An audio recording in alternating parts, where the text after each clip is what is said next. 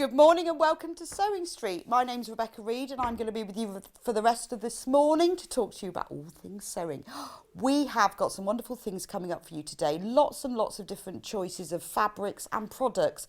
Particularly excited about the last hour, which is, the 10 o'clock hour, which is all about needles and threads, which is one of my favourite things. So I'm looking forward to that. But we've also got some really good beginners projects, but lots of tips. I was talking to Katharine earlier, who's going to be on with us at 9 and 11, and she's got loads and loads of tips for beginners and things, even for experts, things you might not have known before. Anyway, we've got a fantastic early bird today, and I'm really pleased about this one because it's the June Taylor Quilt Basting Spray. Now, you know what it's like. You've made your patchwork quilt and it's lovely and you've spent ages doing it, and then you've got that job. I mean, some people love it. Personally, I hate doing it. I hate that layering basting process. Quite like the patchwork, quite like the quilting, it's that little bit in between. Now I think the hardest thing is that you lay out your backing fabric, you put your wadding on top, you put your top fabric, your piece fabric on top of that, and then you have to tack it all together, which is fine if you're making a small lap quilt or a baby quilt. But when it's a massive quilt, you think, I just don't know how to handle all of this. Basting spray is your best friend. So it's easy, it's just a spray on. That's all, and what you do, you spray it on both sides, so it's odourless, which is good, and it also means you can sew through it without it gumming up your needle. So it's not like using a spray-on glue that will make your needle gummy. It has been invented or developed specially for basting, but tacking in English. It's just this is an American product, so they call it basting. But it does mean that you can easily put your quilt together. So what you do, I have a small sample here, is make sure that you put something underneath, because otherwise your surface will get sticky. Now obviously this isn't big enough. If I was going to do this at home, I'd cover the whole work surface, maybe with an old sheet. You could use newspaper or something, but an old sheet would be ideal. It's just because you don't want the area around to get sticky.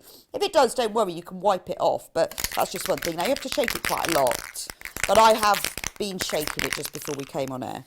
And then you hold it about 10 to 12 inches from the wadding and you just spray lightly over it. As you can see, it's going over on my work surface. I'll have a sticky one now. But hey ho, I have warned you. Then you put your fabric on top, where you put your backing fabric on. Well, you can do it either way actually, and you just smooth it out and it's stuck. You see, it's stuck. But the good thing about it is it's repositionable. So if you want to move it, or if it's not in the right place, you can pull it off. So you could use it for all sorts of things. You could use it if you wanted to just, it's not a really permanent fix. So if you wanted it to put applique pieces on, it's really good for that sort of, rather than using Bondaweb for that sort of quick finish. You'd obviously have to sew it on. It wouldn't stay on there forever, but it's very good for quick finishes. So once you've done your backing fabric, you spray it again, and this is your, pretend this is your patchwork quilt. You put that on, and you just smooth it. If you find during your quilting process it starts to come undone or lift at all, just press it with a steam iron and it will fix it back together. It's fully washable, so you can put it through the machine, won't have any problems with that. Now you've got your quilt sandwich and that's beautifully fixed together. So none of that safety pins or tacking. I mean, even if you're, because quite often when I'm doing smaller quilts, small things, I usually use an iron-on wadding. I really like that because that's got the glue within it already and you just press to activate it. But when you're doing a massive quilt, that's not so easy. But this is really good. You could do it, you know, the Quilt As You Go, which we're going to be showing you at 9 o'clock. You can use it for that. But for sort of a temporary adhesive, I mean, obviously it's a quilt basting spray. It's great for that. But for anything, if you want to just temporarily stick it in place. But as you can see, you know, I can pull it off again, but it's not coming off easily. But we have got a special saving for you today of £2. So I would stock up on it. It is one of those products. You know how there's so many products and gadgets in the stitching world. This is one of my go-tos because the iron-on wadding is more expensive than the normal and you can't always get the piece big enough for what you want, but this is ideal. And it'll be one of those things that you have in your workroom. You think, oh, I just want to put that on. I'm doing some machine embroidery. Don't want to use the Bondaweb. Maybe you don't want the weight, because although Bondaweb is very, very light, it does add a bit of stiffness and a bit of weight, and maybe you don't want that. A little spritz of your quilt basting spray, it's perfect. But it is going to be really popular because whenever we get it in, everyone wants it. And with the £2 saving, that's fantastic. But as you can see, look, it's still in place. I could now quilt, run that under my machine, and it just gives you, it saves you so much time. And after all, this is the bit that we don't want to be spending time on. We want to be spending our time on doing the patchwork for the top and on the quilting. But this is just a process that you don't really want to be spending on time. So, quilt basting spray, love it. Anyway, shall we have a look and see what we've got coming up for you in the rest of the day? So, for the first hour, 8 o'clock, we've got pre-cuts and bundles. Lots and lots of different fabrics for you to have a look at that are pre-cut, which is great because it saves you all that hassle. 10 o'clock, we've got lovely Katharine Wright coming on, who at 9 o'clock is doing Quilt As You Go Alexandra tote bag.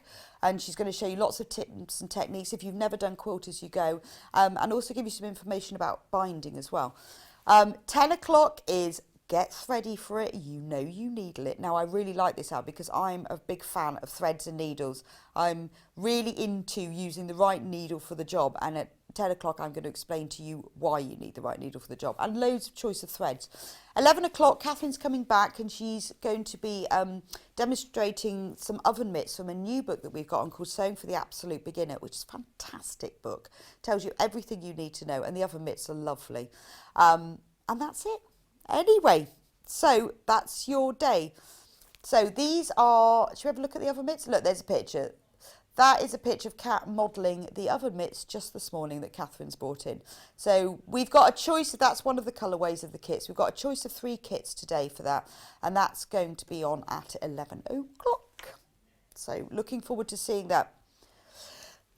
So we've got lots of pre-cuts for you today, but we've got some pre-cut fabric. Now I'm quite pleased about these 2 fabrics here because we've got a 2 metre length of just vanilla. This vanilla, I mean it's not really creamy vanilla. I'd say it's more ivory vanilla, but it's just one of those fabrics that you just multi-purpose. You know, when you want a fabric that will do lots of things. Maybe you want it for lining or backing, or you want to use it in a quilt for sashings and borders and bindings. It's softer than your bright white. It will go with any fabrics at all. Sometimes you want a white if you want things to really stand out, but this vanilla, which I would say is more of a deep ivory colour, is perfect. So we've got a 2 metre length here for £12.46. It's 112 centimetres, which is 44 inches wide, and a whole 2 metres of it. See? Yeah. But remember, at £12.46, it will come as a 2 metre piece. So remember, if you buy 2 of them, they won't come as a 4 metre piece. It will come as two separate 2 metre pieces. But it's just one of those things I always say that you should have in your stash. Have some, if you're going to have a light fabric, have this colour, like a vanilla or a cream instead of white. It is more multi-use. And have a grey, because grey is so useful, and maybe a colour. But it's just one of those useful pieces of fabric, 2 metres, great for all sorts of things. You know, when you want to line a cushion or the back of it, or you want to line a bag, you don't want any colour to shout. It's just one of those really useful things to have in your stash, and you've got a little bit of a saving with this one as well. So next, this is my favourite colour. This is the one that I always have in my stash, because when you're making something and you realise you've run out of your plain fabric, it's really irritating. In the same way that you should always have, spare reels of thread and needles, sewing machine needles, always have some grey fabric. Grey is one of those colours that goes with absolutely everything. If you want to put some borders or bindings on, or you want to pair it with something, grey is much softer choice than black. And a lot of people will put black with things, but grey works really well. Grey works brilliantly with bright fabrics. If I put it with this Kaffe bundle that we've got later to show you, every single one of those colours will go with that. But equally, it goes really well. I'm going to pinch the mustard from this bundle, which I'm going to show you later. Look how beautifully that goes. But even if I put it with the greens as well, it's just a soft colour. It's one of those colours, if you don't know what colour to use grey. It's a bit like a sewing machine thread. If you're sewing with sort of rainbows and brights or all different colours, and you think, I don't know what to use a grey. Not a grey as dark as this. Use a light grey in your sewing machine. It's a multi-use thread. I've got to put that back. I've messed up the autumn bundle. But it will go with every fabric. Look at these bright Allison Glass ones that I'll show you in a minute. Look how well they go. So say you wanted to make a rainbow quilt. Use grey as the background. If you want to do a shadow quilt where that lovely sort of three-dimensional look where you have a square of fabric and then you sew rectangles on the side and the bottom and it makes it look like they're floating, grey is the great choice. So it's just a really useful colour to have in your bundle. But you are getting a saving with this. And we are limited. So it's £12.46 for your 2 metre bundle. Remember, it's your normal 100% cotton, proper quilting weight. It's a Rose and Hubble fabric, so you know its quality. It's soft, but it is the exact quilting weight, and it is pure cotton. It's a lovely fabric to deal with because it sews well and it also presses well, which, as we know, is very important when you're sewing. So we put these onto the programme before we came on air, and these have been really popular already. Last week I did the Kaffe Fassett bundles, which we have got a few left of, but we didn't have this colour because we've only got the peacock bundle, and I'm going to take it apart, in charm, is a charm pack. Now a charm pack, oh, it's all sellotaped. You sellotape that down. It's a charm pack, basically are 5-inch squares. So if we have a look at them, look how lovely. Oh, now, you know what the Kaffe designs are like. They are so varied and they are so imaginative and adventurous as well. He puts colours together that we wouldn't think about. Now, what you've got in here are 42 5-inch squares, and all the colours in them go together. They've all got this common theme of this really strong kind of an aqua blue, really vibrant, but he's mixed together, like this one's got red, so you've got 2 of each square, which is lovely,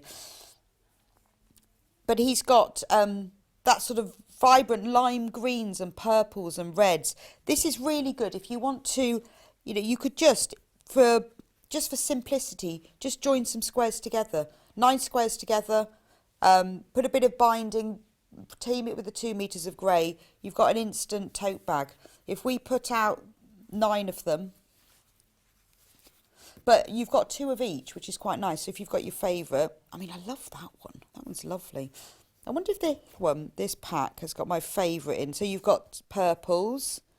That beautiful, look at that. That's the chrysanthemum one. I really like that one. I do have a favourite. You are allowed to have favourites when it's fabric, just not when it's your children. But you can have favourite fabrics. But my favourite fabric is the cabbages, and I don't know whether it's in this pack or not. We will see. That one's lovely. I mean, look at, you know, now I'm laying them out, you can see immediately how different the pieces are, but how they all beautifully coordinate together. Oh, I'm getting you. Oh, love this. I love that one. Can you see that one? I'm going to put that one in the middle so you can see it better. Look, it's just all sort of really wavy colours, of really vibrant colours. They just go so well together. I would never have thought of putting this, it's like an acid mint green. I'd never have thought of putting that in with these other vibrant purples, but it goes really well. But you can see that the colour palette runs throughout. So whichever ones you put together work really well. That's massive print, that one. I think I'm going to swap that one with that one. That's quite nice, isn't it? So even if you had just 9 of them, there's a cushion. If you want a bigger cushion, put some of this grey with it. Buy the 2 metre bundle of grey. And look how well, if we put these together, how nicely that fabric goes with it. You can just, you know, separate them slightly. This is so easy if you're beginning or you want to make something lovely. Also, if you struggle with colour, I struggle with colour. I know what colour, sort of what colours go together, but I'm not massively adventurous and thinking, oh, does that go with it? If you buy one of these, you can immediately see, oh yes, that purple does go with that jade green. That looks really lovely together. And because he is very adventurous with colour and he has some wonderful ideas, he's a very good inspiration. But look what happens if we put them with the vanilla. Complete change. The fabrics look totally different, don't they? So look, it makes the colours change. So with the grey, it really makes the colours stand out more. Oh, well, I don't know actually. I think the vanilla makes them stand out. This gives them a more of a subtle look. I think more of an evening look, but you can see how it makes it completely different, and that's why cream, white, grey are really good colours, base colours to go with lots of things. So this, loads and loads, oh, let's not put the same two together. Loads and loads of these are already in baskets. 42 5-inch squares, all pre-cut. But they are stunning, aren't they? So you can see, you know, just by laying them out like that. So if you want to see the best way to lay out, take some plain fabric like a grey or a white or a cream, lay it out on your table and start placing them down. By separating them like this, and not on a wooden table or your kitchen table, you can really see how they go together. And then you can think, oh, that one doesn't work there. Let me just move that one. Does that one work better? But it makes you, it takes the hard work out of colour choice because he's so good at it. So unfortunately, we don't have this fabric available in fat quarters or half meters. We've only got it in the 5-inch charm pack. So if you want these colourways, this is the only way that we have them. But also that we've got a few 3 books in this hour that all about pre-cuts. Now in those books there are lots of ideas for using the 5-inch squares. What's lovely is that, you know, that they're all exactly the same. They're already cut for you. Obviously you can cut them up if you want to do EPP. You know, you can use elements from these because you can place them in the right places. They're great for little bits of applique as well because you can take small pieces. So you don't have to use them for patchwork. You can just join a few together to make a simple wash bag. But they are very good for all sorts of patchwork and quilting. And as I said, we'll have a look at the books later. But there are several ideas for projects in the books using these 5-inch squares, charm packs. So we have got... So many people have got these in their baskets that we've only got less than 5 left. So I would say if it's in your basket, you best check out. And if you want it, you best put it in your basket and check out, because this is the only way that you can get hold of the this pack here. Right, I'm going to fold those back up. So shall we move to the next charm pack now? Oh, the 2 meters of grey and the 2 meters of vanilla have gone. That was quick. That was quick. That was quick. They are really good though. I think I might put these under the counter because I quite like these. And I don't currently have 2 meters. Yes. When I say put it in your basket, I mean I'll put it in my basket. Unfortunately, they do frisk me on the way out. That's the problem, you see. If I wasn't into sewing and I didn't like fabric, this job would be easy, wouldn't it? But I just want to take it all home with me. We have another 5-inch charm pack from Kaffe, but we haven't got very much stock of this one. This one is called Lipstick. Lipstick, for people who wear bright pink lipstick. So the patterns are very similar to the ones that I've just shown you, but they're obviously all in pinks and reds. So we have, if we have a look through, you've got a... Isn't that really lovely? I mean, they do actually, what's great is there are a lot of similar colours running through. And because Kaffe is a great proponent for using, you know, really, he always says, throw out the colour wheel. Don't use the colour wheel. Just go for it. But, you know, look how well they go together. So even if you bought both of these, despite the fact this has got blues and this is reds and pinks, if you mixed and matched them together, they are really stunning. You can have a real sort of work of art on your wall by just sewing these squares together. I would put a white or a cream or a grey sash between them, but you don't have to. You could just put them all together and suddenly you've got this amazing abstract work of art. So this is the red lipstick. So I'm just showing you some of the prints in it. Again, you get 2 of each print. There are 42, so you get 21 different prints. But you look, it's oranges and reds and pinks. And then every now and then he pops in a bit of turquoise, which actually goes really well with it, which is why, if I take one of those, that goes well with it because the colours match. Because he's so adventurous. So if I was you, I would treat myself to both. Because this is a really good way of creating a work of art without having to think too hard.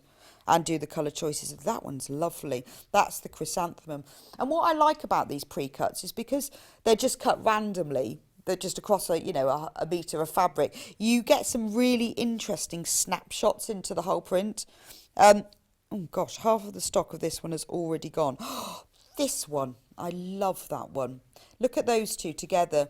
So you've got the orange, but it's a real burnt orange with bright, vibrant pink dots. And then you've got it the other way round. The orange is slightly different, but they go together. And then suddenly he pops in a pink spot with a lime green background. Amazing. This is my favourite one, and I don't think it was in the blue one. It's the cabbage one. It's beautiful, isn't it? Look at all the veins. If you look at the massive print, it's all big cabbages. But look at the veins of the cabbages. Or no, are they called veins? I think so. The lines within the leaves of a cabbage. Not very good at cabbage anatomy, but I think they're veins. But then, look at that colour. That's like a acid mint. Is that a colour? Acid mint. But that's the selection that you get. But it's just beautiful, isn't it? So, this one is $18.99 and the colour is lipstick. And remember, you get 42 5-inch squares. So I'm just going to pile them up. But we have actually got more of these in baskets than we've got available. So if you've got it in your basket and you want it, quickly check out. Remember that we have one postage per day, which is $3.95. Once you've checked out, that's your $3.95. It's done for the day. You can buy anything you want up until midnight and you will only get charged that one $3.95. So don't think, oh, if I check out now I'll have to keep paying postage again. You won't. The system does know that you have checked out, but the only way that you can secure your stock, if it's in your basket, it's not yours. It's a bit like you've gone around the supermarket. If it's in your basket, until you've gone to the checkout, it's not actually yours. Somebody could take things out of your basket, it'd be quite annoying. That's if you're in the supermarket. You imagine the supermarket. I always think that when I'm in the supermarket, if I go to the toilet and I leave my trolley, I think, well, if people take stuff out, I know I haven't bought it, but how annoying would that be? I'd have to go all the way around again. So I'm always worried. I always say to the lady, can you just watch this? I haven't paid for it.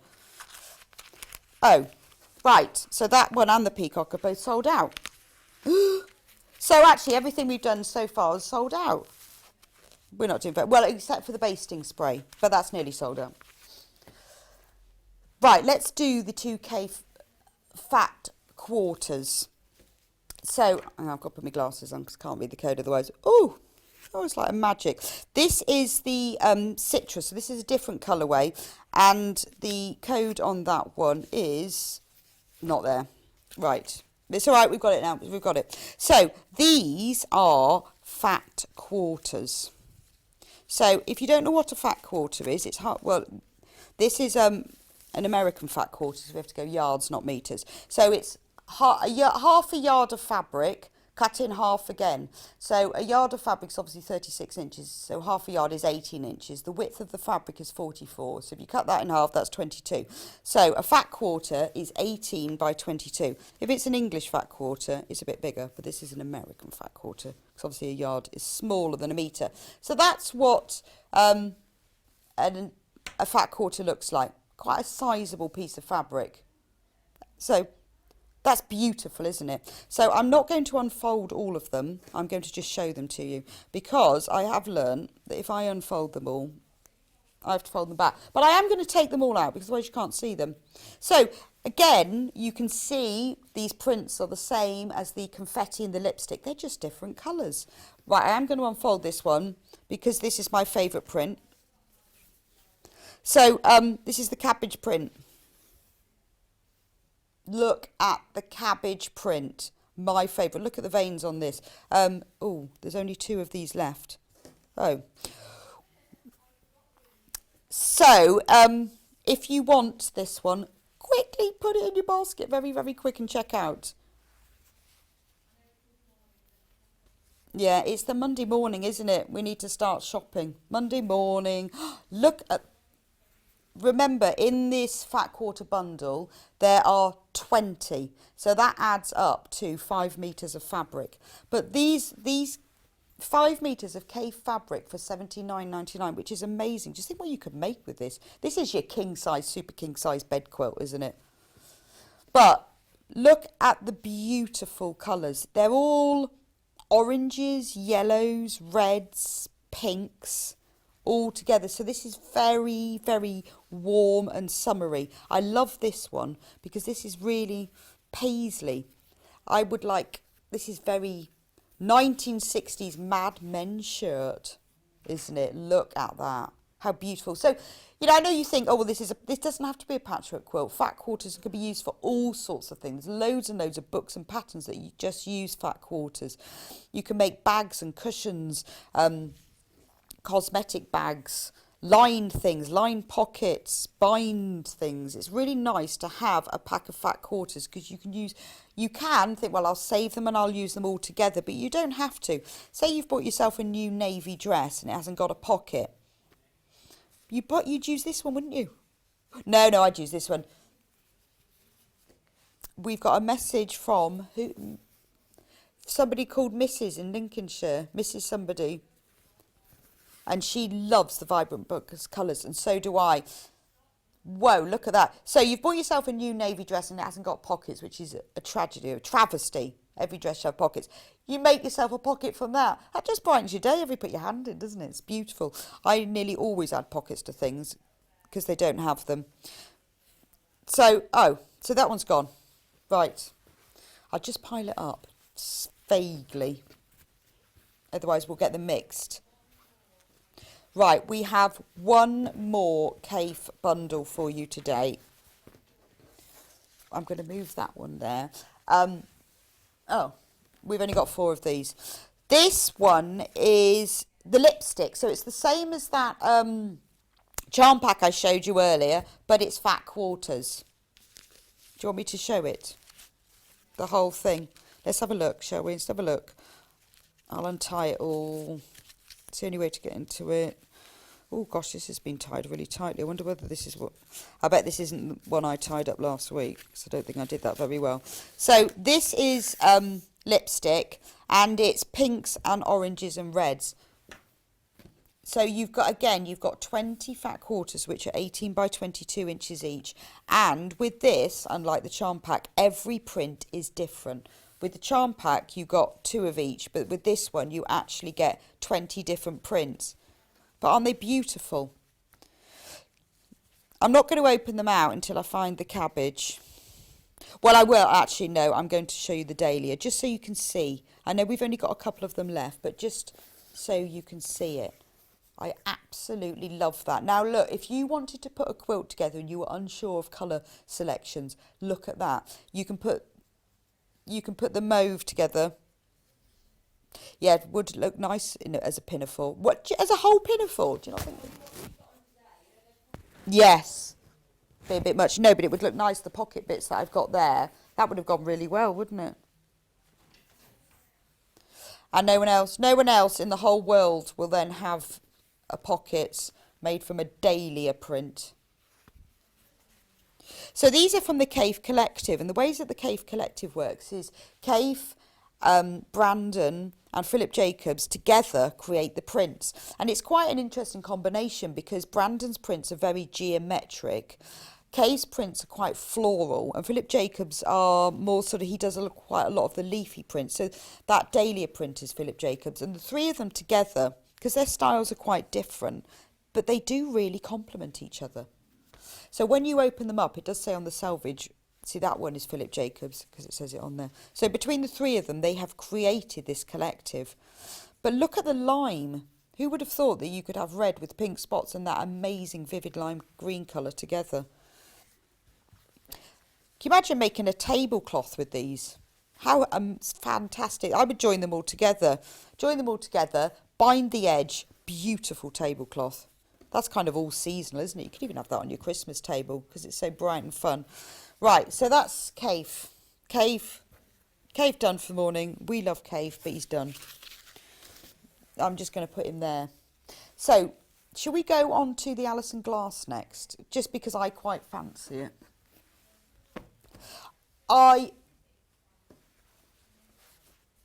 So, if you want anything that's in this hour or the next hour coming up with Katharine, it's already on the website, so you can pre-order, you can get it ahead.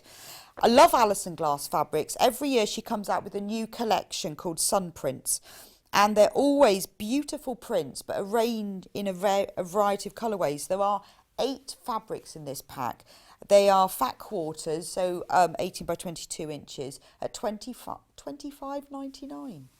Gosh, that's a very good price. Look, you can see this is the rainbow, isn't it? Red, orange, red, pinky, orange, yellow, green, like there's a limey green. There are 2 different prints in here, but they go together. So this print I think is called cross stitch. Look. Now, would you know what I would do with this one? Because it's so lovely.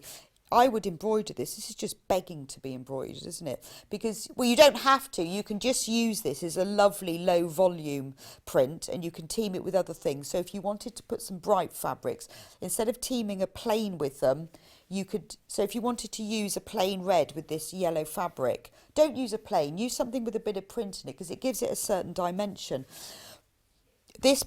This print is called Stitch and the colourway is called Poppy. Now, obviously, you get all of these. You can't buy these separately. They all come together in the fat quarter bundle. But if you bought one of these and say you wanted to make a cushion cover, because they're all printed on here, you can just use it as it is. But it would make beautiful embroidery. If you used some really bright colours like yellow and orange and pink or white, or just white, and wait till you see what we've got in our thread out for this, you could hand stitch along some or all of the lines. There's another print in this one in the fat quarter bundle. So that one is called Stitch, and this print is called Embroidery, because you can embroider them. You can embroider both of them. And this has got loads and loads of motifs on it. So if we can get into a close on this, lots of different motifs. So you could actually fussy cut these. If you wanted to take out one of them, there's a motif here. There's a pair of scissors. So you could just cut round that one. Look at the needle here. I'm just going to move it over to the right a bit so you can see. There you go. Look, there's a needle with a thread in it. So say you wanted to embroider part of this and make a lovely cushion for your sewing room, you could just embroider over the thread. You could just take out the bits you want. So, or you could use them to fussy cut. There's a little row of houses here. You could just take those out. Or they're really good. Instead of using if you wanted a plain fabric to team with other things, use one of these prints, because the pattern on it, it's not shouty. It's not too dark, because it's not black or anything. It's just the print is done in a slightly darker version of the main fabric. So we've also got this lovely, I think it's chartreuse. That's the colour. What's it really called? What's its real? Yarrow. This colour is called yarrow. I think that's a flower, a yarrow, which is a really sort of greeny yellow. There's another. That's the embroidery print. The next one is in a really vivid grass green. What's this one called? That one's called olive. It's a very bright olive. It's not a very greeny olive. It's quite a bright olive. Then there's another green, much brighter, but you look how well those three go together. This one's called turtle. I've never actually seen a turtle. I've never seen a turtle, but that's a very bright green. This one is embroidery as well. This is a blue, and it's called Liberty. Not sure why, but it's blue. It's a really bright, vivid blue. Then, to get to the other end of the rainbow, what's this one called? Jam. This one's called Jam, but I would say that's damson jam. Damson jam. It's not strawberry jam. It's definitely not pineapple jam. But, oh, I love pineapple jam. Oh, it's really, really nice. Oh, pineapple jam is just so nice, because it's very sweet like jam is, but it's got a little bit of a tartness to it. Honestly, if you've never had pineapple jam, it's much sweeter than a marmalade. It's got tiny little chunks of pineapple in it. Really like pineapple jam. You can get it from all sorts of supermarkets. Although my favourite jam is fig jam. I love fig jam, but this jam is more like a damson jam. And then the final one is your sort of indigo colour, which is called peacock. So not the green part of the peacock, but the blue part of a peacock. So you've got two designs that are the stitch with all the little crosses, like the red one I've got in the background, and the other 6 are embroidery. But if you wanted to make a rainbow quilt, That's perfect. Bit of Bargello be ideal for Bargello. If you just wanted to buy the bundle and then you've got one of each colour so that you can use them as backgrounds or bindings. But if you'd made quite a serious plain quilt, bind them in one of these. Or what I would do is I'd cut, because I like a nice wide binding, I'd cut 4-inch strips, because then if you doubled over double face binding you get ½ inch. I would cut strips of these and then join them all together into one really long strip and then bind with that, and then as it went round your quilt or your bag or whatever it is you're binding, it would change colour as it went along. It'd be really fun. I quite often do that. If I'm making a quilt, I'll take a little bit of all the colours that I've had in the quilt and join them all together and have a multicolour binding. Because binding is quite narrow, it doesn't shout at you round the edge. Catherine's going to have a chat to us about binding, because we were talking about that earlier, and give you some good ideas for doing it. But it's always a really nice idea when you don't know what colour binding to put on your quilt. Just join together all the colours you had, and then it just adds a little colour change as you go around the edge. So that's your Allison Glass 8 fat quarters for $25.99 in a beautiful rainbow. We are a bit limited on stock with that one, so if you've got it in your basket, check out. Remember, you check out and you don't have to keep paying postage every time you check out. It will keep getting added on. So next we're going to do Lynette Anderson, and this is called Swan Cottage. Now, Lynette Anderson is an Australian fabric designer. She has been designing fabrics for 20 years. She's been designing patterns and books for longer than that, but her fabrics for 20 years. Now, what she does when she designs, I'm going to get them all out so you can see them. She draws them all by hand first, and then they're put on the computer and digitised and made into the right thing. But there you can see the colours that she uses completely different to the Allison Glass. They're very subtle, they're very naive, they're beautiful colours. They're shades of teal and grey and deep chocolate brown and green, and all of the colours in this bundle go together beautifully. Now, my favourite print and colour is this one, so I'm going to open this one out. Obviously all the prints in here go really well together. So in here you have got 9 fat quarters. That's $35.99. So remember, they're 18 by 22 inches. But if you look at this one really closely, it's got this beautiful teal background, but there's a slight crosshatch pattern drawn into it, and you can tell it's been drawn by hand because it looks slightly sketched. It's not even at all. It's just drawn in. And then on top of that, you've got beautiful flowers and sunflowers, and you've got tiny little sunflowers here. Let me just move that so you can see. Look at those, beautiful, with the sort of the chocolate brown, and they've got the yellow of the sunflowers, but it's a really subtle mustard. And that colourway goes throughout all of the designs that are in this bundle. But they're really lovely. You could use them for all sorts of things. But if you like Lynette Anderson, and well, if you like me, you follow her on Instagram, she has some beautiful things on there. Even she does lots of books and patterns as well as her fabric, and they are all that very sort of gentle, naive folk art effect.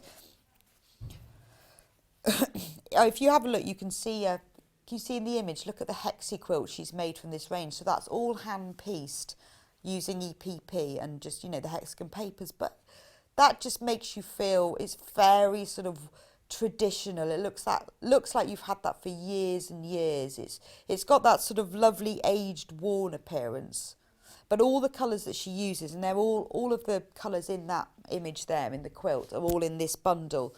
But isn't it lovely? It's just, if you want something that's timeless, a bit of an heirloom, this is a really good fat quarter bundle to have. I mean, obviously you don't have to use them all together. They're really good to keep in your stash to pair with other things. We've done them before as big packs, but this is the first time we've done them in a bundle of fat quarters. But look, if I pile them all up, they're just lovely, aren't they? But really, just a really naive charm to them. And again, it's a colour palette that you might not think of using because, you know, this one's got the background of the dark chocolate brown. And a lot of quilters often steer away from brown, thinking, oh, you know, that's really boring. But look, it makes those patterns and prints, particularly the sunflowers, really stand out. And when you put it together with the other ones, oh look, I folded that one really badly. I'm going to redo that one. I'm never very good at folding things up. You know, when you get something, it's folded, and then you try and fold it back again. Particularly when you get instruction booklets, and they're folded in threes. No, Can never ever get things back in. There we go. Beautiful, beautiful colours. I'm going to put that one to one side. We've got another bundle for you here, and the reason we've put this one together is because it's really, really popular. You love it, but we do these prints, but in various different ways. So we've put them all together in a one bundle. So the first one that you've got, it's called Hello Poppet, and it features lovely sort of periwinkle blue with a really subtle yellow, a tealy green, and a really gentle red. It's like a strawberry colour. And it's got all the different prints on it. Now, on here are printed 2.5-inch wide strips. And the reason for that is in design rolls, which a lot of pre-cut quilts are done, they're always done in 2.5-inch strips. So these are printed in them. So you can, this is very multi-use, you can cut along between each one, and then you've got your 2.5-inch strips, and they are actually 55 inches long, each of them, which is 140 centimetres. So this is wider than your normal quilting fabric. This is 140 centimetres rather than your normal 112, which is 55 inches. So there are 16 of these 2.5-inch strips. So you could cut them all apart and use them like you would with a pre-cut, or they're already joined together. You could cut them this way as well. So rather than sometimes, you know, with design roll strips, you have to sew them all together and then you have to cut them. But remember, these are 2.5 inches. So once sewn together, normally with a 2.5-inch strip, they end up as 2 inches. So if you don't want to cut these apart and join them back together, all you have to do is fold them right sides together, and you can, luckily, you can see through. If you then sew along that fold with a 1/4 inch seam, when you then open it back out, it will be joined and it will end up as 2 inches. So if you want to use this for a pattern that uses the 2-inch strips afterwards, and then do it that way. But it's so useful for lots and lots of different things. You've got lots of little prints that you can use for fussy cutting. But that's not all. The same print. So this on its own, we normally sell for $19.99. But the whole bundle today is $54.97. So you get 2 more fabric. Again, exactly the same prints. This one is the fat quarter, but it's not fat, because remember I told you earlier, fat quarters are 18 by 22 inches. These are extra large fat quarters. They are, well, let me turn it around. Each one of these is 27.5 by 19.5 inches. So much bigger than your normal fat quarter. Now, as you can see, these feature 4 of the same prints that are in the other 2.5-inch strip one. So these are great. Say you wanted to make a cushion, you could use this for the back. They're great for linings. You could use them and cut them up for lots of little things, or because they're big pieces of fabric, they're really useful to use as backings, bindings, linings, all sorts. Right, and then also in this bundle, that's very hard to fold up. I wish I was better at fabric fold. Problem is I normally fold fabric up on an ironing board where you can sort of press it nicely. So let me fold that up. But we haven't got an ironing board. I had to iron my pinafore this morning, and I had to do it on one of those pressing mats. I have to have a word with management. We need an ironing board. Because it was all right when I put it in the car this morning, but it was a bit creased when I got here. I know. Yes, I did leave, what's the time? Yeah, I did leave home at 4, so that was quite a while ago, so it was a bit creased. Right, and then the other one, featuring 4 of the prints that are in the bundle. Again, 4 fat quarters, and they each measure, they're not your normal fat quarter, they're extra large fat quarters. They're 27.5 by 19.5 inches. So in this bundle, you've got the 2.5-inch strips, and you've got 8 fat quarters. And all for $54.97. And the reason we've put this together is this is your most popular print. I think it's because of the periwinkle blue. I think it's a really, really useful colour. It's a lovely colour. It appeals to everyone, but it's a cheerful colour, isn't it? And seeing as the weather has been shocking, absolutely shocking this weekend. I think there must have been some storm on Saturday. It was terrible. really, really just like, it was one of those days. Actually, it's quite nice on those days, isn't it? On Saturday, it just rained and rained all day. I just stayed in, potted about, did a bit of sewing. You drove to Scotland? I did a bit of sewing, potted about a bit, made a cup of tea, had a lovely Saturday. So that's sometimes when the weather's atrocious, it's quite nice because you don't have to do very much, do you? So, what shall we do next? Can we do Christmas? So we have this lovely bundle, and this is a whole mixture of Christmas fabrics from various collections that we've put together for you if you need some extra Christmas fabrics. So there's 1, 2, 3, 4, 5, 6, 7, 8. 8 fat quarters, £17.99. It's still October, remember, there's plenty of time. There's lots of different prints in this, but I've got to show you this one. I absolutely love this one. If only you could buy the Christmas jumpers that went with it. Isn't that stunning? I mean, wouldn't that make wonderful if you wanted to make some small little present bags to go on the Christmas table? Or, you just wanted to make a gift bag to someone, or a napkin. I mean, in here, because you've got 8 fat quarters, you've got 8 napkins, because these obviously are 18 by 22. So if you just hem, beautiful, that's a really good size napkin. So you could just hem the edges. I would do a double fold hem, and if you're clever, you could miter the corners as well. Or you could use one of the other fabrics to bind them all. But this is just lovely, isn't it? Or with this one, if you press some Bonder web over the back, you could just cut each one out and you could applique them to things. So say you just wanted to applique them to a white piece of fabric, you can make even more napkins. But the Christmas jumpers, they're all lovely. I love the Christmas ones. Say you're making reusable crackers, you could use them for that. You could even cut them out and press them onto a piece of card. They could be gift tags. There's so many different things you could do with them. Little jumpers for little dolls, all sorts of things. So that's my favourite print in there. So you've got hearts, and this has got a metallic silver on it, the hearts. That's a lovely one. You've got Snowman and the Penguin, the Christmas jumpers, candy canes. They're lovely, aren't they? Really like this one. This is like gingerbread cookies. So you've got like snow in the background, and then you've got cookies, and there were Christmas tree ones and candy cane and little houses and gloves. Wouldn't that make a lovely napkin? So on your Christmas table, each person could have a different napkin. Look at this one. I love this one. So this is exactly the same print, but with a really lovely, quite a vibrant, not lime as lime, but a very bright green.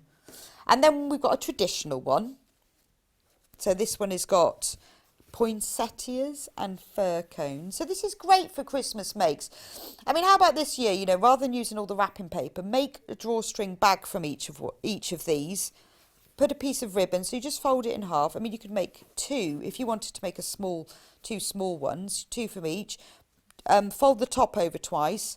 Put a casing, put some ribbon through, little gift bags. And then all you need to do is buy, you can buy those sort of brown paper parcel labels. You get those quite cheap because they're used for sort of posting things out.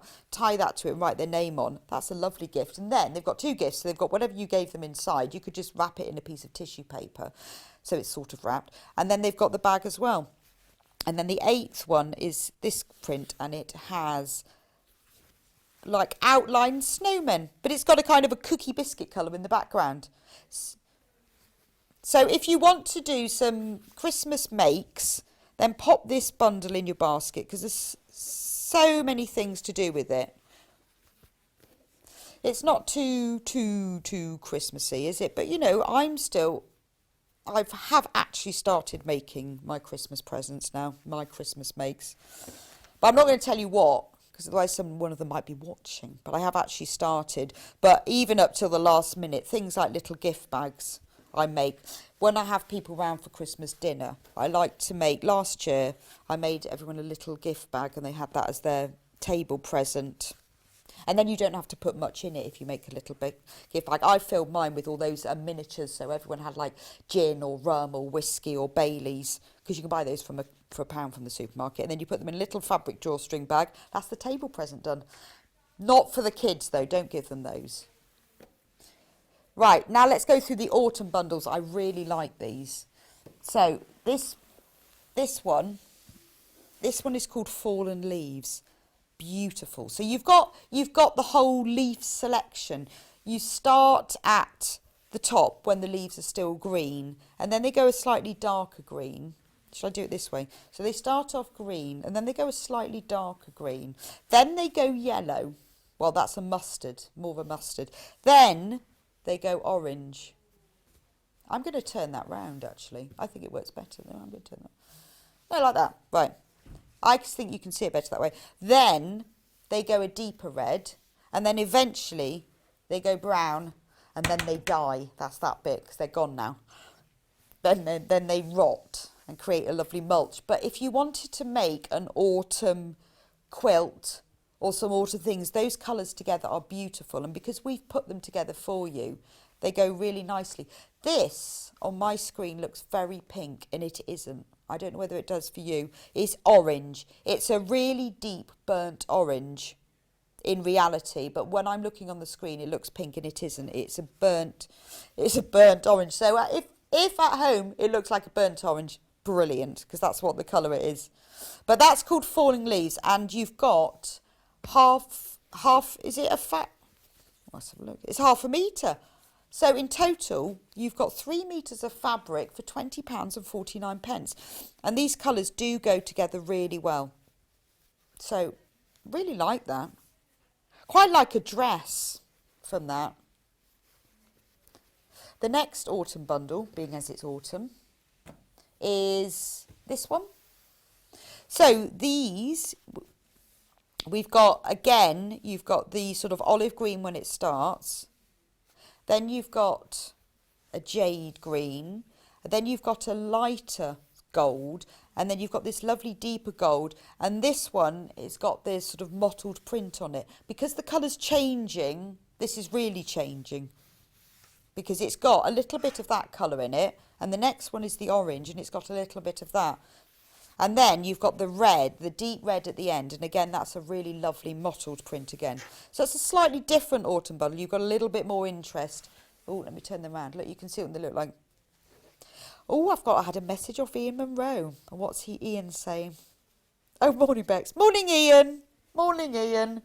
How are you feeling about autumn? Isn't it lovely? I always think of primary school, and they used to say to you, right, you need to go and collect conkers, and you'd forget until the night before, and you think, oh, God, you have to take the children out and collect conkers. But it's really nice, isn't it? It's good in primary schools, autumn, isn't it?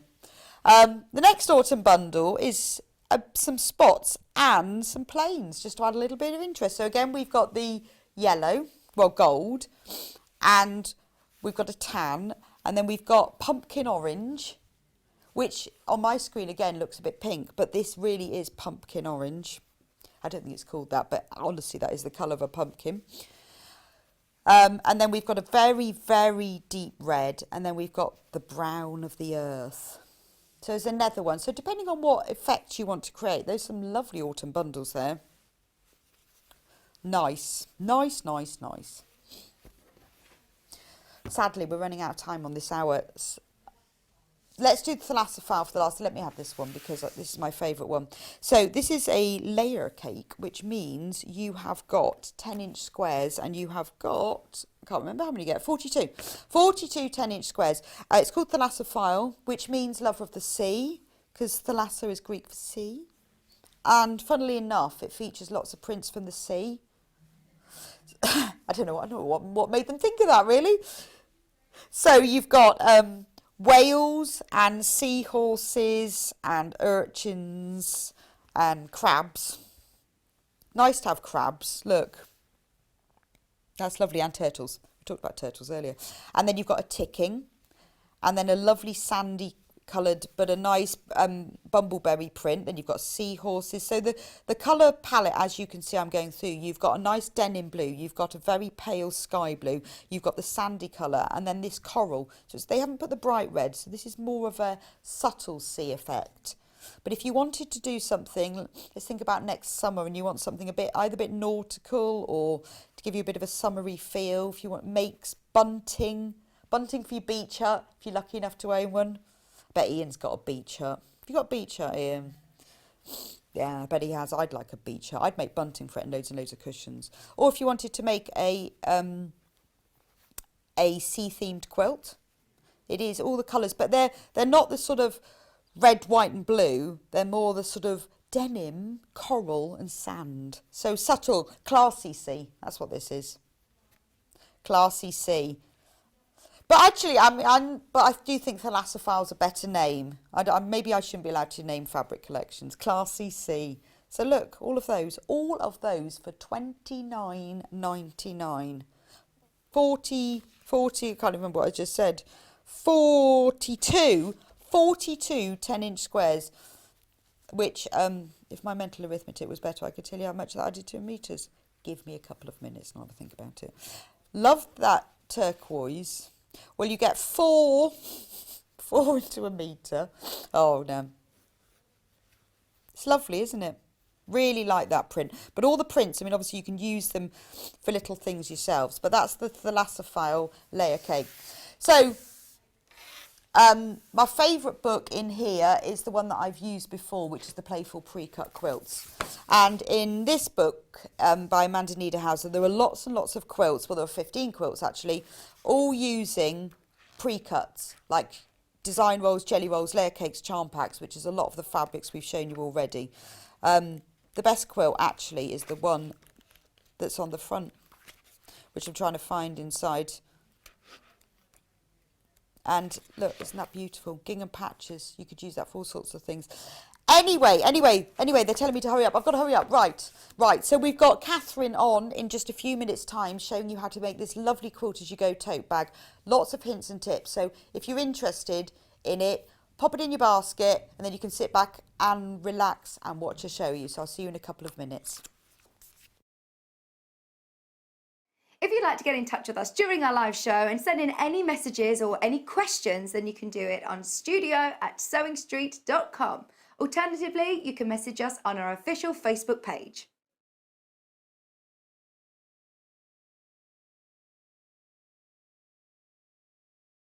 Hi there, my name's Alison Marion and I'm thrilled to be joining the Sewing Street family.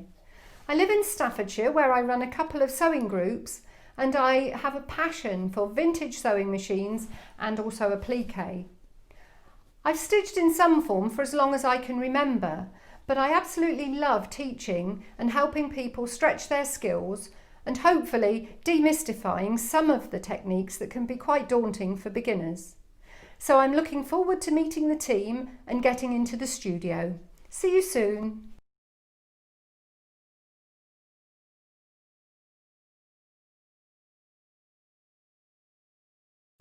Hi, I'm Debbie Shaw, and as a professional sewer, I really know how important it is to use a high quality thread. Well, you think about it. You spend a lot of money on your sewing machine, you'll spend a lot of money on fabric, and you'll spend a lot of time sewing. So why let your thread let you down? I know a lot of our designers and customers prefer to use Aurifil thread. Now this is a family business. It was established in 1983 and they're based just outside Milan in Italy. They produce superior quality threads for domestic and professional sewers alike, and they've achieved worldwide success with quilters, sewers, embroiderers and textile artists who all appreciate the versatility and the strength of these threads. It's all made from Egyptian cotton, which is grown just at the side of the River Nile, and Aurifil only use the long staple threads, which gives their thread that strength. Each one of these threads goes through 15 steps before it even gets onto a spool and then comes to you to use in your sewing projects. Now at Sewing Street, we've collaborated with Aurifil and we've brought you two collections of threads. So we have the Quilters collection, and these are exclusive to Sewing Street. We've done a lot of research with quilters and these are the colours that you prefer to use. So we put a whole collection together for you. The second collection is the Essential collection. So this is for the homemakers, for the bag makers, for the craft sewers, for the dressmakers. And again, these have been proven to be the most popular colours that you're going to use. So if you want your projects to last longer and your seams to be stronger, invest in some quality thread.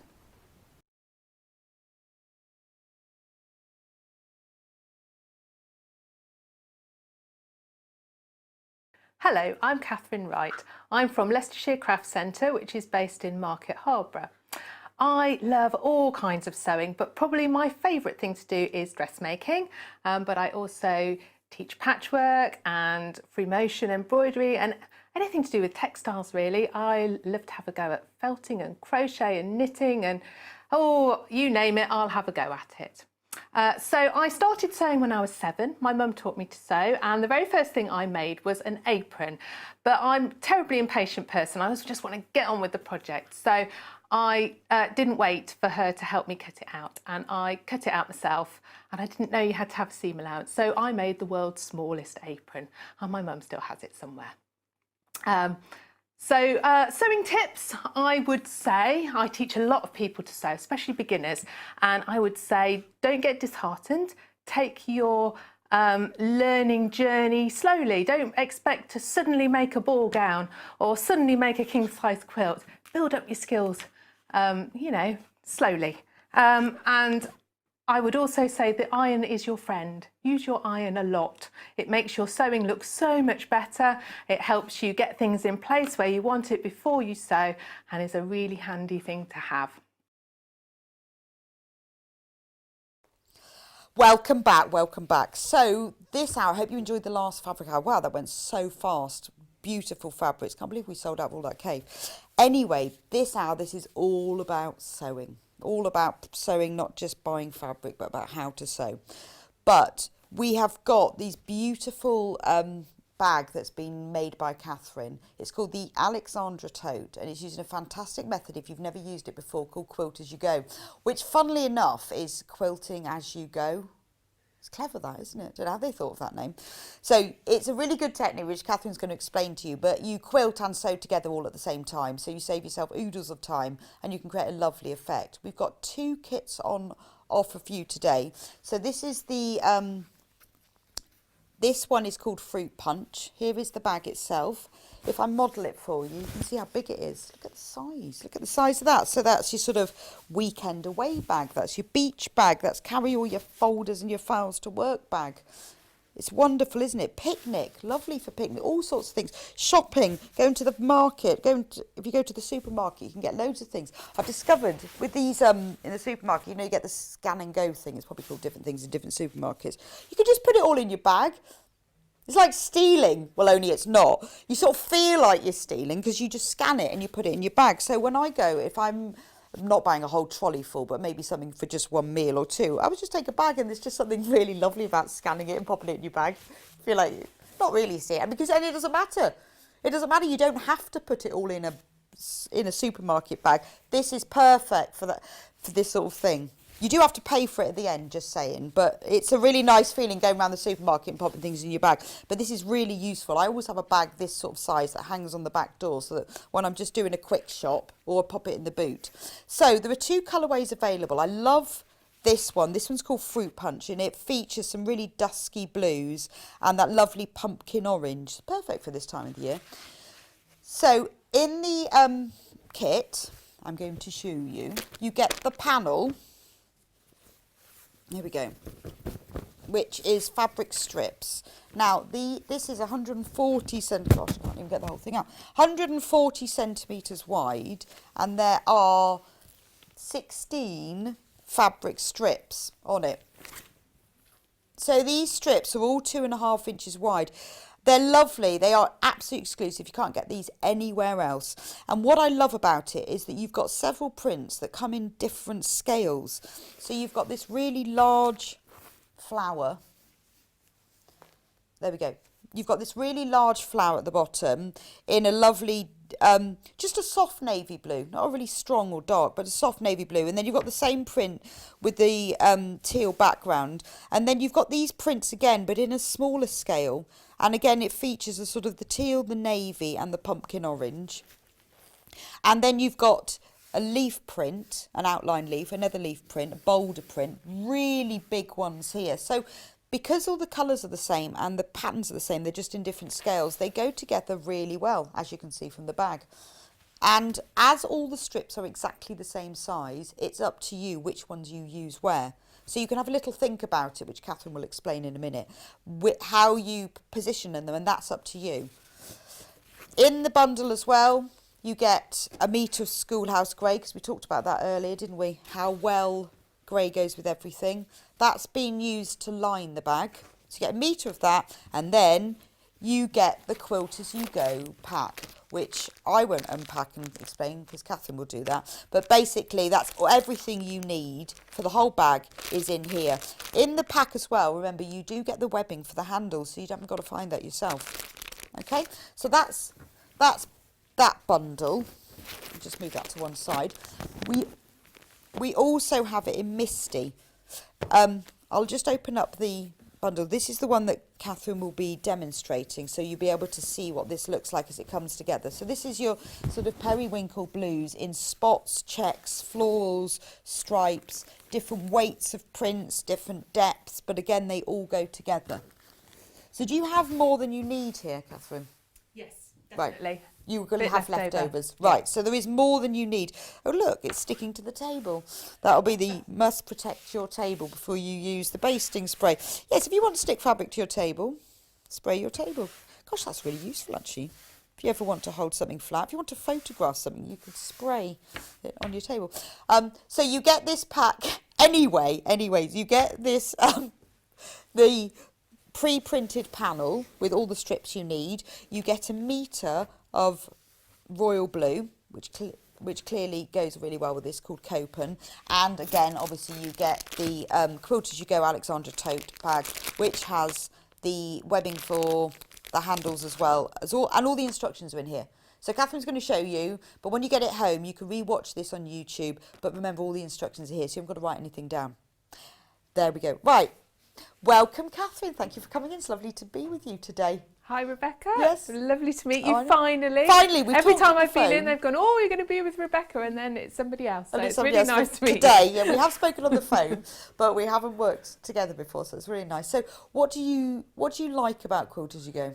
For someone who's never heard of it, what is it? Well, this particular kit, I really liked it, actually. It's a little bit like, it was a little bit like foundation piecing, but straight onto your quilting wadding. Okay.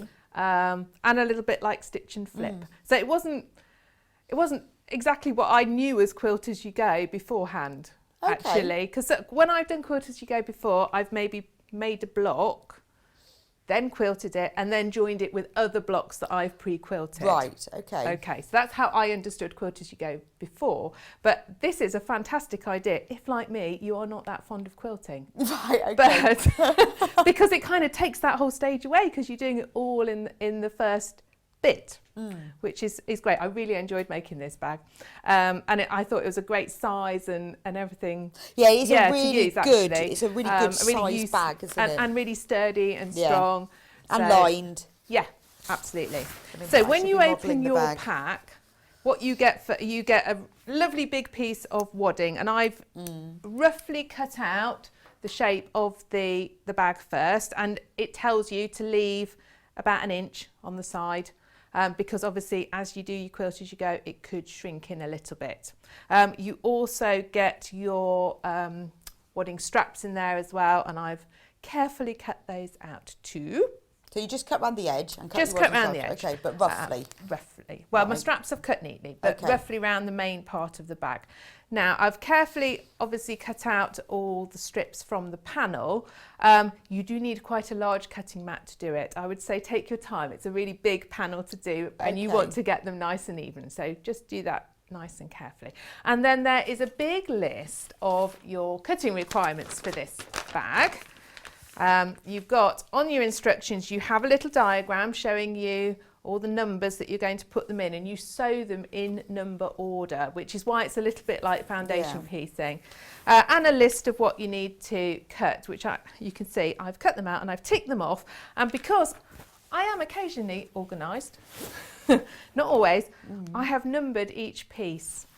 So do you need to do that? Or is that I just think help? so, because the first 9 are all the same, and then it starts to change, and you could easily cut them all, whack them in a pile, and then if you come back to it the next day, discover actually you can't remember which one you've done where, and you know. True. So I've written on the back which number it is, and then that makes the whole putting together actually much quicker. Okay. So, you know, the cutting out bit maybe takes a little bit of time, but then if you've numbered them and you've done it nice and carefully, it goes together And quite did you quickly. at that point decide which fabrics? Well, I did. Yes, when I did the demo one, I didn't give it much thought at all. I did it totally randomly. Oh, but they work really well. Because they Yeah. all worked together well, it didn't really matter. Just did it randomly. This one I thought about a little more carefully because you've got more of a colour gradient in this particular one. Yes. So you've got very light, medium, and dark. Absolutely. So I thought about that and tried to get a little bit of an ombre effect going on, which you can see. I mean, I guess you could still go started. random. It's just. Oh, totally. Because they all go together, it doesn't matter, does it? It's just what you feel like. It's what you feel like. Right. So I've had a go at both,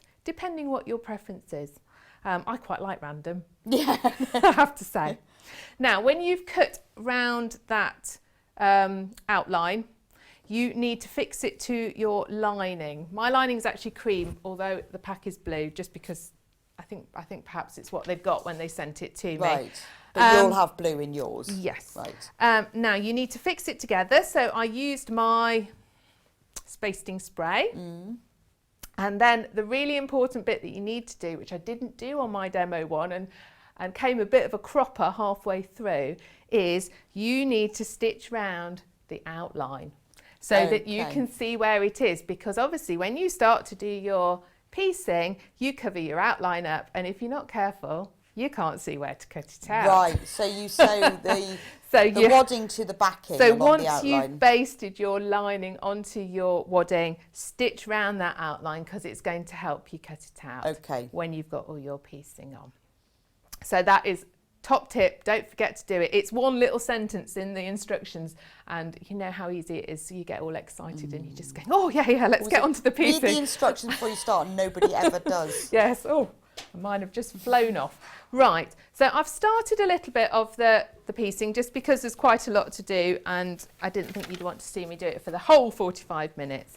But you're going to basically work in number order. So you start with number 1, 2, 3, 4, 5. So we've done that central panel. So I'm going to show you how it works on these side bits. So you can see we're up to number 20 here. Oh, just before I do show this, when you cut out, I would recommend cutting them out very slightly bigger than the recommended size, because when you've laid out your quilt, your wadding, it stretches slightly sometimes, doesn't it, when you smooth it out? Yeah.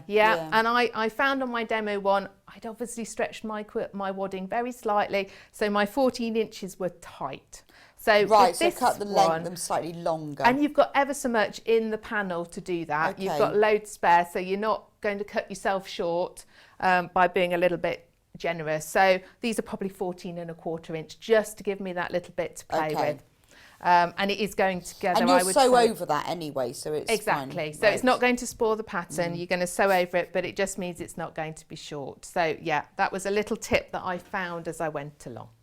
So we're going to go on to piece 20.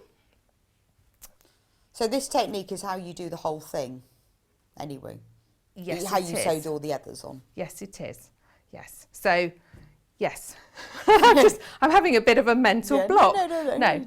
Okay. So, what's going to happen? I've got a blue line under there, and you're going to go face down onto your piece, because when I sew it, it's going to flip open like this. So you line up the fabric edge. So with you're the printed lining line. it on with lining up with the printed line. It's not a sewing line. It's just a lining up line. Lining up line. That's the technical term.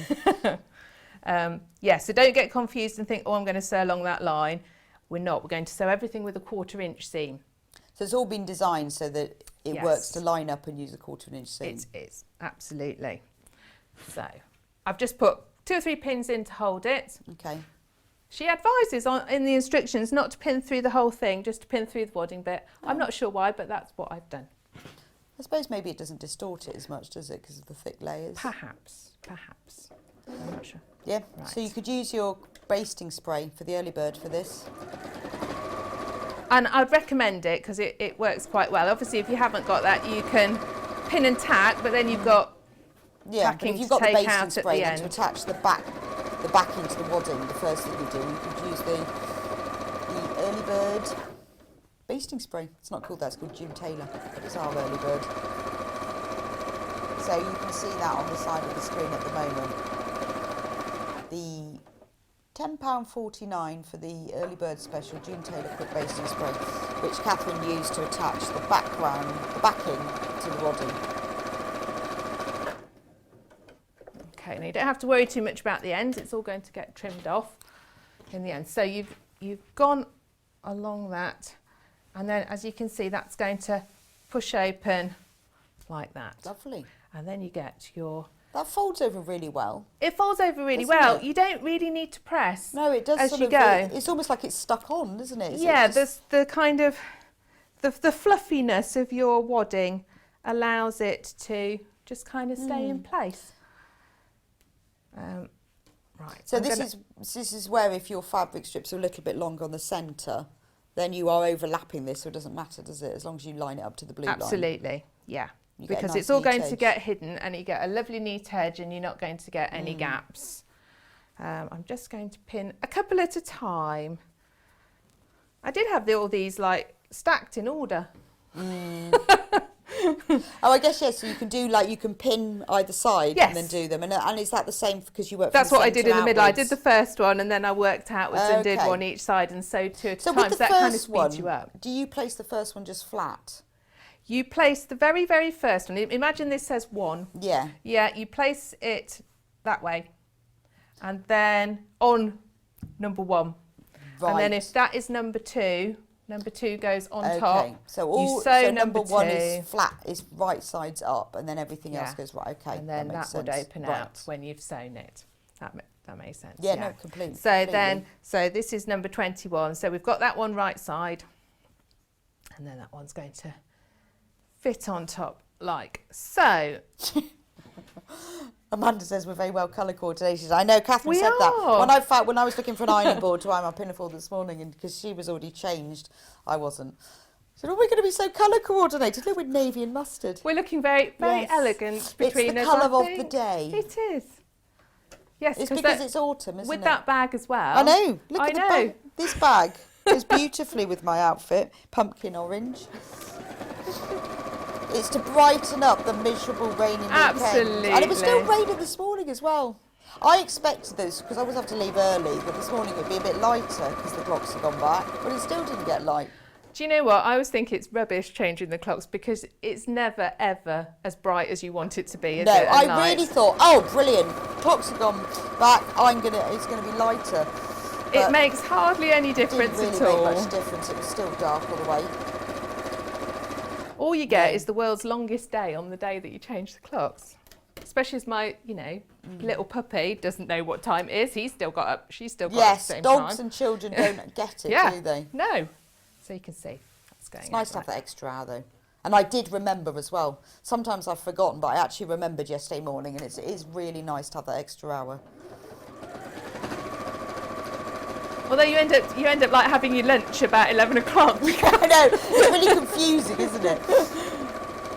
And I did remember to change some of the clocks, but sometimes I don't. And then it gets to sort of 2 months, you think, I really must change that clock. Now, do you change it in your car? Well, I Or do did you do actually, what- and the only reason for that was because I was stuck at some traffic lights for quite a long time, and so I was a bit bored, so I thought, actually, I'm going to change my clock here.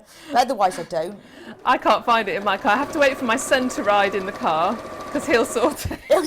No, it was because I was stuck at some traffic lights, and I thought, I'm going to change it now. So Henry, I need you to change the clock for me. Could you change the clock in the car? He's on half term. He might be watching this morning. Could you nip out and change the clock? Right. So you can just see how it's starting to build up really nicely. It looks really nice. I love this colourway.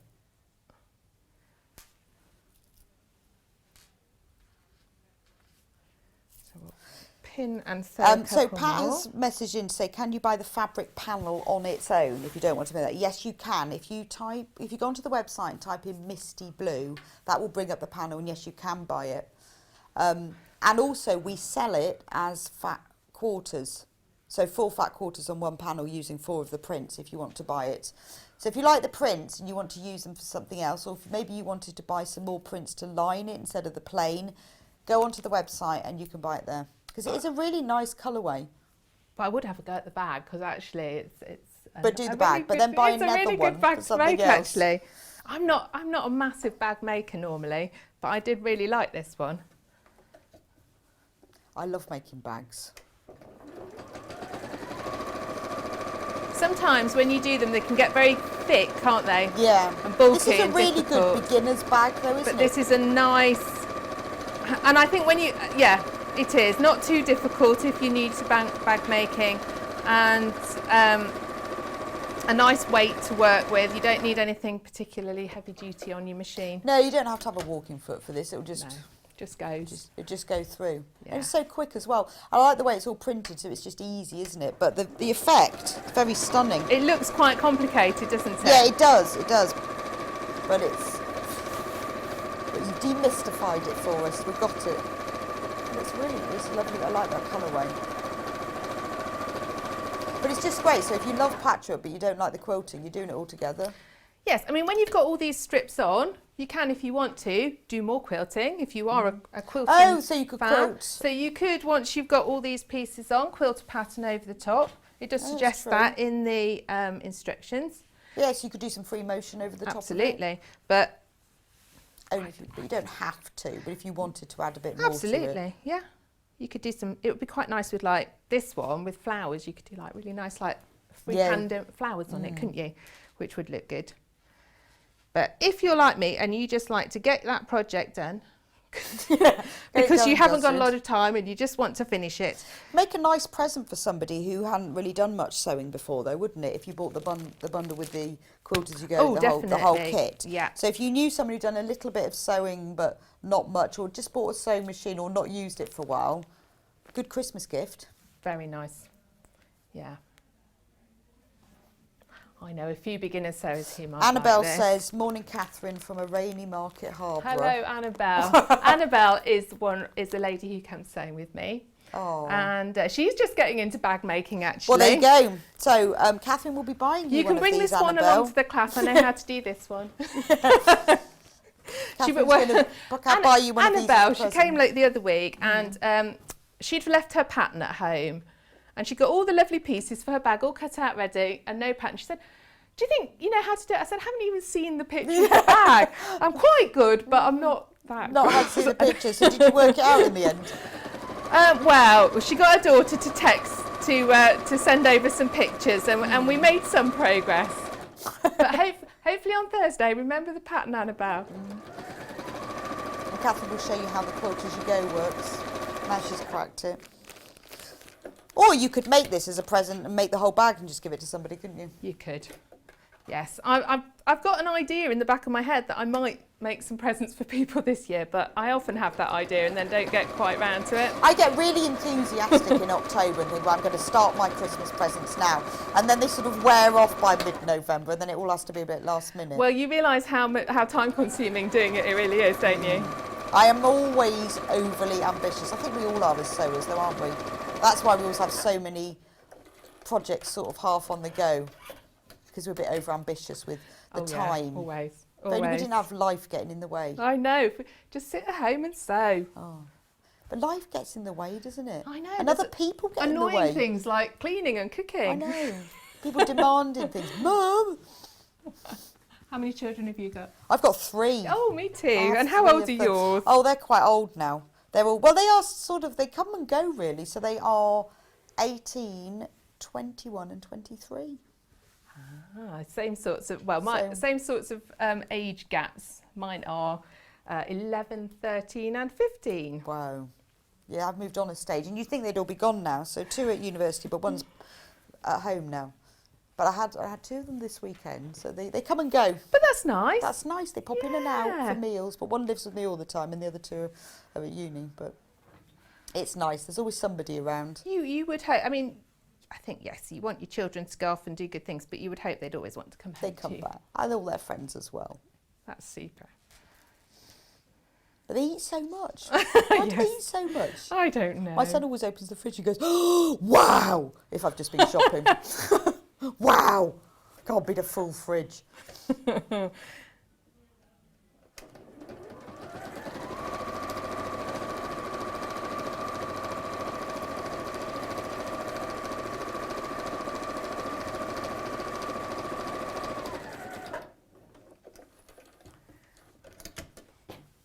So it's whizzing up, Rebecca, isn't it? It's really quick, isn't it? While we're just chatting, you've done like 6 strips.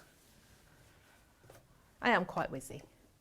But I know, but it's nice. So if you've spent the time and you've cut them out absolutely. and planned That the was order the you're slow. gonna do That's it. the slowest bit, really. The cutting, just making sure you've got the right size.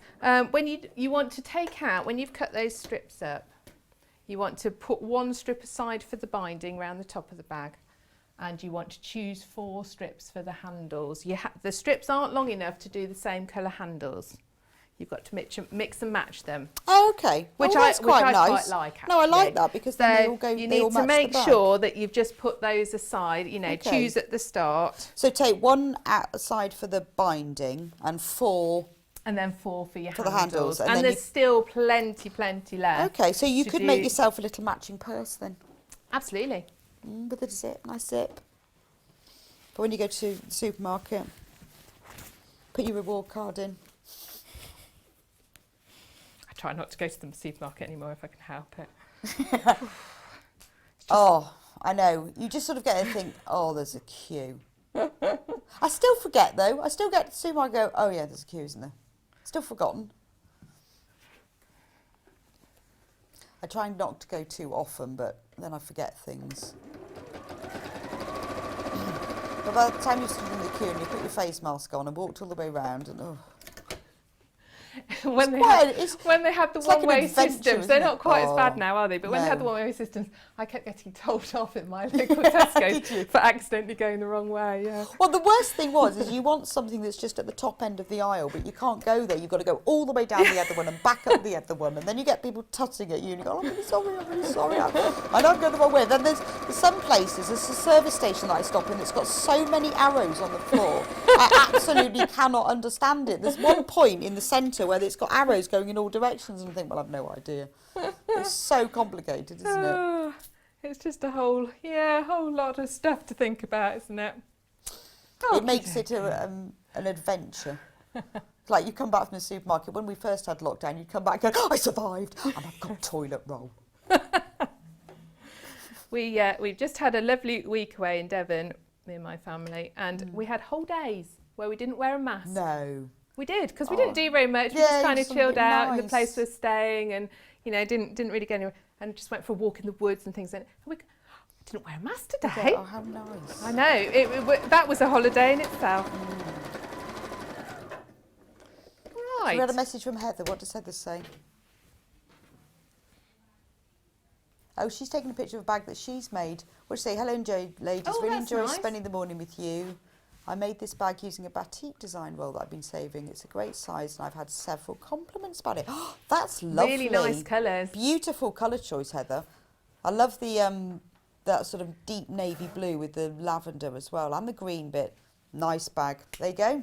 Gorgeous. Right, I've got all my strips on now. God, that's really quick. So you'd only done the centre when we started, but you've done all the edges. That's so pretty. I like this scale of the prints on that.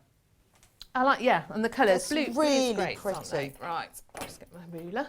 Okay, so now we're going to cut it to size. So as you can see now the benefit Yes. of turning it over and doing it, and you can see how I possibly found it a bit tricky on my So you had to sort of like peel it back and go, where were the lines? But there you go. I can always guarantee that I've made all the mistakes first. So this kit's great value at $34.99 when you get everything in it to make the bag, and you've got enough to make a purse. You could even make a face mask to match it, couldn't you? Imagine we're going round the whole thing. Like a real matching thing. So I'm just and fabric left over as well. Trimming it with my rotary cutter. So if you don't have a rotary cutter, you could just use a pair of scissors. absolutely. You don't have to have one. Obviously, it's very useful, but you could just use a pair And of in scissors. fact, I'll have to use my What do you do? scissors for Cut that just bit. outside that line? That's I the am sewn cutting line? just outside. To be fair, that bit I didn't actually sew very straight, so it's cut off a little bit. I think it's just to give you the idea. Yeah, so just slightly outside. Yeah. Oh, I think my rotary cutter's a bit blunt.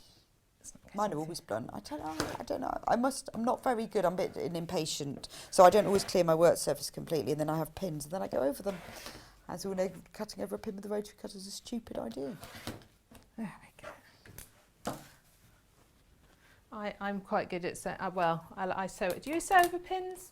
Do you sew it or not? I used to. I keep doing them on here and then going, it's I fine, used sew your to, pins and then and, breaking the needle. When was it someone told me? Do you know, I think it might have been John Scott said I know to you're me, not supposed to, he really. said, don't sew over pins. I said, oh yeah, but your needle missed them. He goes, no, it doesn't. And if you ever do hit one, it'll all go and flying off at you. And I think he scared me, so I never do anymore.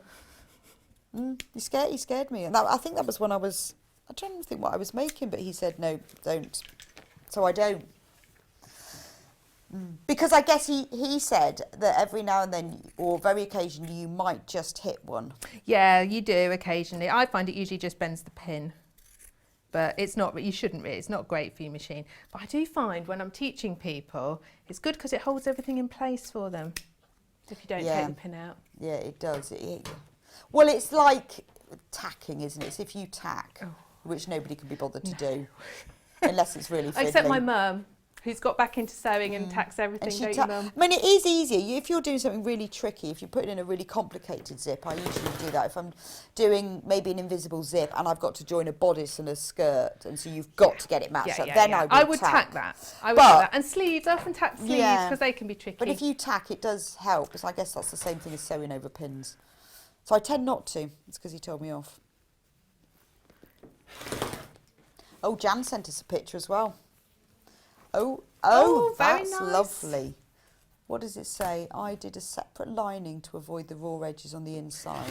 Okay. Yeah, I you used could scrap do. fabrics on the back of the wadding when I did the piecing. That looks really lovely, doesn't it? Yeah, it's obviously a very popular bag. But doesn't it look different depending on what fabric you use? Absolutely. You could, because you do get a raw edge, but you could neaten it, you could overlock it. You could bind it if you wanted to, would be really nice. So on the inside you do get a raw edge, which is fine. But if you don't, you could use one of your fabric strips to bind that if you wanted to. Yeah, definitely. But there's loads of fabric, so that's fine. There's more than enough to do that. It's missed. Just trim off those little bits that my rotary cutter missed. I'd obviously fold it out of the way. So you can see we've got the shape now. That looks really stunning, but I can see what you mean now about choosing your colours. So I guess what you could do is cut all the strips out, then lay them out and then see which number to put. Except that they're, yes, before you cut them to size. Yes, so you can cut them all the full length and then lay them on top to decide, because you get a completely different effect then, don't you? Absolutely. Or just, if you can't be bothered, just go random and it'll all go together random. Anyway. Because, I mean, you know, the way you've done it on the fruit punch random works really well. Yeah, I just picked up the ones I liked as I went along. So you've cut it out nice and neatly. You're going to fold it in half. Yeah, so if you are going to plan your fabric layout, remember how it's constructed, that it's not a whole big piece, it will be folded in half. Yeah. So which bit will be on the front and which will bit. But you can see from the instructions how that works. You've got your little plan on the instructions, so you can see what's the front. Make yourself, you can kind of work it out if you want to. Or go random if you can't be bothered. That's how much time you want to plan. Yeah, absolutely. So, just going to stitch up the side seams now. I think it's a 1 centimetre seam. I can't remember exactly. I'll have a look in a sec. I haven't got one open, so I can't see. I need to open that up. I'd imagine it's a 1/4 inch. It's Jim Taylor.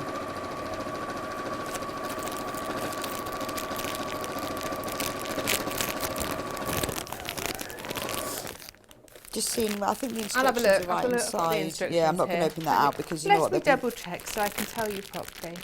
They're supposed to be right inside. 1/2 inch. 1/2 inch. That's bigger. Yeah, okay.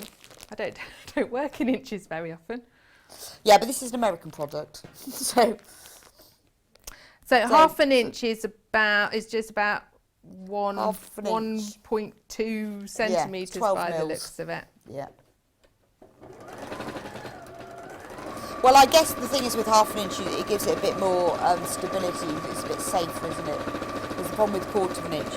Because you've got more strain on those side seams. You haven't got as much to go through, whereas with 1/2 inch, you've got a bit more seam allowance sticking out to give it some strength. you know what's happened? My bobbins run out. So frustrating. I've been sewing air.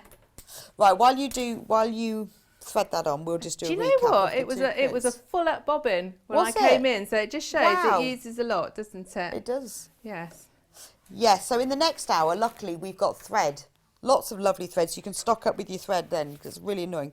So let's talk about first the there's 2 kit variations, colour variations you get today. There's the fruit punch, which is the bag that Katharine made earlier, and I'm just going to move that to one side. In this bundle kit, you get the printed fabric panel, which has all the strips, more than you need to make the whole bag. You've got 16 strips here that are 140 centimetres long or 55 inches. So that's all the colours you need, plus more. So you can bind it and do the handles and make a matching purse. You also get a metre of grey, which is a lovely rose and Hubble 100% cotton fabric. That's used to line it and coordinates beautifully with the oranges and navies of the front. And obviously you get the quilt as you go pack, which has got the instructions with it and the printed wadding and the webbing that you need for the handle. So that is the fruit punch. So that's a complete kit. So if you wanted to give it to somebody, everything you need is there. Then in the second kit, which is called Misty Blue, you've got, again, the printed fabric panels, all the strips you need and more. You just need to cut between each of them to separate them, and then you can plan it. That's the one that Catherine's making for us at the moment. In that kit, you also get a metre of blue called Copen, which is a sort of a royal blue colour, which coordinates really well with that because it's darker. So you want it's often good to have a dark lining. Doesn't mark if you put anything in it like potatoes or things. As you do, you might put potatoes in your bag. And you also get the Quilt As You Go pack, which is the printed wadding with the webbing that you need and all the instructions, most importantly. So, have you sewn the seam? I'm back in No, that action. was quick. Well, So- I luckily found a random bobbin on the side there, so I popped that in instead. okay. Well, Doesn't that's really quite good. match, but for It will the be purposes fine. of television, it will be fine. So what are you doing now? So now we're going to do these bottom corners. So you can see I've done the side seam. is that to and- give it sort of the depth? Yes. Okay, And right. um, How then do you do it that? just, you've got the cutout like that. Then it just folds up together. So the centre seam, the side seam, goes into the centre of that bottom corner. So do you have to mark that centre? Or is there a No, seam? it just, because of the cutout shape, it just kind of works. folds into place Oh, okay. quite nicely without anything too fiddly Oh, happening. so as long as you match the corners up, then it... Yeah. Okay. Yeah. So we'll just pop a pin to hold it and sew across those.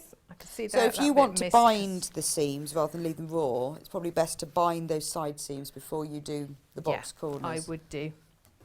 And then you could bind the box corners Mm. as well. It would be nice with a bound seam on the inside, I think, wouldn't it? And I think if you were going to make it to give to somebody, I'd definitely do that because it'd just give it a really nice finish. Yeah, well, you could make a separate lining for it, but I guess, you know, the beauty of this is the lining's already done and you can see the quilting on the inside, which is really nice. So I think I would just bind them. But, I mean, you could do a machine zigzag along them to finish them off. You could overlock them if you wanted, if you're so inclined. And a lot of machines have got an overlocking stitch on, even if you haven't got an overlocker, haven't they? It's nice that they're already cut out, so you haven't got to do any measuring or... Because often box corners are done where you fold it and then you cut it afterwards, but then you have to measure it and make sure it's right. This is a all really done easy for way. you, lovely and easy. So it is really good for somebody either who wants to make a bag very quickly or who is new to bag making, more importantly. I like the handles. I'm looking forward to see how the handles are made because they're really unusual. So, there we go. We've got the outside. Whoa, that was so Looking quick. good, doesn't it? It looks looking really like a bag. lovely. Really Yes, like that. Looking really nice. I like the way on the sides, I've noticed from here, they come together, like in V's. Do you know what? That's matched really well. That's what it is. But they I've look, surprised myself but there. don't they look lovely? Yes. Yeah, You get that so really you lovely... get all the way round, you get a really nice effect going on so with you've got this sort bag. of them diagonally this way, and then you get nice V's on the sides, but it looks Yes. lovely. Right, so we're going to bind the top, and we are doing a double binding for the top. So you use one of the normal So you can just use strips. one of the strips. I chose the dark spot. I've written binding on it. So, because I just thought that would that would looks nice. look nice. So It you're going accents to it quite press well. it in half. Wrong sides together. Wrong sides together. My iron isn't on. Oh, I'm Thought gonna I'd put sneeze. it on. Excuse me. It should be on. Oh. Don't know where that sneeze came from. Must be dust I in don't here. think that little iron is working. Is it plugged in? Yes, Oh. and turned on.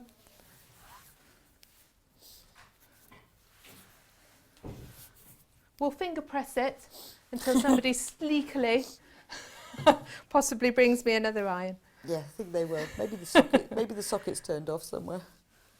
It's the same one that my sewing machine's plugged Oh. into. Strange. However, it's actually very nice cotton. Look, it's actually finger pressing really well. Look, as if by magic, a nether iron has appeared. Yeah, you can't see that. There we go. I've got a little light on this one. Magic. Yeah, A proper big full-on iron. So you press it in half, wrong sides together, all absolutely. the way down the length. All the way down. I always find this method of binding is a little bit less fiddly than a bias binding. Well, I guess you don't need it cut on the bias because it's not going around curves. Yeah. Did you know in upholstery they don't, even though when they do piping and binding and things, they don't cut it on the bias? Why is that then? I don't know. They don't need to apparently. I guess with upholstery, I think we And dress- also I think it's yeah. the quantity of fabric it takes to cut on the bias. Yeah, but I guess with dressmaking, because it's a lighter fabrics, isn't it? And you're going around a neckline or something, you'd need to. But maybe with upholstery, because it's thicker.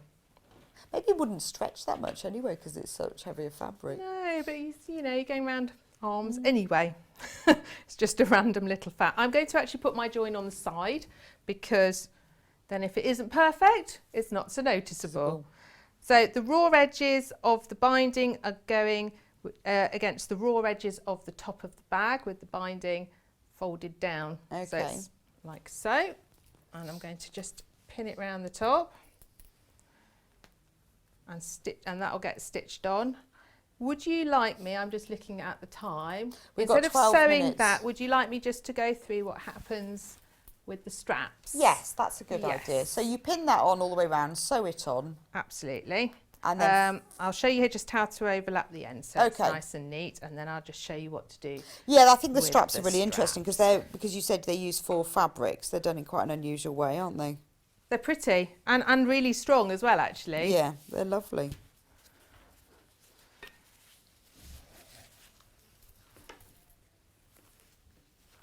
It'll just give you an idea of what the spot will look like. We've had lots of people who've messaged in with their pictures of their Alexandra totes. It's obviously It's a very popular popular bag. isn't it? But it is such a nice make. It So, is.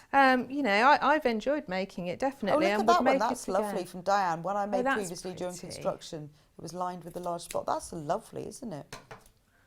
And we've got another one, isn't it? I love it when everyone sends in their pictures.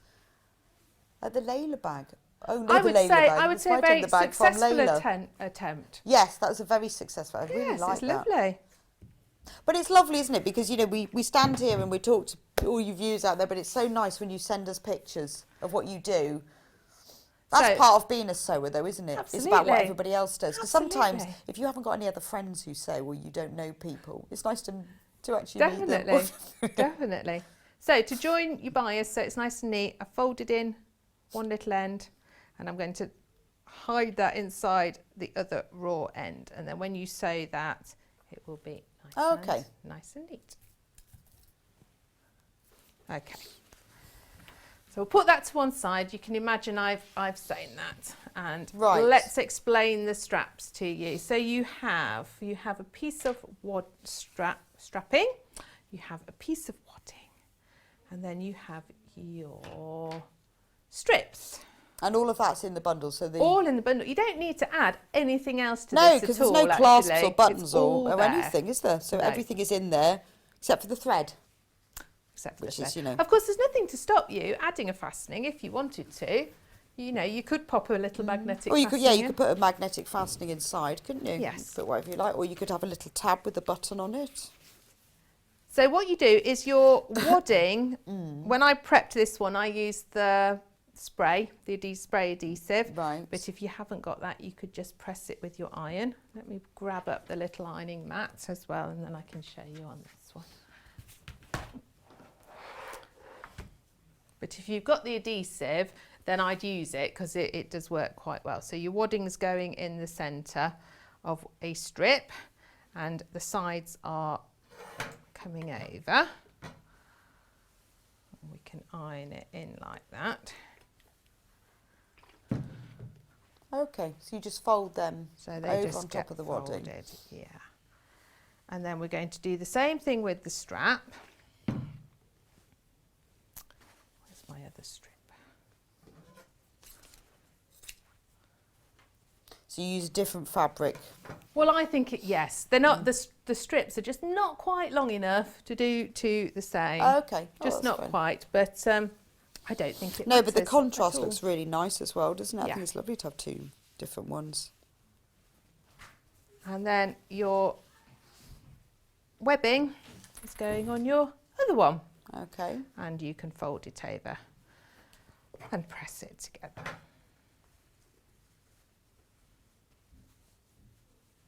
Like so.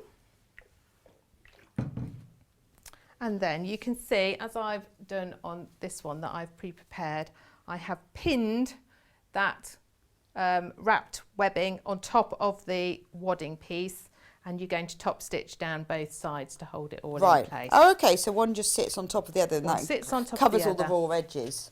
Exactly. And looks really nice. And I do really like a bit of top stitching. Everything I do has top stitching. I like top stitching as well. It's a really good way of practicing sewing straight, and then once you've done it, it does look nice, because I guess you could use a contrasting colour thread as well to give it, if you See, want to give it- look at my cuffs today. Oh, Don't you see? lovely. Bit of top stitch in a contrasting colour. I always do it. It is nice though, doesn't it? It gives it that slight professional finish, doesn't it? Because when you buy clothes, you often get top stitching. I know some people are often scared of top stitching, but when you first start out, as long as you take it slow, it's fine. Absolutely. And just find a spot on your machine foot to keep your eye on. That's that you line your fabric Yeah. out, and then you can stay straight.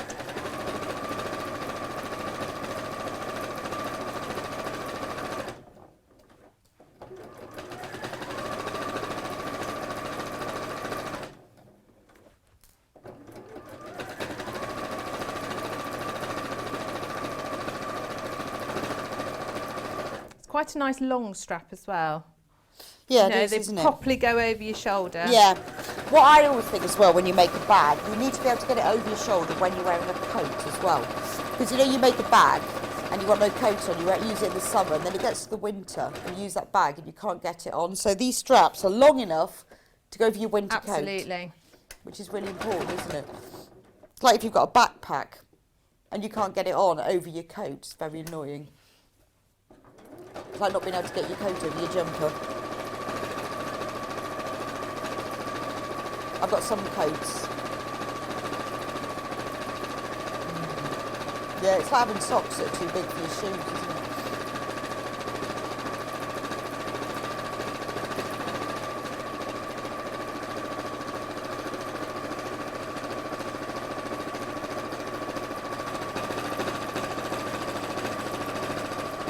No, it's a long strip. It's a very long handle. It's a long handle.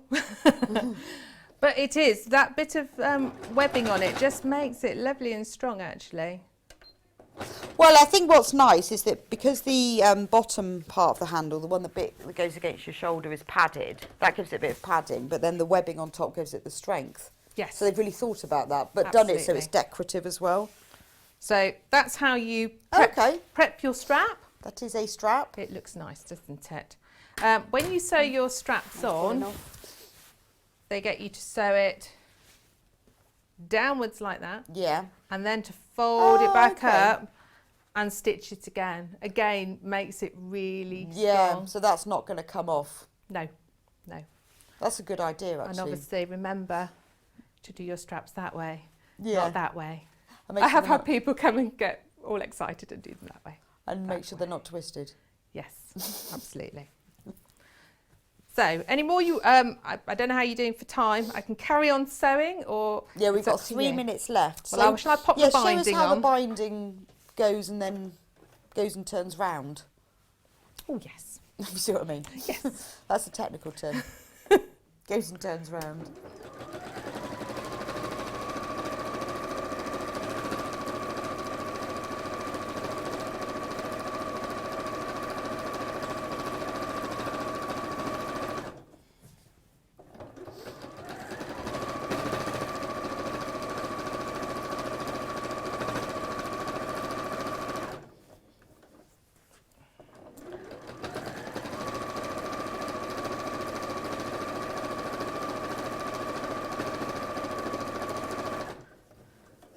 So what's the seam allowance on this then? Is that 1/4 of an inch for sewing the binding I on? believe it is. So it's just those bag seams that are 1/2 an inch. Then? It gives you all your seam allowances okay. in the instructions. The instructions are good. Yeah, They make sense. Oh, yeah, absolutely. Well, June Taylor, the company, has been around for many, many years. So, you know, I've always found anything that I've made from them works really well. They know how it works. They've had all the questions. And the little diagrams are really clear. Yeah, the only thing I found was just to cut those strips slightly longer. Right. But you know, that might have just been me stretching my wadding. But you've got enough fabric anyway, so it's You've fine. got heaps. Okay, so your binding is going to come up over the top and turn down and cover over your stitching like that. Now I think on that one I machined it, didn't I? You did, yes. This I one think was I was doing machined that on, for speed but you could because I had to get it done before I went on holiday. But you could, so you can machine it or you can slip stitch it by hand. Okay. Whichever way you prefer. What does she suggest? What does she tell you to do? She just says stitch in place. So, Right, so either. your choice. So if whichever you're not you a confident prefer. top stitcher, then you could do it by hand. But Yeah. if you are, you could just machine stitch. Yeah, no, it's either way, really. But you can see it makes a really nice, neat top edge. Like a pound edge. Well, it's nice. I like the fact with both of these, you've chosen the darker print because it sort of frames Just makes it. them a little bit of a feature. It's like, doesn't you know, if you it? frame a photo, Yes. you often use a darker one. It gives it an edge, doesn't it? Well, I think half the fun of sewing for me is playing around with the fabrics and the colours and, Yes, you know, yeah. not necessarily the things that I'm making. It's that the fun bit is choosing and doing things with I mean, the you could even use the fabrics. colour from the lining if you wanted to a plain across the top. couldn't you? Absolutely. You could, I mean, there was heaps of lining left Was from the there? bundle. Oh, So okay. if you wanted to have straps that were the same, you could use your lining fabric on those. Yeah, I suppose you could use this sort of the lining fabric for the bottom bit and then use one of the prints to cover the webbing Definitely. to go on top. Yeah. But spend a bit of time planning it, you know. You doesn't have, well, unless you're in a massive hurry to get it finished, but spend some time planning it and thinking, how does that fabric match with that one? Which colour goes best on another one? There are diagrams in there so that you can see how the whole layout is done, because you quilted, you go as one big flat piece, and then that's folded Yes. in half. So have a look to see what lies where, and then you can really plan it. So Look how simple, quick that is. but effective, I think. And my straps will go on like that. That's lovely. Thank you so much, Katharine. That's been brilliant. Pleasure. You've explained it. Well, it's obviously been really popular. You love it. I mean, it is a lovely bag, and I love the prints. But you have certainly made it look very easy. Well, it wasn't a difficult make. Yeah, any levels could do it, really. Definitely. And that's nice. So it's a good introduction to bag making. Yes. Or if you just need to, if you need a good, you want a quick bag, but a good beginner make. But again, you know, this would be great if you've got a friend that would like to get into sewing, is a bit nervous. This is a really good product. And because in the kit you've got everything you need, it's a lovely gift. Or just buy it for yourself. I know, treat know. yourself. Treat I think we need yourself. to treat ourselves Buy at the your own moment, don't gifts. we? Certainly get what you want. Buy your own gifts. You will always have what you want. Anyway, we will see you at 11 o'clock with the oven mitts, where we're going to do the new book, and you're going to show us how to make the oven mitts. So I'm looking forward to seeing that. So thank you very much, Catherine. We'll see you in just See an you hour. later. Right. Should we have a quick recap of the kits? So we have 2 kits that are available. We've got Fruit Punch, which is the bag that Catherine made earlier that's here. And in that kit, you get the full panel with all the strips and more that you need to make the bag and the handles and the binding. And you can make matching purses too. You've also got 2 meters of, sorry, why did I say 2? 1 metre of the grey fabric, which is used to line the bag. And as Catherine said, you could also use this for the straps and the binding if you wanted to. And then you get the full Quilt As You Go pack, which has got the pattern printed on the wadding, and it does have the webbing that's used to strengthen the handles and full instructions. And remember, write down the date this was, if you've bought one, 26th of October, because from tomorrow it will be on YouTube and it'll be on there forever. So if you buy it when you get it home, if you want to re-watch Catherine's demo, just remember to write the date down that it was on, which is today. We've also got Misty Blue, which is the one that Catherine's just been making for us now, which actually is the most popular. But it's lovely, isn't it? I like the way you've got the contrast between the sort of the pale dusty blues and the mid blues and the dark blues. It gives you a lot of choice for arrangement. So as Catherine and I were saying, you can just go random if you don't want to plan it. But if you do and you want to create different effects, cut out the strips and lay them on top of the wadding before you cut them to the length. And then you can play around with it, choose which one you want from the binding and try different things. You know, sometimes it's a really good idea to just lay strips out, take a photo of it with your phone or something and stand back and look at it. So it's sometimes better, or just stand further back and look and then play around and move them around. Often you go back to the one that you chose right at the beginning, but that usually happens. But, you know, it's worth just spending a little bit of time. You know, when you bought the kit and you've done all the sewing, it is worth doing a little bit of planning. In that in the kit as well, you get 1 metre of the blue, which is like a royal blue shade. It's pure 100% Rose and Hubble cotton, really lovely quality. And you use that to line the bag, but you can use it to bind the top and make the handles if you want to, but there's more than enough fabric in the bundle. And also you get the Quilt As You Go pack, which has got the printed wadding, the webbing that's used to strengthen the handles, and all the instructions you need. Right. And finally, if you like the idea of Quilt As You Go and you think, wow, that's a great method. I mean, it is, because it makes the whole process much quicker. So if you're a beginner or you want to do some quick, or you like piecing but you don't like quilting, try one of these. So we've got this one. I love this one. This is the insulated bag. It's an insulated shopper tote. Let me just put it down there.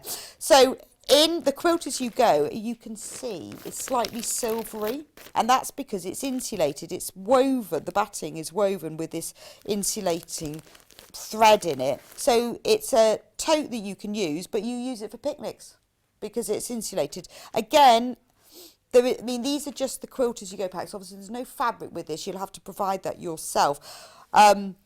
But it does say, now if you go on to the website to buy this, at the bottom of the pack, if you enlarge it, it tells you what fabric you need. So for this one, you need 1/4 yard each of 6 to 8 fabrics, lining fabric 3/4 yard. Anyway, I won't read all of that out to you, because if you go onto the website, you can see that. But that is everything you need. It's even got the webbing in it and rubber bands for making, and that's for the little strap across the top. We've also got, and we did this last week, we did this, we showed it last Monday, I think. This is the Christmas tree skirt, Quilt As You Go. We talked about it then. Again, it's got all the instructions you need, which are in here. It's got a template to create it. You can use it with fat quarters. That's really lovely. That's jazz up your Christmas tree. Oh, actually, that's the same one, but that's just an open one and a closed one. And then I've also got 2 mug mats. Now, this is what they look like. This is when we did that. We did them last week. We did the mug mats and we talked about it. So we've got the log cabin mug mats. And this is an example of one of them using one of our fabric bundles. But obviously in this you don't get the fabric, but it does tell you, if you go onto the website and enlarge this bit, it says just here what you need. So that's the log cabin mug mats. But also there's another one, mug mats again, which these are obviously like massive coasters or small table mats, enough for a piece of cake and a mug. Or these are the 2.5 strip mug mats. So these look slightly different. I don't think actually one of these are all log cabin ones. I haven't got a strip one. That's a slightly different design. Again, these are really good for Christmas. You could use them on your Christmas table if you use Christmas fabrics. If you like Quilt As You Go, have a look on the website. We've got a big selection of them. It's, as Catherine's saying, it's a really good method to use. Anyway, after the break, we have got needles and threads, which is going to be great because I really love needles. I'm massively into using the right needle for the right job. So I've got lots of needles. I'm going to explain to you which one you should use for which. So we will see you in a couple of minutes. Did you know that if you shop with Sewing Street, you're only going to pay one lot of postage all day? That's one payment of £3.95, no matter what you're buying. And you can check out as many times as you like without having to pay another delivery charge. So shop online at www.sewingstreet.com, or you can order via our call centre, which is 0800 001 4433. Hello everyone, my name's Cara Ackerman and I'm absolutely delighted to be here at Sewing Street. I actually originated from Hertfordshire, then went down to Hampshire and then it ended up in the East Midlands. I've been in the East Midlands for about 40 years now, which seems crazy, but 36 of those I actually worked with DMC Creative World, which was wonderful. I really, really enjoyed that. And then I decided to go freelance, and that's how I got introduced to Sewing Street. I love doing anything to do with textiles, so embroidery, cross stitch, patchwork, done a bit of quilting, bag making, toy making, oh goodness, there's loads and loads of things. What I love doing is just trying something new, and I think one of the tips is don't be frightened of trying something new. You always learn from it, and you know, don't be scared of making mistakes either. We all learn from the mistakes that we make. Little bit about me that you might not know, and that's a bit of a surprise. I once went to the garden party down at Buckingham Palace, the Queen's garden party, for some work that I did with Marie Curie. I was so lucky to go there, and just a wonderful time. So I hope to see more of you on Sewing Street, and I hope to try lots of new crafts with you. So see you again soon. Bye bye.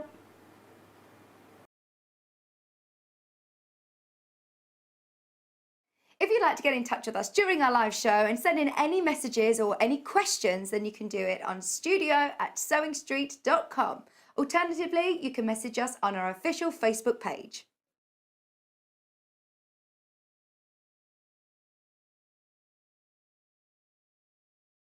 Hi, I'm Wendy Orlando and I'm a craft blogger. You can find me over at thecraftyco.com, and if you do head on over and have a peep, you will see that I'm a tutorial blogger. I do all kinds of crafts, but my passions are crochet, knitting and sewing, which I've done for over 45 years. In that time, I've made lots of mistakes, but I have learnt lots of tricks and top tips that I can't wait to share. What I'd like to bring to the Sewing Street table is to show that you don't need to have gone to university or have a degree in design to be able to sew. You just need passion, a bit of courage to take the first steps, and a whole lot of patience. Oh, and an unpicker. You will need an unpicker. I do hope that you will follow me as I take my Sewing Street journey, and I look forward to seeing you all again soon.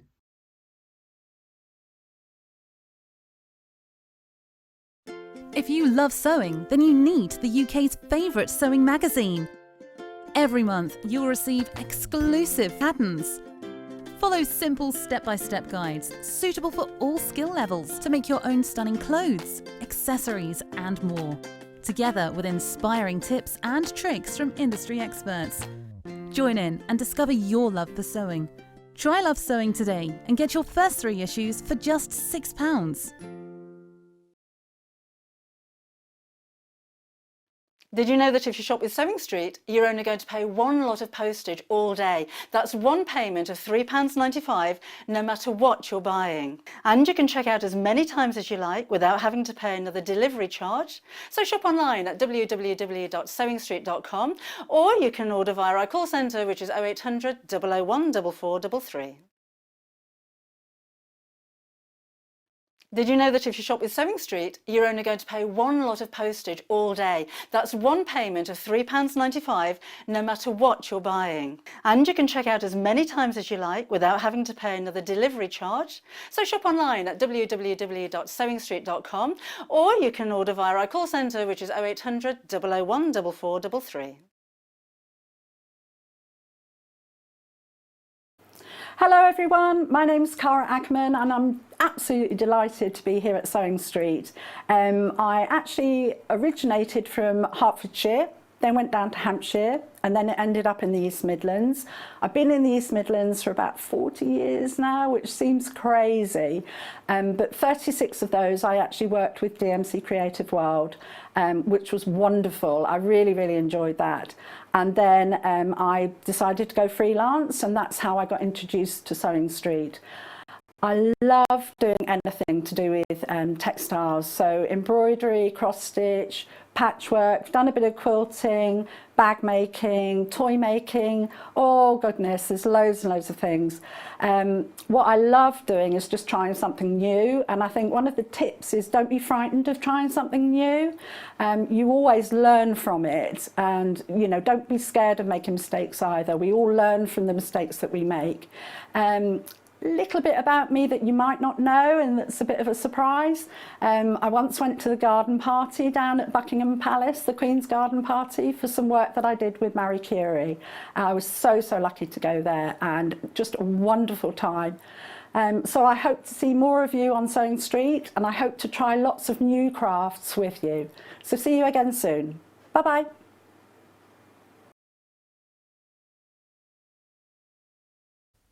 And welcome back to Sewing Street. So this hour is all about needles and threads, which as a sewer we need both of. For many different, doesn't matter what type of sewing you do. I'm struggling to think, is there anything? There's not many sewing that you do now. I think you do need needle and thread for all of them. I'm going to start off though, it is about needle and thread, but I'm going to start off with this book, which is all about needle and thread really, because it's colour thread and free motion quilting. It's a really lovely book. If you've ever wanted to have a go at free motion, were a little bit scared. I mean, free motion quilting basically means you're not sewing in the straight lines up and down. You drop the feed dogs of your sewing machine so that it becomes like you're drawing with your machine. Whereas when you've got the feed dogs, it keeps you in straight line. But when that's the little teeth that are beneath the foot. Once you drop them, then you can use your needle like a pencil and you can draw with it. And it's something that a lot of people are afraid of because you think, oh, the machine's going to run away with me, how do I do it? Well, this book is great because not only does it explain inside how to do it, how it works, what materials you need, the sort of mechanics behind it. I'll put my glasses on so I can see that even better. There we go. How it all works, bobbin, sewing machine, what you need to do in the tools. So it covers all the basics, but then it moves you on a step. It talks about colours, colour wheels, what colours work together. Because quite often people think, oh, well, the quilting needs to, well, use that a matching thread. This book is telling you don't use a thread that's the same as the fabric. Be bold, be adventurous, use the quilting. So a lot of this is you're using a plain background fabric and you're using the thread colours to speak to themselves. Now, that doesn't mean you have to. It means you know you can quilt on all different you can on patchwork that's all different colours using different threads, but it encourages you to use the colours of the thread. But what's lovely is it talks in each chapter, you know, you've got orange, red, yellow, what colours will go, what works well on each one. So if you'd love to have a go at free motion quilting, I would advise this book, because some books are usually quite technical in how you do it and others are inspirational, and this one does both. And they've showed you how they've used this, the author has used ideas from nature and colours. Have a look around. You know, we were saying in 8 o'clock about Cave's fabrics and how he's very bold and adventurous with colours. But if you're unsure about colours, use photos, use nature. I mean, this is a beautiful picture with these the green leaves of these, I think they're pansies, I'm not very good at flowers, but I think they are. And you know, you take the colours from this and look how the greens and the purples and the reds go beautifully together, and then that's been echoed here. And so it talks about using different threads and different colours and how it works. So if you like the idea of free motion quilting and aren't sure, this is great. But also, if you do like free motion quilting and you want some inspiration about what sort of colour to use and how you use different... With this design in particular, they've used the free motion to shade. So the candle has got shaded bits where the wax is dripping down. And it talks about the different threads, whether you should use thick thread, thin thread, all about the different sorts of needles and how they work, which is interesting because we're going to be talking about needles and how different needles are used for different things. Because whether you've got the shaft, the groove, the scarf, the eye, or the top of the needle, and that governs how the needle is created and what you do with it. So fantastic book if you want to try free motion quilting or you want inspiration for it. Colour thread and free motion quilting, that's $23.99, but it's a reference book and an inspiration book, but a really good one to have on your bookshelf. So we are now going to move on to what would you like me to do next? We're going to do threads. Oh, we have got a lot of thread here. So the two new Aurifil collections is this one, the Garden State of Mind. Now, if you've never used Aurifil thread, it might be something you've heard of and you think, well, what's the big deal? It is fantastic quality thread. It's Egyptian cotton. It's a very long staple cotton, so it's very strong, but it's beautiful. It's light. It doesn't weigh. It doesn't add much weight, so you can use it for just normal sewing seams. Some people save it just for the quilting because it is very good quality thread. I tend to save mine for my quilting, but I have used it for piecing as well, and it is beautiful. It is much lighter weight than ordinary sewing cotton. It slips through the fabric better, but it doesn't add any bulk. You'll find if you sew seams with Aurifil thread, they sort of disappear more. But it does come in beautiful colours, so it is perfect for quilting. What's great is that it doesn't really bobble in the needle because it is very good quality. Now these threads, this Garden State of Mind, this is a 50 weight, which is your normal ordinary sewing, because sewing thread comes in different weights, and 50 is the general one for machine piecing and quilting. You can get heavier ones that are used for top stitching, for decorative stitching, but this is the 50. So there's 200 metres on each spool, and it's called Garden State of Mind, and you can see why. Because you've got these lovely floral colours. You've got a yellow, a turquoise, a pale mint, a beautiful dusky pink and a deep burgundy. But a lovely gift for a quilter because it comes in this really pretty box and it all slides in together. If you've not used Aurifil before, honestly, you will notice a difference. I was very sceptical when I first used it. One of the quilters that we worked with recommended it. And I did used to just use it for my piecing, but when I've got a bit of extra, I do use it for, no, just for my quilting, I do use it for piecing as well. But all good quilters swear by Aurifil thread, and when you've used it, you'll realise why. And Aurifil thread is sold quite often in these packs where they've chosen the colours together. So if you're doing anything floral, those colours all blend together beautifully. We've also got Calm. Again, in a really nice little presentation box. Now, Calm, funnily enough, are your neutral colours. So these are all the colours that will blend really well, particularly if you're using, say you're using brights fabrics. This sounds a bit odd, I know. And you don't know which colour to do with them, which colour to quilt on top with them or piece with them. A grey always works. But in this bundle, you've got white, a cream, a light grey and a medium grey, and this is a great colour. This is another really good idea if you're sewing something together, you don't know what colour to use. This is like a light olive greeny brown colour, and that goes with most things. That's really lovely. So this one is 80 weight. So and the spool on an 80 weight is I think it feels wooden. I think it's wooden. It's just so that you can see what you're doing with it. But really, really lovely weight thread, and in these nice calm, funnily enough, calm colours. And if you particularly like one of these threads, on the back of the box, it tells you what the colour numbers are. So if you think, oh, I really like one of those, you can buy these threads separately. It tells you which one to buy. No, I think that this is the first time we've given you an 80 weight thread. Right, this one, ooh, one of them has fallen out, which is the black one. So pretend I've got a black one. I could go all the way around and pick it up, but I won't. So in this box, these are 50 weight, so these are your normal level threads. These are much bigger spools. So, oh, it doesn't tell me what meterage is on these. These are much bigger. Oh, it will tell me on the spool. You have got, oh, I can't see. Oh, look, the black one's just rolled back to me. That was magic, wasn't it? 1,000 metres. You get 1,000 metres on these. It was covered up by the plastic. I couldn't see it. So this is your sort of really basics, the ones that you really need. You've got a white, a very pale, like a deep cream, a pale grey, and a magic black that just appeared back. Magic black. So 1,000 metres, this will last you for ages. So if you want, I mean, obviously you can use this for quilting, but if you want to do your piecing, this is a perfect pack. You know, at $35.99, you've got 4,000 metres of thread in all the basic colours that you'll need.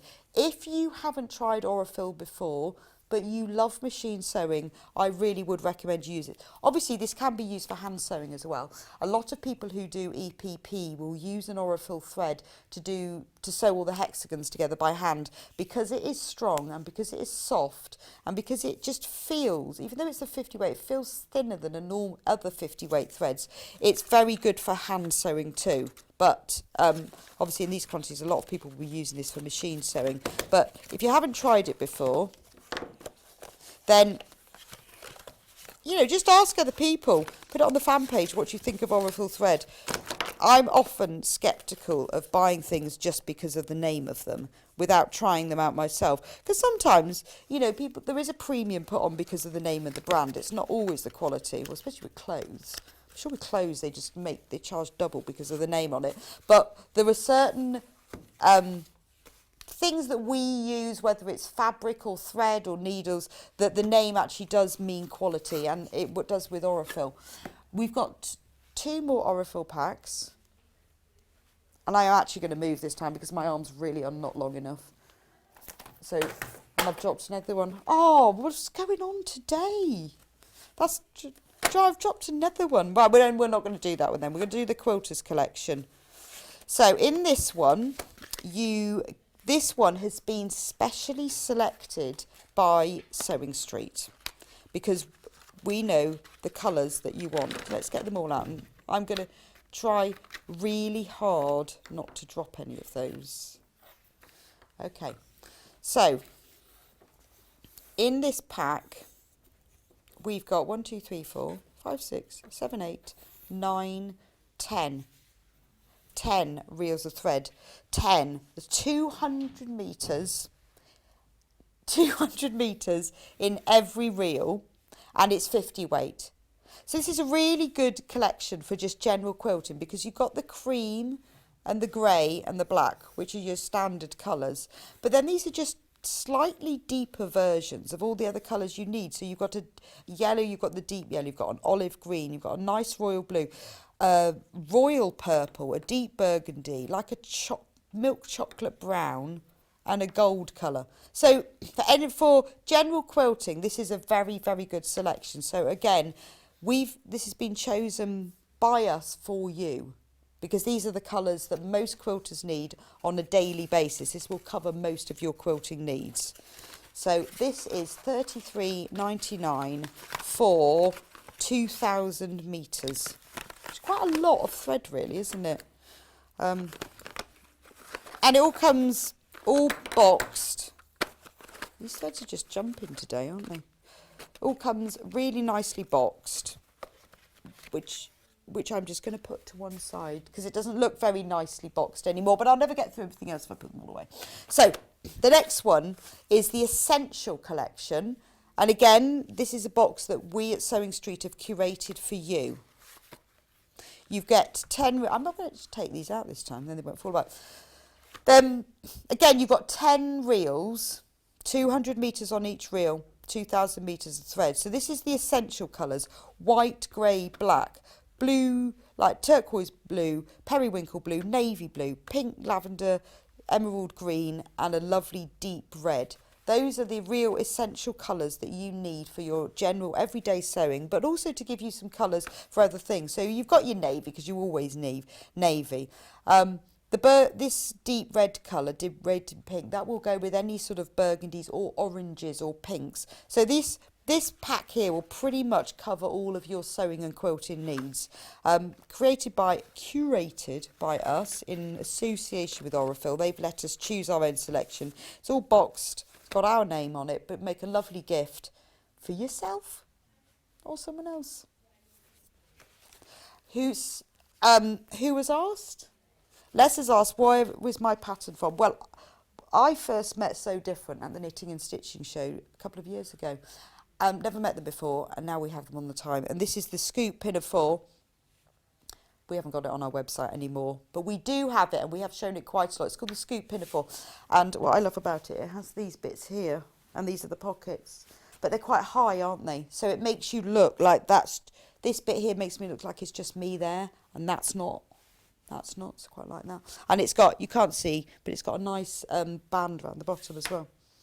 And I was going to make it in a normal denim, and then I found this really nice mustard coloured denim, and it's all lined as well. Look, it's nice. Should we not look at my pinafore all the time? We're going to have a look at the plastic spool holder instead. So, if you've got lots of spools and you need to store them somewhere, this is ideal. These are great. I'm just going to put the Aurifil that I haven't put away properly on here. So, they hold spools like this. They all go on, you see. So, you know when you've got all of your threads just chucked into a box, and then they all come undone and they all tang around each other? Well, actually, if you put them that way up, you can see the name. What's quite nice is you can have several of them for different colours. So you could have all your neutrals, maybe your sort of whites, creams, blacks, greys in one box, and all your colours in another. But it's really nice to keep them all displayed. This is for store. You can either store them like this, or if you're going off to workshops or carrying them, you can use them for that, because look, the lid goes on really well. Have a couple of boxes, so you can get on here 27 spools in each one, which is quite a lot, but they're really secure, aren't they? So I used to keep mine just in a big box, and then they'd all get wound round. So even if you haven't bothered to wind the thread back on properly, it doesn't really matter, because they all stay really neat. You see, look at the weight of this thread. It's so lovely. Although it's 50 weight, it's exactly the same weight as ordinary sewing cotton that you would buy. It just feels thinner, so it sits inside the seam, in the seams better. I get sidetracked with thread. But this is a really good way to store thread. I store mine. I'm going to take this one because this is how I store mine, because this is really useful if you've got loads and loads you want to package it. I've got one of these because I like... Have we got one on the table next to me? That's so funny, isn't it? I was going to open this up. So this is it in the box, and because I clearly can't see beside me, this is what I have, one of these, because I like thread on show. Because if you've got the space to have it on show, if you haven't, the boxes are ideal because you can stack them all. Yeah, you can get even bigger ones. Mine is like twice as big as this, but I love these because if you want them on show, or you just put them by your sewing machine, because sometimes you don't want to have to go and get them out of the boxes, but you can they will fit all different size threads. You can also put your bobbins on them, see? So you can like stack up 2 or 3 bobbins on each one. But if you've got the space on the shelves, I think sometimes, you know, when we store everything in our sewing rooms or the corner of the living room or in the kitchen or in the bathroom, whatever, not the bathroom, in the bedroom, depending on where you do your sewing, that what we use is also actually quite attractive. So sometimes it's nice to display it. And then you don't waste thread because you can't find it, it's all tangled up. I always keep mine on one of these, and although I'm not very good like here actually winding them on, they don't get tangled. You might have threads hanging down, but when I finally got one of these, mine's twice the size of that, I had to throw away quite a lot of thread that was all tangled together. So it is worth it, money-wise, to actually store your thread properly. So depending on whether you need to stack your threads or whether or not you actually want to have them displayed so they look nice, it depends on which version you want to choose. I'm going to put these away now into here because they look really nice, don't they? They're lovely colours. This one is the what is this one? This one is the Quilters collection. I think I've put them in the wrong way. I'll just put them down there. I'll just put them down there. No one will notice. I'll sort it out later. So those are the spool thread organisers. We also have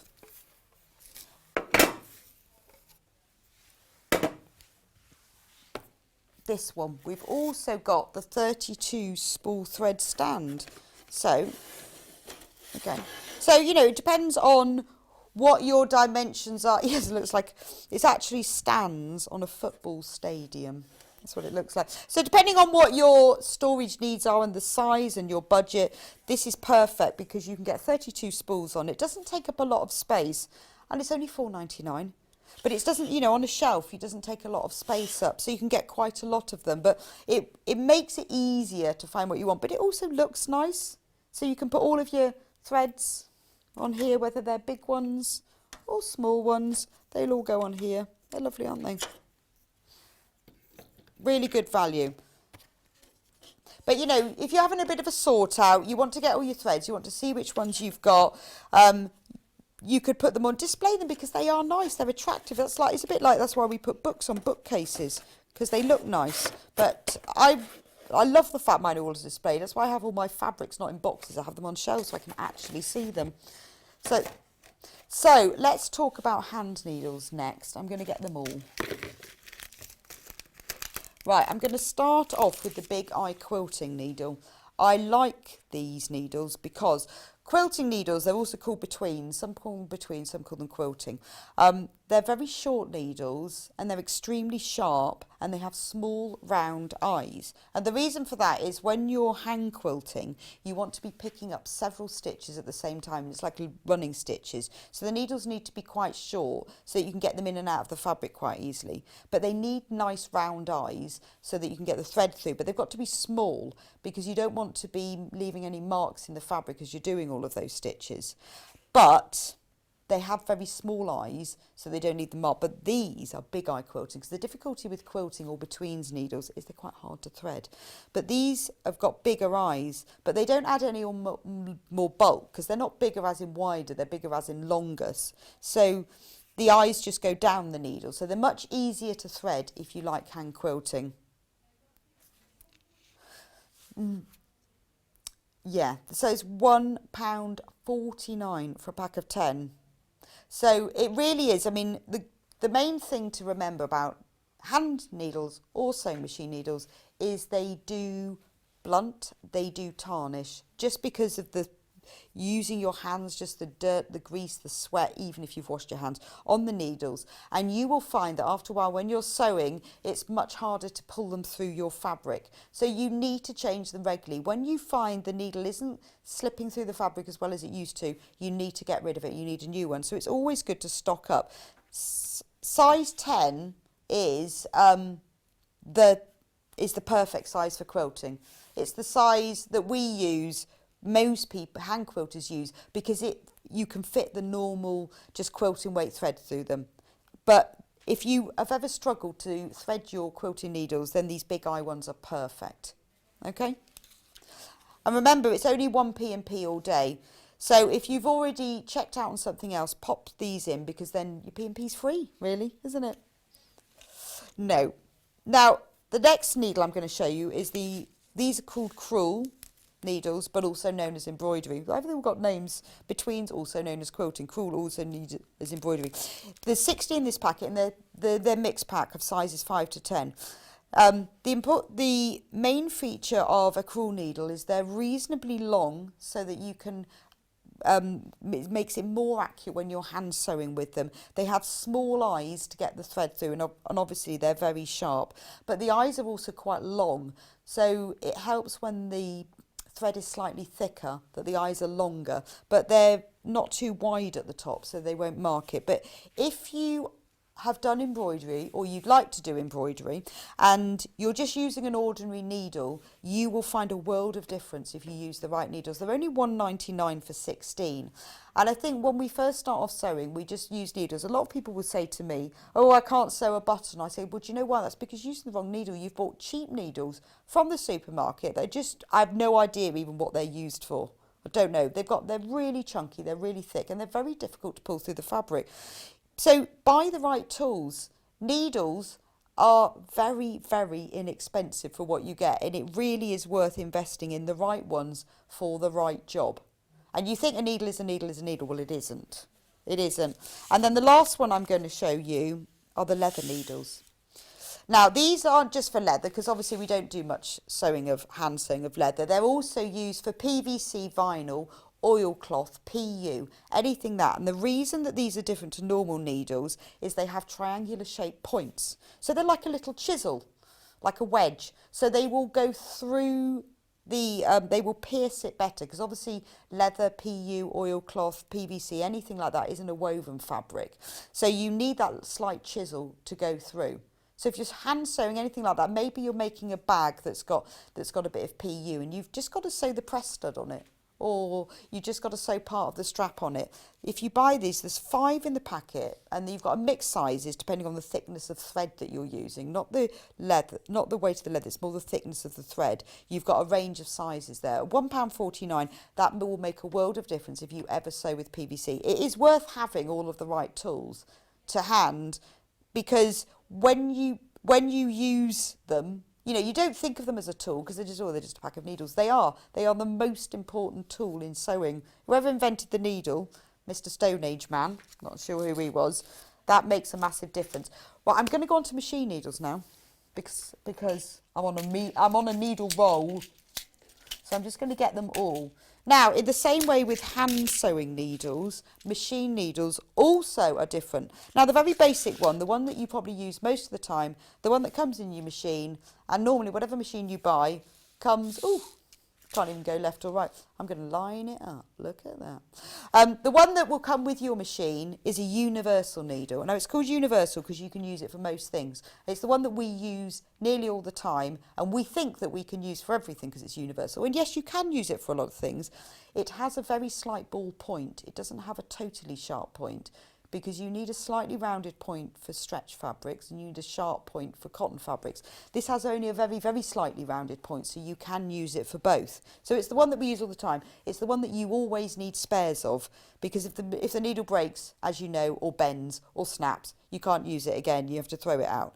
In this pack, there's 6 of them, sizes 70, 80 and 90. So 70 you would use for your sort of fine lawns, chiffons, those sort of materials. 80 is your bog standard normal needle that you use for most quilting cottons, and 90 is slightly thicker that you'd use for, say, a canvas or a denim.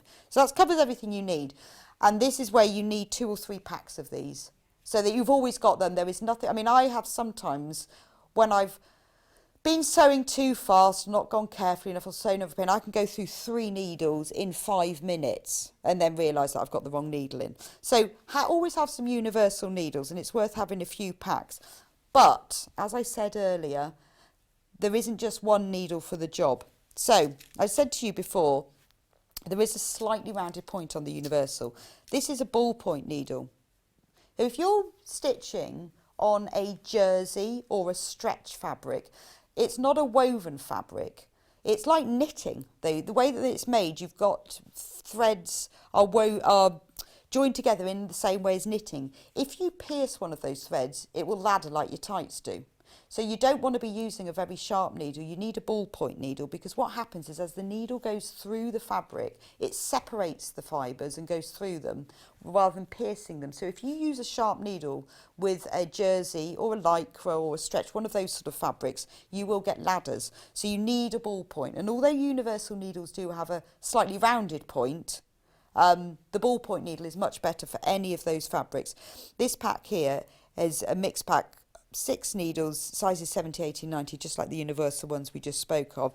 There is also stretch needles. It is really confusing about what you use for what. So ballpoint needles you can use for stretch fabrics, but you can also use them from jerseys and lycra. If you've got a really stretchy fabric, it's best to buy these. These have got a slightly different point to them. So they're really good for anything that's got lycra in it. That's what your stretch is for. Your ballpoint is better for anything without, but anything that's got lycra in, use the stretch needles. You know, at £2.49 for a packet, they're not massively expensive, but they make a massive difference to your stitching. Quilting needles, these are great. You don't think you need different needles for quilting, but the good thing about, I mean, with needles, you should change them every 8 hours of sewing. Now, and I'm not expecting you to add up the hours you're doing, but you have a general sense. If there's something going wrong with your sewing machine and it's tension, the first thing to do is change the needle, and that normally is the problem. Obviously, it could be the tension, it could be the way you've threaded it up, but normally it's the needle. But it's also using the right needle. With quilting needles, there is a slight, any sewing machine needle has a slight groove behind the eye called the scarf. And that is where the bobbin thread goes up through. Now the scarf, which is that groove behind the eye, on a quilting needle is longer. So it means that the bobbin thread is close to the surface. So when you're going through the layers of the top fabric, the wadding and the bottom fabric, it will pick up the bobbin fabric more efficiently and you will get better stitching. So it is worth using a quilting needle. You won't get the same skip stitches that you will get if you use a universal needle. And I know that sounds like really simplistic, but they have actually been invented for a specific reason. All of these needles are the Class needles. They're German, been made for years and years. These are really good quality needles because we don't sell rubbish. These have been specially selected. These are good quality needles. I've had a message from Anne. Yes, I am. Yes. He said you are in the famous needle making town of Redditch. Well, yes, we are based in Redditch, where needles were manufactured for hundreds of years. In fact, I've been to the Needle Museum here. You can go around the museum and see all the history of needles. But I've also been, luckily enough, to the needle factory, the John James factory, and I've seen them being made and packaged. Lucky me. I had the best day ever. It was like being on Blue Peter and going around the factory.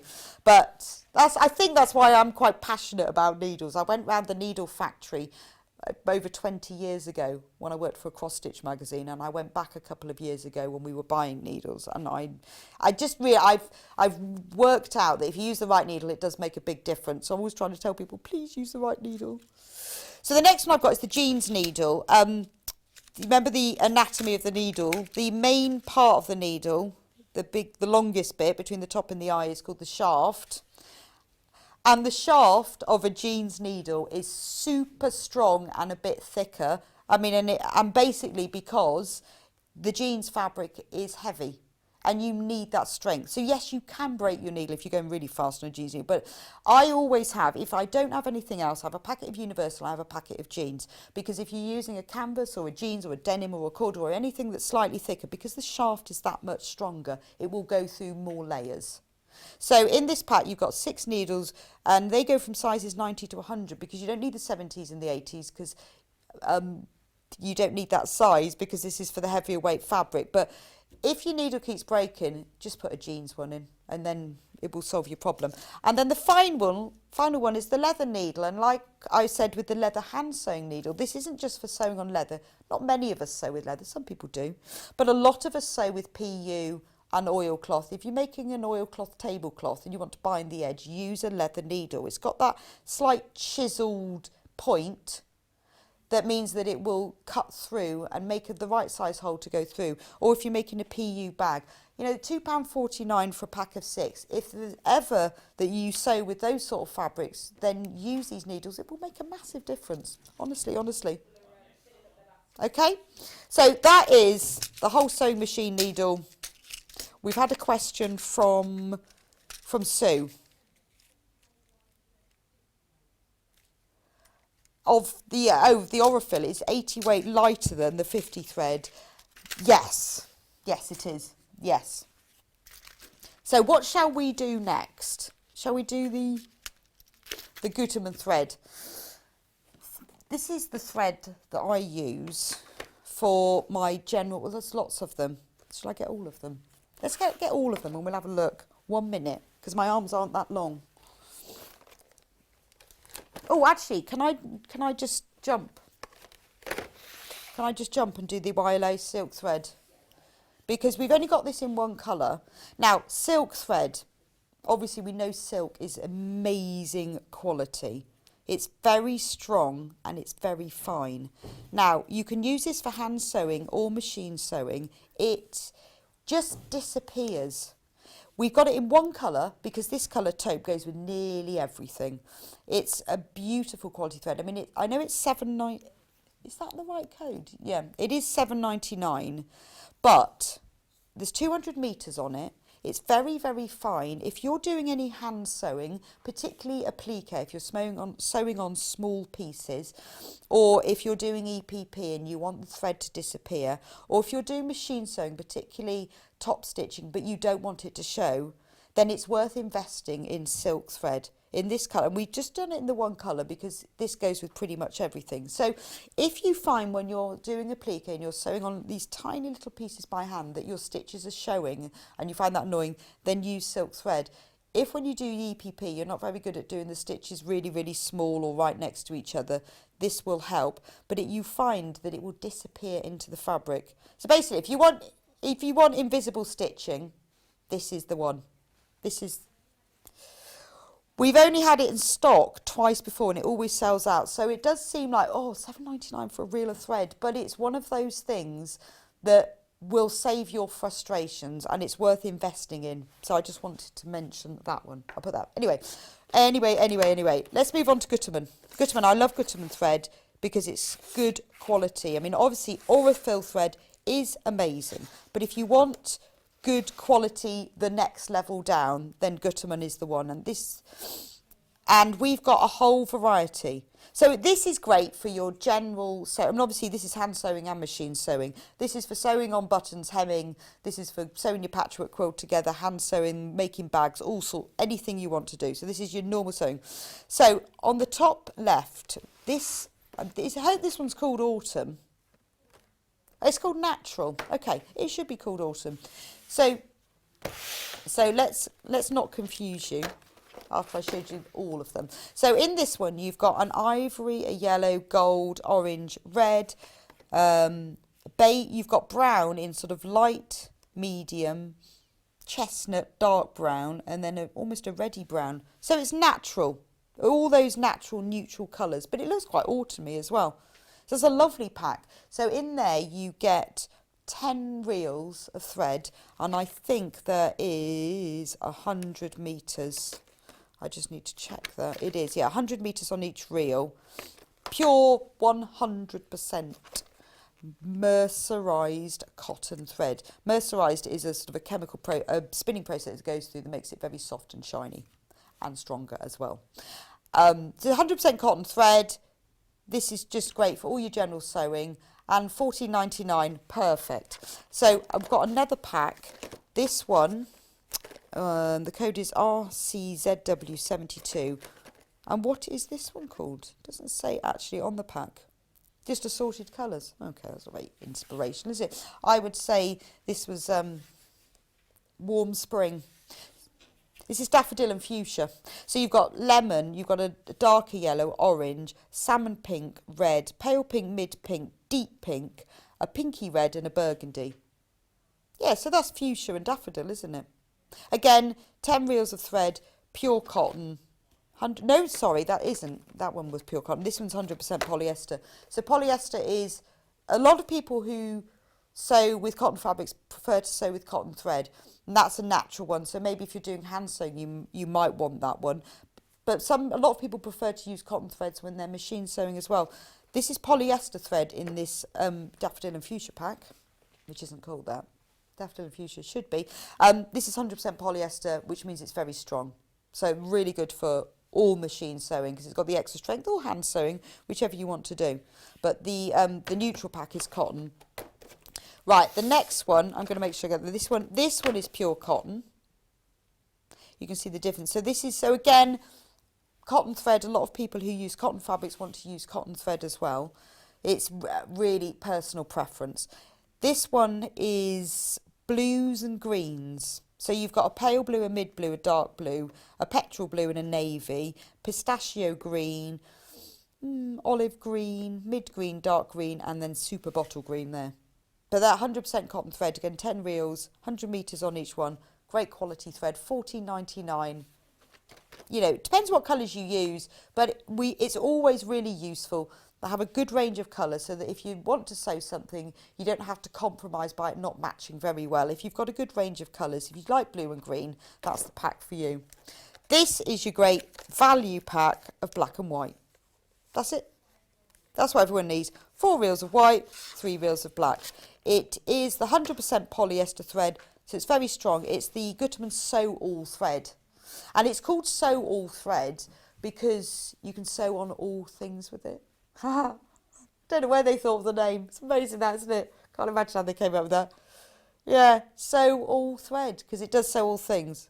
This is the one that I use because it goes with everything. I mean, I do have lots of other specialist threads, but this is my basic. Have whites, four reels of white, 3 of black, goes with everything. So that's a really good sort of, put it in your stash. You know, if you've bought your 2 metres of charcoal fabric and your 3 packets of universal needles, you need a pack of this and then you're done.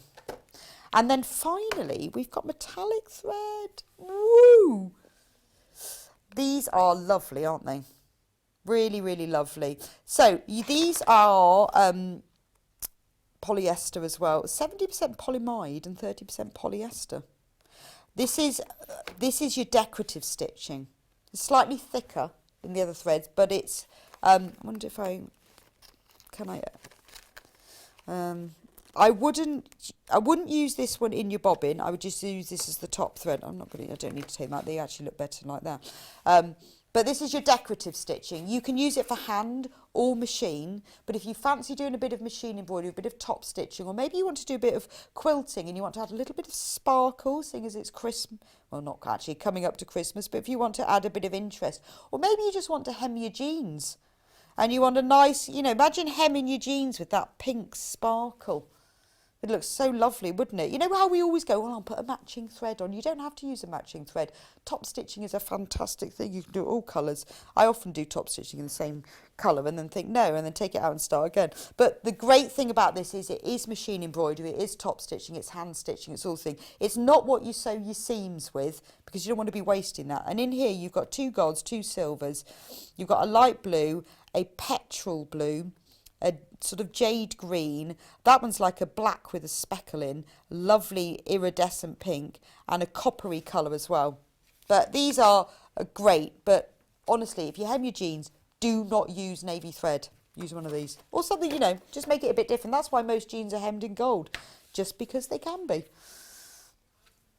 We've got a message from Alison Marion. Oh, she says that the YLI is the best silk thread she's ever used. Now, obviously, only regular viewers to Sewing Street will know Alison really well as one of our favourite guests who is a real expert. Now, if she says it's one of the best ones she's used, it is. It is. I trust her. I trust her. We haven't done the Tula Aurifil, and I've just spotted this box. A bit of a fan of Tula Pink. I'm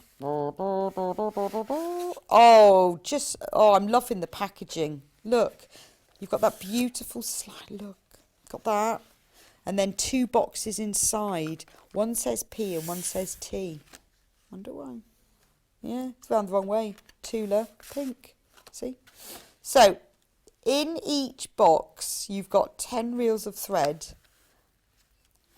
Aren't they lovely? So this is called the Tula Sunrise. Now, Tula Pink had a fabric collection called Sunrise, and these were created to go with that fabric. But these are Tula Pink colours. But do you not think they're a bit Kaffe Fassett colours?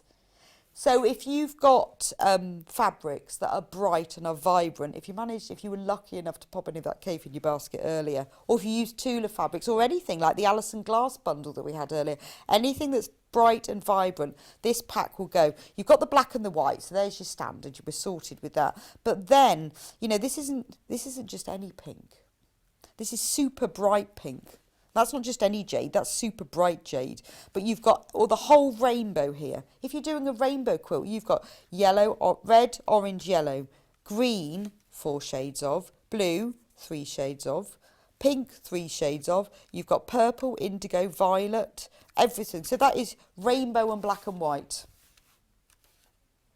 It's 50 weight thread, so that's your normal, obviously, doing your piecing, and you can do your quilting with it. So for 20 reels of Aurifil thread at, well, it says 220 yards. What's that in English? Is that 100 metres? What's 200? 200 metres. 200 metres, and there's 20 reels. It's quite a lot of thread, isn't it? Like 4,000 metres. Lots. So that's a great present for yourself. No, that's a great present for someone else. So if you're watching this and someone you know's just popped out to make a cup of tea, I would get this done for Christmas. Shh, don't say anything. But any sewer would, including me, would love this because it's Aurifil thread, fantastic quality, and in the whole rainbow of things, and it's beautifully packaged as well. So if you don't like wrapping presents, it's done for you there. Right, now we're going to talk about Metler, and I have 2 suitcases with me. Here we go. So this one is the Poly Sheen thread case, and I wasn't joking when I said it's in a suitcase. Now I've got to remember how you do this. Wasn't that difficult, was it? Wasn't that right, so yeah, actually, how do you open this without it? Oh, I thought it was all going to fall apart. I think I've opened it. I'm sure I've opened it wrong. Maybe I haven't. Yeah, I'll take that. Take this bit out. Right. So this is 149.99, which means it takes you above the split play. I can't ever say split play without saying split play. Split pay. When it goes above £149, we will divide it into 3 equal payments of. So what you have to do today is you pay £49.99, and then we send it to you, and then we take £49.99 out next month and £49.99 the month after. We don't send it to you in 3 months' time. We send it to you straight away. So for £49.99 today, you can get this whole case of Metler Poly Sheen thread. Inside this little sandwich, which is used to protect it. So, I mean, thread storage, that's amazing, isn't it? So you could actually keep it like this and they'll all be beautifully in place. For when your friends come around, you want to show off your thread, and you put them all back, and then every time you use one, you replace it with another.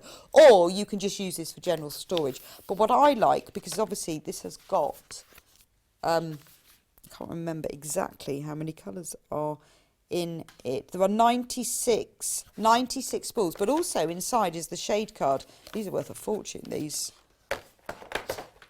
Yeah, these are about £25 on their own. This gives you every shade. So obviously you haven't got all of them, but if you want to look at other shades and you want to see, so this makes it really easy. So if you've got some fabric and you want to match it to the thread, you can just think, right, well, I've got some blue, and then you lay your blue piece of fabric, and then you can easily see what colour goes and which one you've got. But you have got such an amazing choice of threads. And that isn't, I don't know whether you can see, let me open it up again. This isn't printed. This is actually the thread itself wound around. So it is exactly that colour because it is actually real thread. Where is, oh, I can't find you. There we go. Oh, there we go. There we are. It's really hard to find it. But if you see when I do that, yeah, that is the actual thread. It's called Poly Sheen. This one. So it is obviously 100% polyester thread, but it's got a beautiful sheen for it. So it's really good for all generic sewing because it's very strong, because it's polyester, but it has a shine to it as well.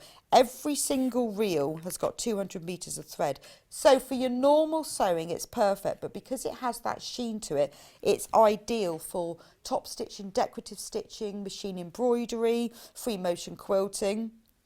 It actually works out as £1.56. per spool, and that's 200 metres of thread for £1.96. And that doesn't include that. That's thinking that the storage box and the shade card comes free, all free. So £1.96. So it might feel like, wow, that's a lot for thread.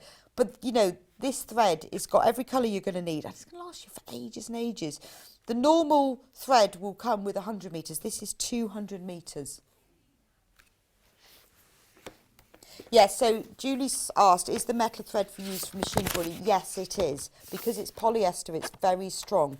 I love machine embroidery, I do quite a lot of it. I went on a machine embroidery course a few years ago and been obsessed with it ever since. Now, there's all sorts of threads you could use for machine embroidery. I always use polyester purely because of its strength, because when I do machine embroidery, I like to sew really, really, really fast. And it goes through it better and it's just stronger. And when I went on the machine embroidery course, that was what I was suggested to me to use. That's not to say you can't use cotton thread or metallic thread or whatever. I always use polyester thread, and I particularly like this because it has a sheen to it. Right, so I'm just going to pop the shade card back inside the sandwich. I'm really worried that they will. I don't think they will actually, because they are pretty much they're held in the foam there. But look at that. And Lynette, does thread age? How long can it be kept? Do you know, I have absolutely no idea. I've had thread for years. And in fact, I've got thread that my grandmother left me, and it still works. So yes, I'm sure it probably does. And if I say it doesn't, someone will tell me that it does. It probably does, but I've never noticed it to age. I still use thread because I've got a big sewing box full of her threads. And I use it because she's got some really odd colours in there. When I need a really odd colour, I use it. And it's fine. It's absolutely fine. So I don't think it does age, but don't quote me on it. But I've used thread that's over 50 years old and it's absolutely fine. They say, does it rot? I mean, I guess if you've got a quilt, I guess after a while it would do. If you had cotton thread and a cotton quilt, I guess it would, but I think it would be quite a long time. So this one, metal thread, again, this is a silk finish cotton. Now, remember I said to you earlier, it is a personal preference whether you like polyester or cotton. A lot of people who are really heirloom stitching and want to match the cotton thread to the cotton fabric like to use a cotton. But what is lovely about this cotton is it's a silk finish. So it has that really soft, and it's not like a sheen, it's not shiny like a polyester sheen. It just has a slight sheen. So it's not matte cotton. It's got a real silk finish to it. It is a beautiful, beautiful thread. The 150 metres on every spool, and there are 96 spools again. So if I just take out one spool, you can see, I'm going to take its little wrapper off, that it is pure cotton, but it does have a sheen to it. So again, this is great. We're going to get into focus. But look, if I turn it round, can you see the sheen on it? It's lovely. This is a really lovely colour. So again, you know, you can use this for normal machine sewing if you need a colour to match. Perfect for the top stitching, for hand sewing if you're doing a plique, if you want to work running stitch. You can even use it for hand embroidery. Obviously, it's not like using stranded cotton. For fine sewing, you can use it.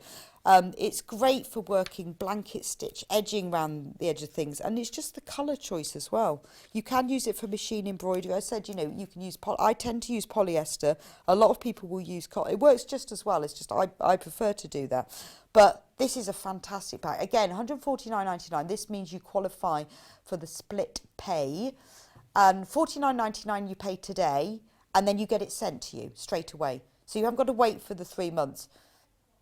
You'll have it paid off by Boxing Day. And then you've got this whole box. So it makes a fantastic gift as well, because you get the storage box, you get the shade card, and the shade card is actual real thread. Real thread. It's so light. It's beautiful. It's a beautiful thread. This is a treat yourself and you won't regret it purchase. No, it's going to take you a long time to run out of these colours, because that is beautiful. And I'm going to squish it. We've had an email from Hilary. Oh, so who's asked for the correct machine needle to use for metallic thread? Well, there is, and we don't have that one here. There is a specific metallic needle that you can buy. There was only so many that we was going to stock. Maybe we'll have to stock some of those. Word to the buyer. We need metallic machine needles. But there is a specific metallic one you can buy, and the reason for that is that the scarf in it is specifically deep so that it holds the metallic thread and stops it breaking. It helps it to go through the fabric. I mean, you can use a universal. You don't have to use a metallic. It will work, but if you do use a metallic, also the eye is slightly bigger, so it helps some of the metallic threads a little bit thicker than others. Anyway, I've got loads of buttons, which we've run out of time, which is a real shame because there's some really nice dog buttons there. Puppy Parade, I like them. Anyway, we'll run those through so you can see, because we've got leather, but we've run away with time because I think I talked about needles for too long. Anyway, after the break, we've got Katharine coming back who's going to talk to us about this lovely book, Sewing for the Absolute Beginner, which is about sewing for the absolute beginner. It's amazing that. Amazing they called it that. And she's going to demonstrate how to do some really lovely oven mitts. So I'll see you in just a couple of minutes. If you'd like to get in touch with us during our live show and send in any messages or any questions, then you can do it on studio@sewingstreet.com. Alternatively, you can message us on our official Facebook page.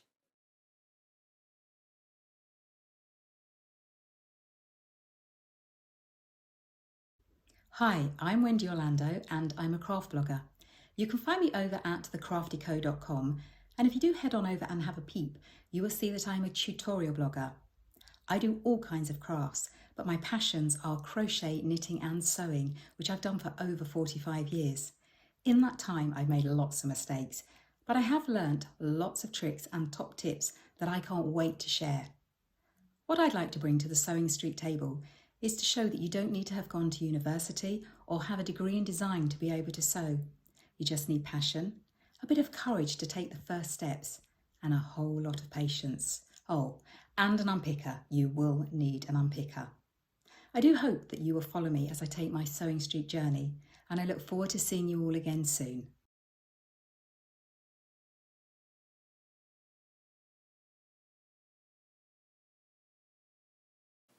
Hi, I'm Debbie Shaw from Sewing Street, and these are my 5 top tips for successful sewing. So, number 1, always use a good quality thread. A good quality thread will keep your seams stronger and also help to prevent lint building up inside your sewing machine.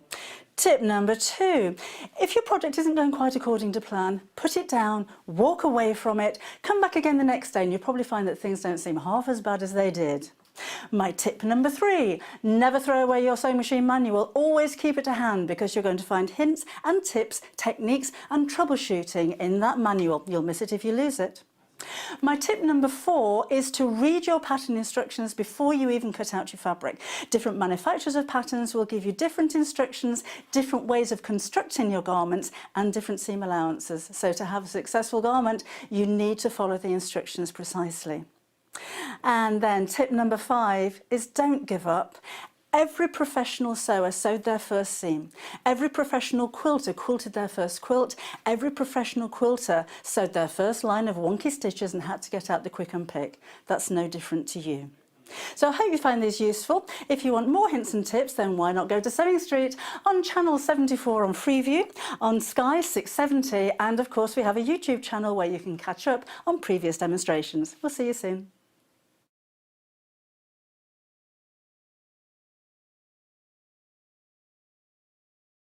If you'd like to get in touch with us during our live show and send in any messages or any questions, then you can do it on studio@sewingstreet.com.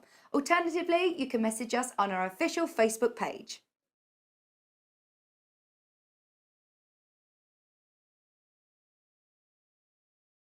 Hi there, my name's Alison Marion and I'm thrilled to be joining the Sewing Street family.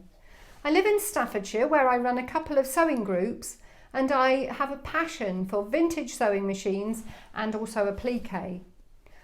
I've stitched in some form for as long as I can remember, but I absolutely love teaching and helping people stretch their skills and hopefully demystifying some of the techniques that can be quite daunting for beginners.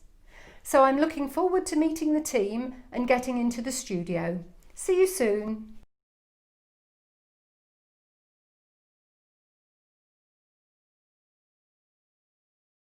Did you know that if you shop with Sewing Street, you're only going to pay one lot of postage all day? That's one payment of £3.95, no matter what you're buying. And you can check out as many times as you like without having to pay another delivery charge. So shop online at www.sewingstreet.com, or you can order via our call centre, which is 0800 001 4433.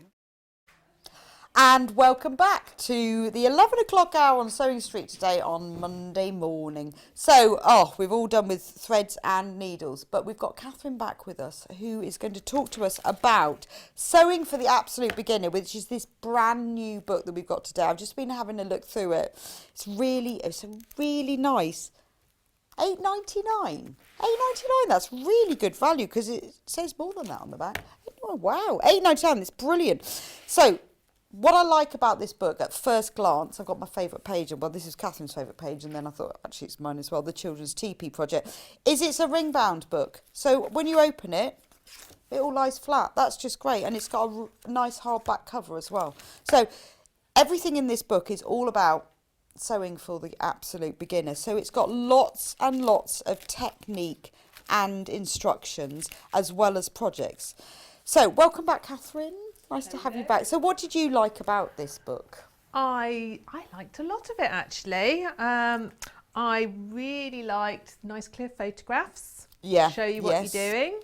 Nice clear explanations of things. Didn't assume anything. It really is. It the absolute beginner? Yeah, I think so. Okay. Because so often you read sewing books and they assume that you already know. And if you are starting out, actually there's loads that you don't know, and then you feel silly if it's not mentioned, or you think, I don't know how to do that, and it puts you off. So, lots of like little boxes that gave you sort of tips on basic things. I'm going to flick through and so like here it tells you just about your metric and imperial and not to mix them up. And there's a section on your grain of your fabric and how to lay out, or on this page, page 10, finding the right side and the wrong side of your fabric, which when you've done it a lot, you just know and you assume it, don't you? Yeah. But when you're starting out, actually, you don't. Well, it's got like the sewing machine basics. So what should you be looking for? So if you want to buy a sewing machine, where do you start? What should you be looking for? But, obviously, I've been sewing for years and I read it through. I learnt loads. So even though it really is for the absolute beginner, you can always learn. Yeah, there's great. It's a great gift for somebody, isn't it? Who wants to start sewing.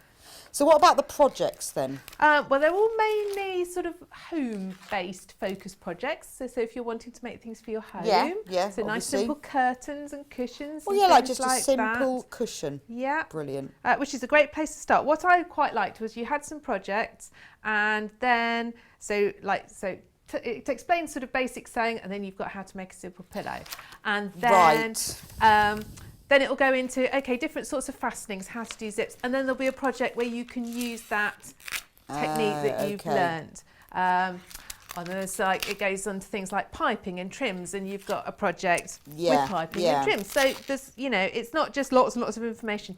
You can actually use that information to then make a nice thing for your home. I mean, it's like tablecloth, how to make a tablecloth. That's so simple, isn't it? It is. But most people, how do you make a good tablecloth? How do you measure? Absolutely. And it tells you how to measure it to how get to it do right. your hems. It shows you different ways to do a hem.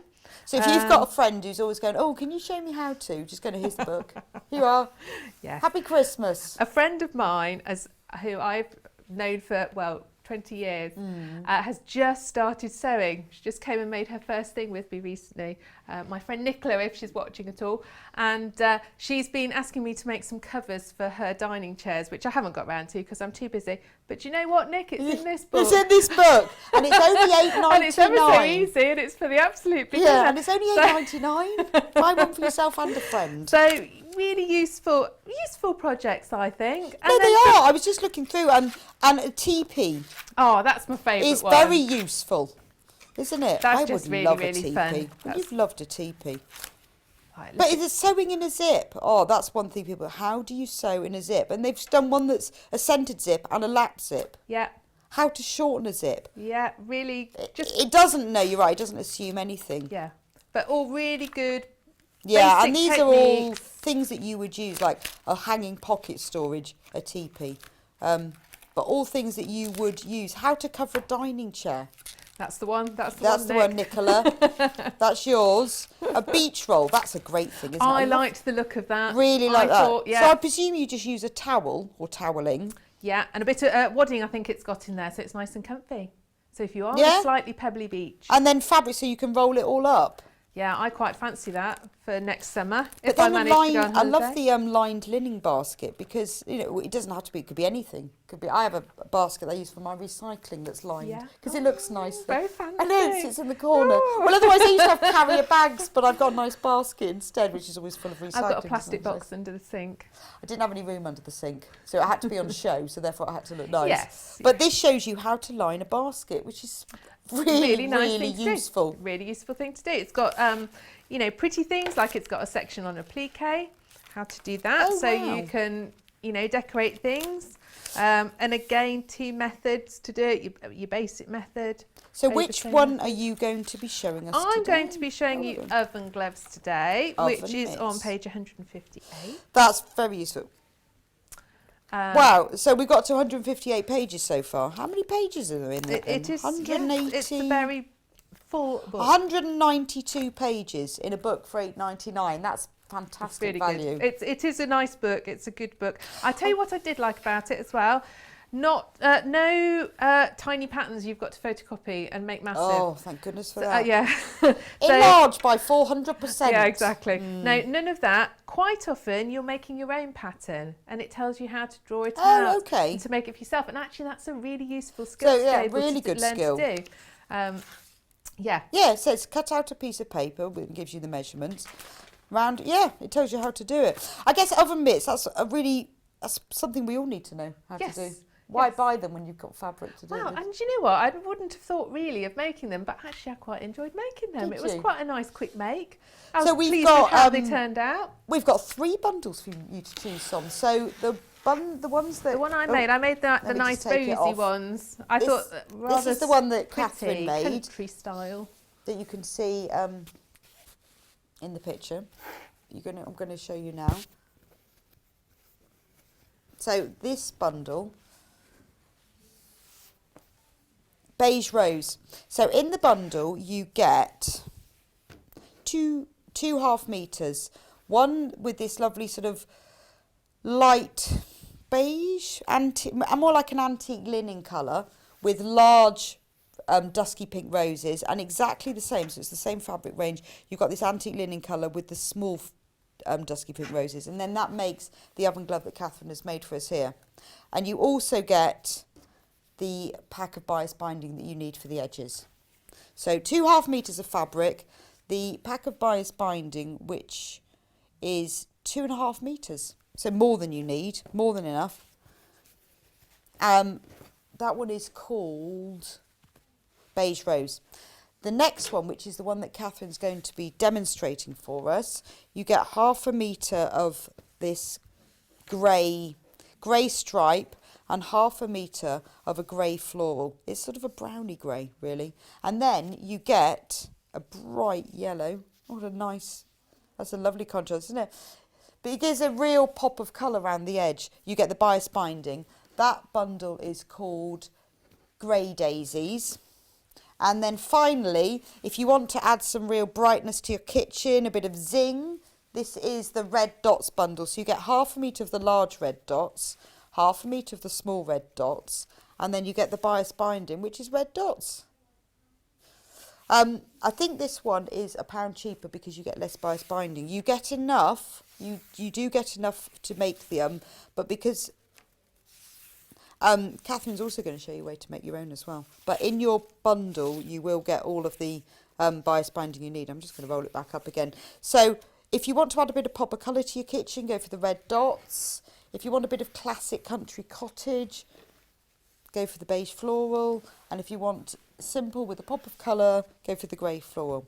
Anyway, there we go. So where do we start, Katharine? Where do we start? We start by drawing out our mitten pattern. Which explains in the book. It explains it in the book. It's 7 by 10 inches or 18 by 25 centimetres. And then you use a plate to round off the corners. Oh, easy. Easy. So I'm going to cut. You cut. Now, actually, there was a slight error. it says to cut 4 pieces of these in the main fabric, and you don't. You need 2 of one colour and 2 of the other. So I suppose it's 4 in total, isn't it? But well, one is to line, so I suppose it wouldn't matter, would it, Yeah. which one you did? But one is to. so we'll One's just, for the outer and one's for the lining. that's right. You need to cut the same shape in your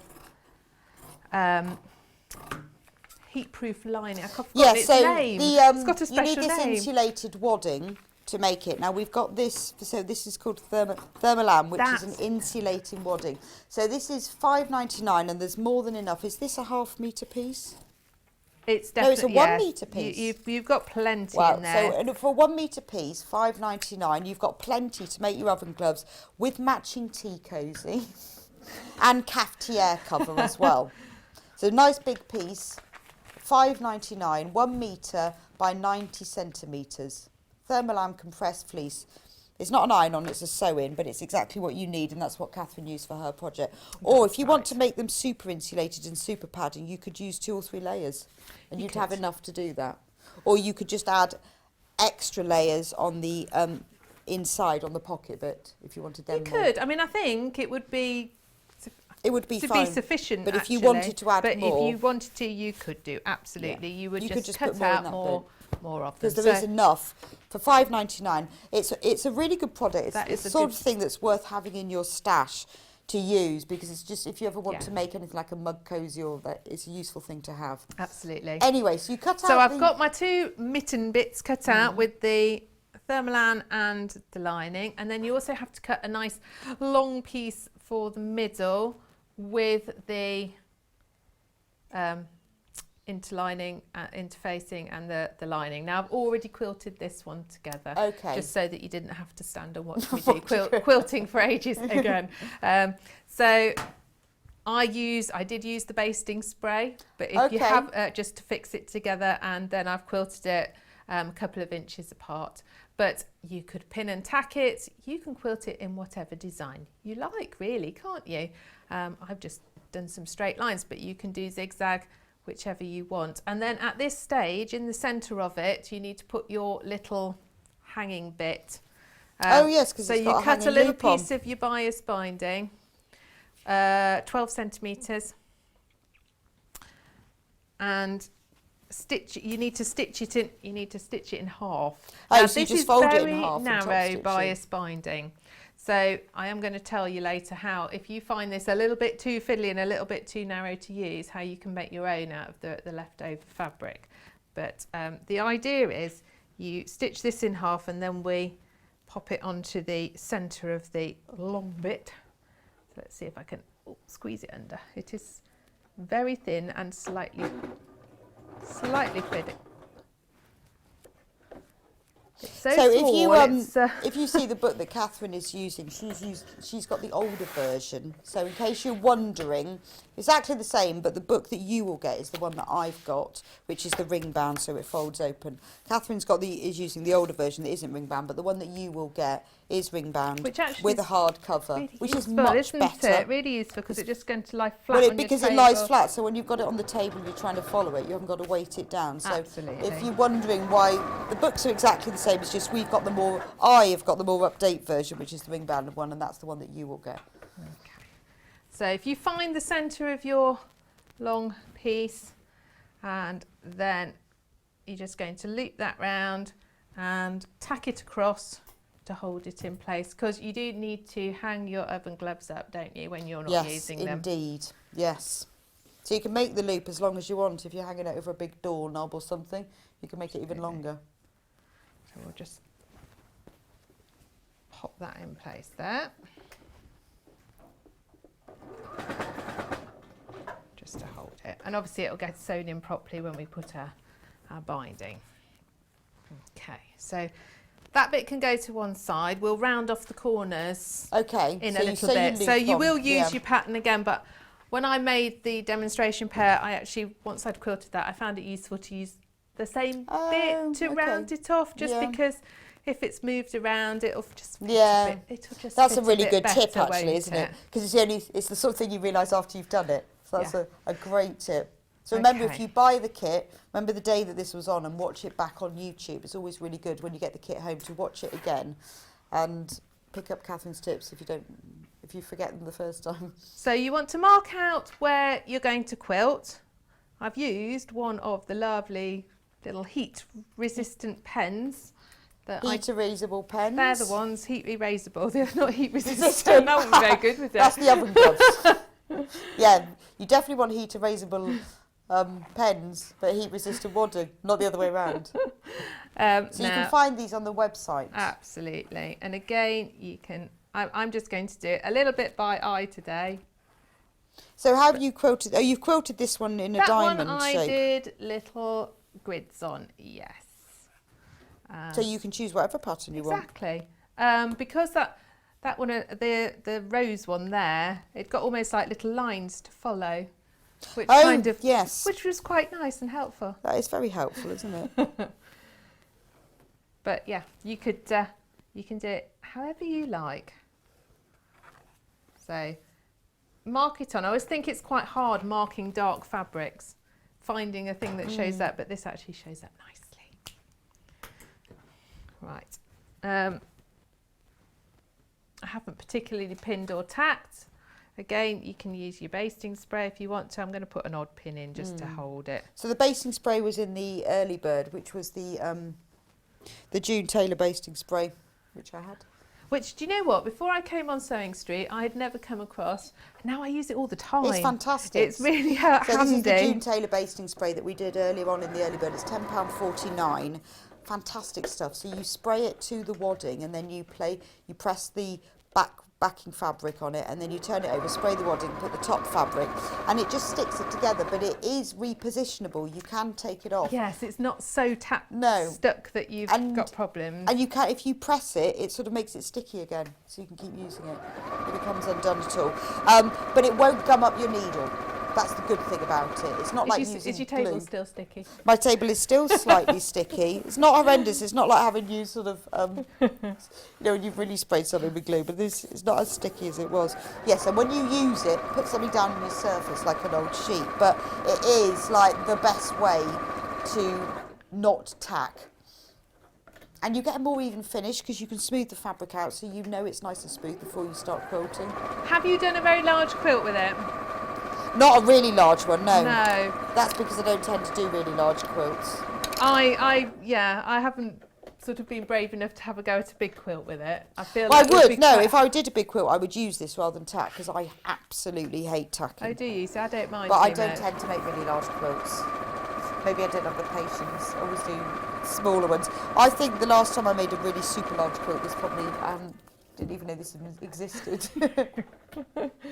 But I think that's what I would use it for as well, because it would, all that tacking is really hard when it Well, gets bigger, it can isn't it? be, can't it? Yeah. I have just done a reasonable size quilt, but I've sent it off to be quilted because I just can't face. I've done that. I can't face tacking it together, so I've sent it off to be long arm quilted. I'm so excited. Can't wait to get it back. I've never had something long arm quilted before, so I can't wait. Now I've used a slightly contrasting colour on my thread for quilting, just because I thought you can see it better on that side. A slight yellowy colour, because I thought it would then match that's the quite nice, light isn't yellow it? bias binding. I know. I think the problem is we often think, we should do the quilting in a matching colour, but it's nice to use something. I like a contrast, so I did a pink on that one. Yeah, no, it's so lovely would, because it would really show up. Yeah, it really shows up. But you don't have to. It's obviously personal taste, but be brave. Absolutely. Quilt Go for another it. colour. Have fun with it. Go with it. Okay, let's get a few of those ends off. Now, so when you've done this part, you're going to bind, when you've quilted the mitt part, you're going to bind this top edge. You can see mine's moved a little bit. I'm going to trim it up and neaten it up, just so it looks a bit nicer. And we're going to bind this edge.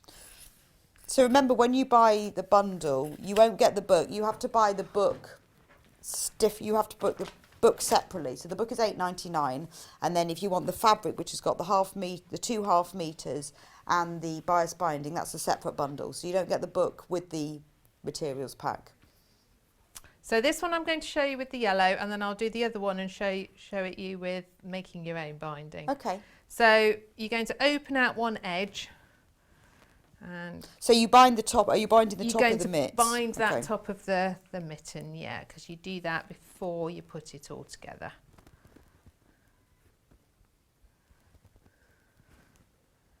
There we go.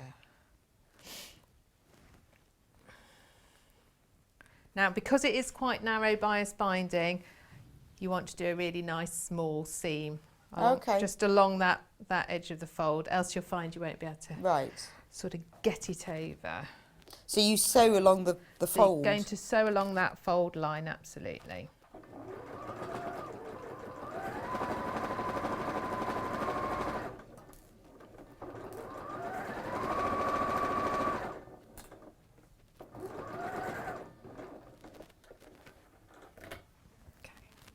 And then you can see that this, well, you can see it is really quite a squeeze with this binding.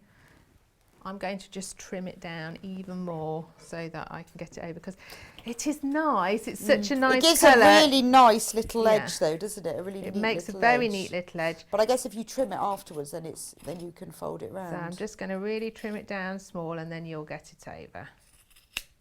Okay. Like that. Little pop of yellow. It looks lovely with the grey. I really like that. Well, it does. It's a nice combination, isn't it? Just going to put a pin or two in to hold it. Now, in the book, she suggests that you slip stitch this by hand to make it neat. Yeah.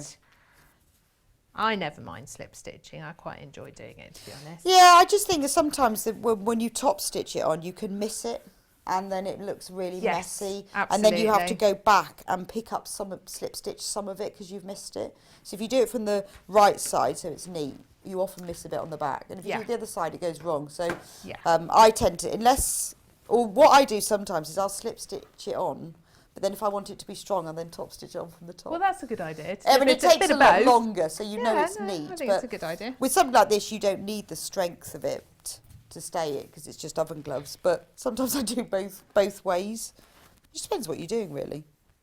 Right, we'll just quickly put a bit of quilting on this, and then I'll show you how to do that at the bias. Okay. If you are a beginner and at this look, the yellow just looks a little bit fiddly, there is definitely enough fabric in the pack to make your own bias binding, because there was quite a bit of fabric left over.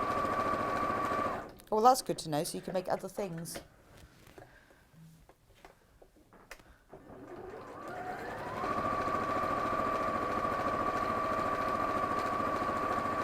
And it's actually really useful to be able to make your own bias binding, isn't it? Yes, and I imagine this book shows you how to as well. Can't imagine it doesn't. Let's have a look.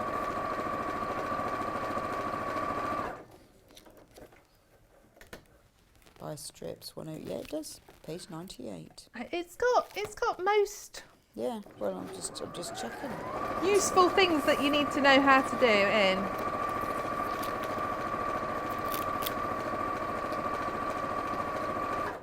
And I did think it's very nicely photographed, nice big clear pictures in it. Yeah, so it says using bought bias binding, how to do that, how to stitch it around a corner, how to use a bias tape maker, and how to make your own binding. That's brilliant. So you've got like 6 pages all dedicated to bias binding. So, which is fantastic. So that's great. So you show us here how to use it, and then it's all reinforced in the book as well. This is a brilliant book. Yeah, it even tells you how to cut the strips on the bias and how to join them together and how to sew it on. It leaves nothing out. No, it doesn't. I mean, I think, really you know, does- because bias binding is a really important thing, and the fact that it dedicates It's useful for such a lot of 2, things, 3, isn't 4, it? 5, 6, 8 pages to it. I use it a lot in dressmaking, actually. Yes, Because yeah, I I often do. don't like putting facings in, so I'll do a bound neckline and a bound armhole and things instead. Well, you get a neater finish, and also it means you can either use it from the same fabric, so it really doesn't show up. But if you really want a contrast, I like contrast, yes. But sometimes if you don't want one, it's great as well. Yes. Right, so there we go. Quick quilt of that one. And we've got the nice nifty bias binding maker here, which I do think is quite a useful thing to have in your sewing kit. It is. Well, I was saying I had this on it the other week, and I said, you know how long I've been sewing, and I had never used one. And the reason I'd never used one is because I said, this is such a simple tool, it's probably a load of rubbish. And that is why I'd never bought one. So I thought, shall I be honest about this? Or no, I'll be honest about it. And then I used it, and they're amazing. Oh my God. And I thought, I cannot believe that I've never used one. You don't have to have one, you can just do it with your iron. I know, but I've been doing it all these years they're really myself. handy. Yeah, they're really handy. For a very small outlay, to have a little bias binding maker in your kit is a good idea. So the one that we've got there is the large bias tape maker called 25 mil. So it makes, which is an inch, it makes an inch of single fold, but it'll be half an inch once you've double folded it. Yes, so you have to remember I that. have cut a piece 2 inches to feed through. So yes, double what you want it to be. And you feed it through this end, which little bit fiddly, this is why I did it in advance, because it did take me a few minutes. You start to feed it through. When you can see it here, if you get a pin, you can push it along and then it will start to come out the other end. It's a fantastic thing. And then once you've got it going, you're fine, aren't you? And you literally iron and pull your bias binding tool along at the same time. But I've always made my binding where I've folded it over to the centre and the centre, because I thought, well, they're just such simple things. I know, they're just fantastic. But it and you can get them in all different sizes as well. You can. But this is the perfect one, the large one. This is perfect for so this. for making it a little bit half bigger. an inch binding, so you can see coming out the other end, beautifully folded and pressed. It's just fab, isn't it? It's just quite fun to do, really. Only need a little bit to do the edge and it's still going. So you should do it really with all your sort of fabric leftover strips. You should just make bias binding. Do you know what? That is such a good idea, because then you'd have it all ready for your quilts and all your projects, and you would save so much on scraps. I'm always, trying to use up my scraps and not throw away if I can help it. Yeah. That's such a good idea. An afternoon of bias binding. And then just wind it all up. But there's even a bit in this book about how to use a bias tape maker. I heard what you said earlier about joining all your bits to do multicoloured bound quilts. I do that. I do, just because I can never decide what rainbow colour. ends, yeah. And because not much of the binding shows up, I think then you just get little flashes, don't you? Yeah, really like doing that. Okay, so you can see we've got our homemade tape. Beautiful. And you've used the other colour. I've used the other colour. Well, you'll see obviously a bit on that side, but I've done it that way so you can see it on the screen nicely. Right. I'm going to cut it slightly wider because then you can just trim it off at the end. Okay, and we'll pin this one on. And so this one. Amanda and Mabel have asked if they need the book. Well, to make the oven gloves, yes, you do need the book. Amanda and Mabel, they come sewing with me as well. Do they? Hello. So you tell Amanda and Mabel, yes. It is, it's a good book. And I'm quite fussy about these things. So you do need the book. Okay, so I'm going to sew along my fold again. A bit easier this time because it's not quite as narrow.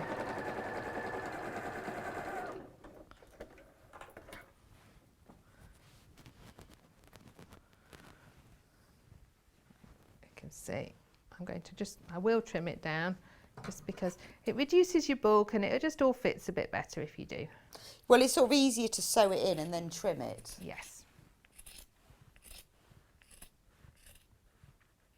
So if you trim it down by half, then you should find that goes over really nice and neatly. Oh, that looks good, doesn't it? That's really neat. That's lovely. Yes, really nice and neat. But it's great. So you can try using ready-made. You can have a go at making your own. And because the book explains both, by the time you've finished it, you'll be a bias binding expert. Absolutely. Okay. You can pretend that I've done all that slip stitching. Okay. So our oven mitts are going to go on like this. So at this point, when I'd pinned it on, I then I then rounded off the corners of the base. Ah, okay. Does it? Yeah. I suppose did you say the instructions tell I you think the the other way? instructions tell you to do it with your paper pattern, but I just felt, look, you see here when I put it together, it's moved a little bit, and it's not quite. It won't be exactly the same as the pattern. So I felt I was probably going to end up trimming it anyway. Yeah. So yeah, exactly. So. Oh, these are great. It's great tips, though, isn't it? It's nice to just learn. Slightly different. You know what? There's so many ways of doing things, aren't there? Well, and I quite know, often there isn't a right and a wrong. And you need to use books and instructions as guidance. You need to do the way that you're comfortable with things. Well, the way that you've always done it, or the level of skill you're at. There isn't a right and a wrong way. It's what you want. As long as you end up with a pair of oven gloves. These are very smart combination of colours, actually, aren't they? Yeah, I really like these. Okay. Really lovely. Really. It's nice to have the stripe and the floral.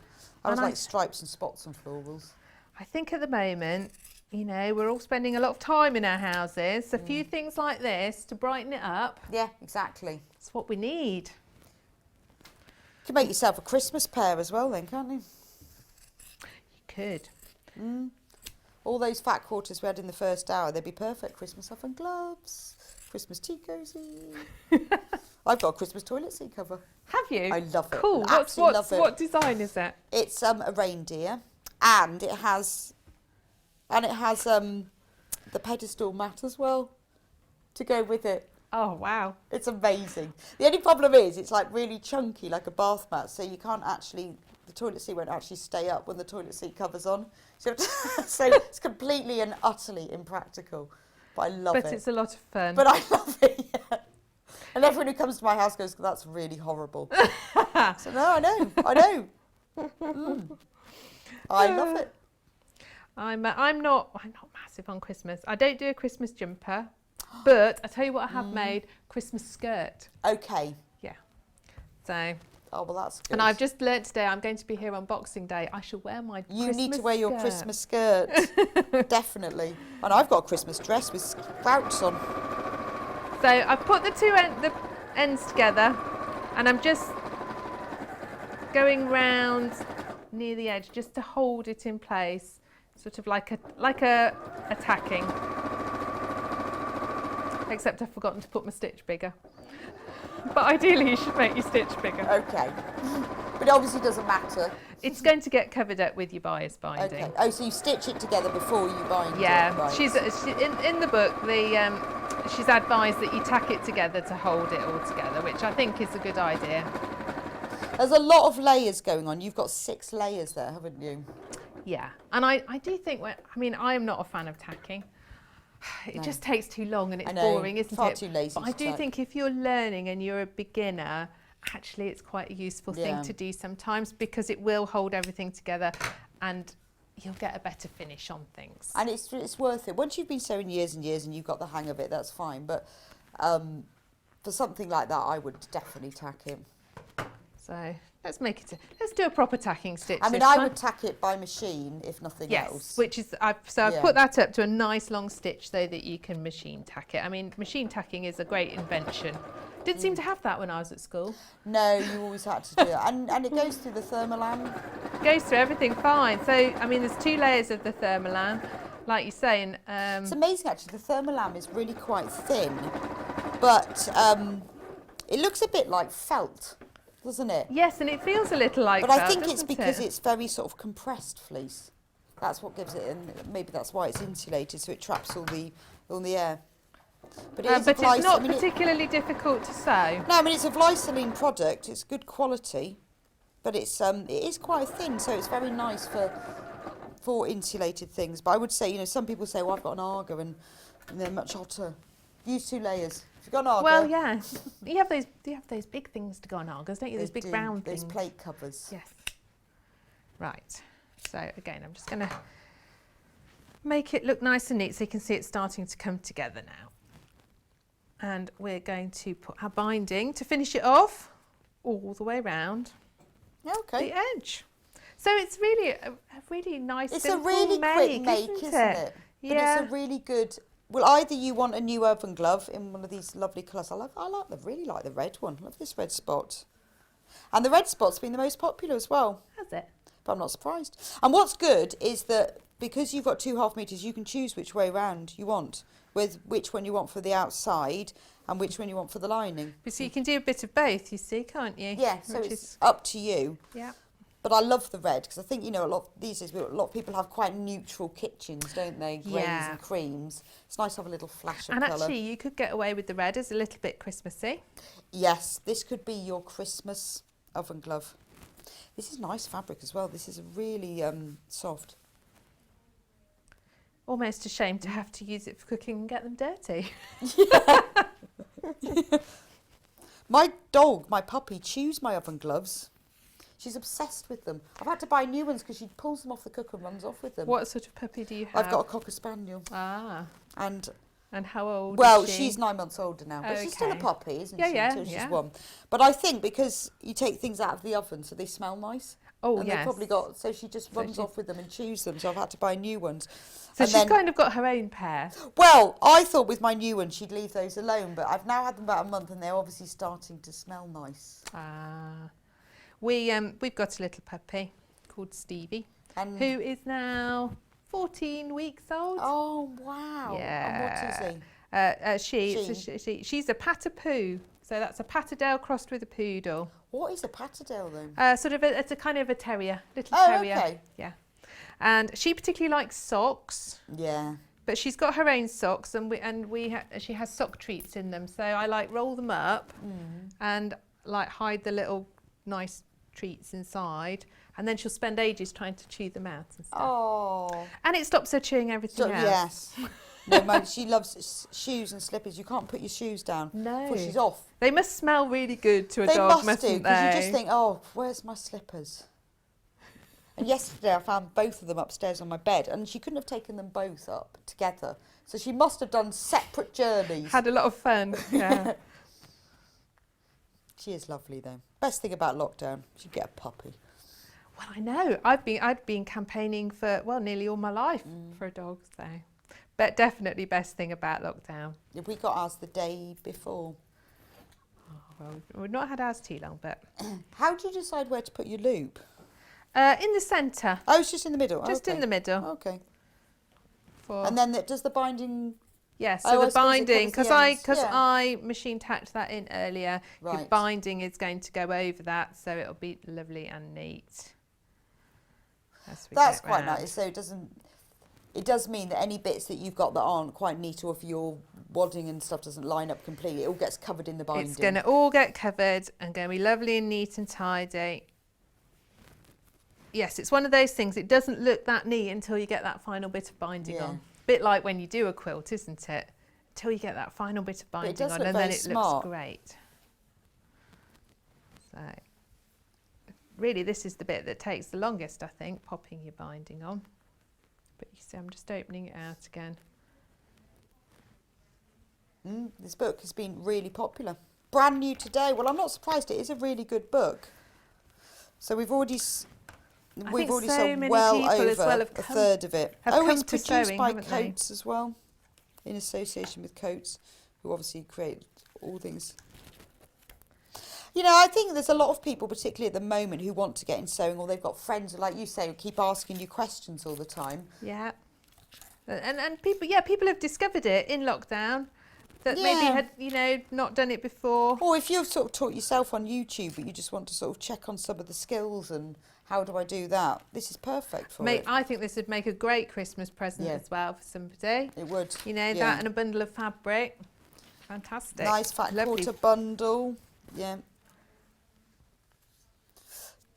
Yeah, those autumn bundles we did earlier would be brilliant for this, wouldn't it? Oh, make an autumn. I like the peg bag. It's like a little kimono, like a crossover dress. It is, yeah. There's some really nice designs in there. There's something for everybody in that book. And so you can, Well, the same lots of people nice go, oh, I'd little love to sew, but projects. I can't. You go, you can actually. It's just practice. Yes, it is. That's all it is. It's It just is practice. just practice. You know. It's not I like had some lovely young girls come for a birthday party actually at the weekend, a sewing birthday party. that's a really good idea, which is isn't it? really nice. And what, one of them, bless her, she was obviously a little bit of a perfectionist. And I said to her, but so you first go on a sewing machine. And it takes a bit of practice. If I gave you a musical instrument that you'd never played Well, I before, know, you it's couldn't weird, do it, you'd isn't have it? to People practice, always wouldn't think, you? you know, why should you know from the beginning? You know, the only way you learn to sew is practice. And the more you do it... It's a skill, like everything. And the sort of projects that you've got in this book are all small projects. So the things you'll use, these are the great things to practice on as well. They are, because they're not going to take you ages. You can get them done. You can feel a real sense of And achievement you go, that's from my doing first it. ever oven gloves, look. First ones that I ever made. And that's just a really nice thing to have, and it's something that you can share and then teach to other people. But it is only practice. It's like if I'm quilting or something and I've got to do the same thing, I'm making 14 blocks, I've got to do it 14 times. By number 10, I'm brilliant. Yes. 14, I've cracked it. But how many times do you sit down and make 14 pairs of oven gloves? Not very often. No. But my first block is not great. Number 10, fantastic. Yeah. Your second thing is always better than your first. And if you do it 14 times, it's even better. And you get really good at quick ways of doing it. But it is practice. And there's a lot of stuff in here you'd actually want to make. Okay, so I've pinned it all the way around and I'm just stitching around again with a narrow seam. You see, this is what I do, I bet, Rebecca, is you have it on your tacking stitch and then you forget it's on the tacking stitch. Every single time. And then you forget. And I have sewn whole seams on stitch length 6. I nearly always do it when I'm putting sleeves in. I'll machine tack it. Yes. Or I'll have done my ease stitching, my gathering with the big one, then forget. It's really annoying, isn't it? It's And then really I think I'm annoying. going to reset it Every before I time. leave the machine. Every time. There we go. We'll put it back on the right one now.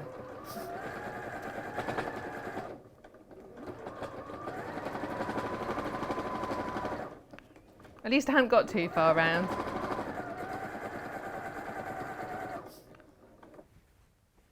I'm just going to double check. I've still got plenty on my bobbin as well. My machine does beep at me if I run out, but Oh, what that's it doesn't, quite fancy. But what it doesn't do is if there's thread beneath, it doesn't. So because you know how you're never supposed to have more than one colour on a bobbin. 'Cause it doesn't work. I don't ever do that. I always have more than one colour. You're supposed to start from the beginning to get a better tension on it. Well, I never do that. So if I've got green on, I put blue. It doesn't beep if there's still thread left. No. But it will beep at me, and it won't sew anymore either. It just won't. It just stops. Yeah. But you have to actually have a completely empty bobbin. And you are supposed to start with an empty bobbin. Well, I do tend to Do start. you? Yeah, I do actually. I don't That's know. one of the very few good habits I That's have. a really good habit. I must. But the problem is that I need more bobbins because otherwise I'd have You to always take, need more, don't you? Well, I'd have to take the thread off that's there already, which I don't really want to do. No, you just have to have lots Maybe I need of more bobbins. bobbins because it is really nice because it won't. My machine just will not carry on sewing if I run out. So. Yeah, I know. You need like 50 bobbins, I reckon. You do. You need lots. And I think I have 10. Right, next purchase, bobbins. There you go. Christmas list. Lots of bobbins. Just lots and lots of bobbins. Pre-wound, preferably. You can buy pre-wound bobbins, actually, can't you? You can. You have to be a little bit careful about the quality of the thread on them. Oh, okay. It depends where you get them from. Right. That's We all need- I'm going to say. Okay, so we need to sell pre-wound quality bobbins in black and white. Because that'll do me. the quality of your thread does make a difference to sewing. Yes, absolutely. It really well, we does. just talked about that in great detail, massive detail, because the cheap thread does bobble And sometimes it snaps. and snap. Yeah. Yeah. And then you get this great lump of thread coming behind the needle.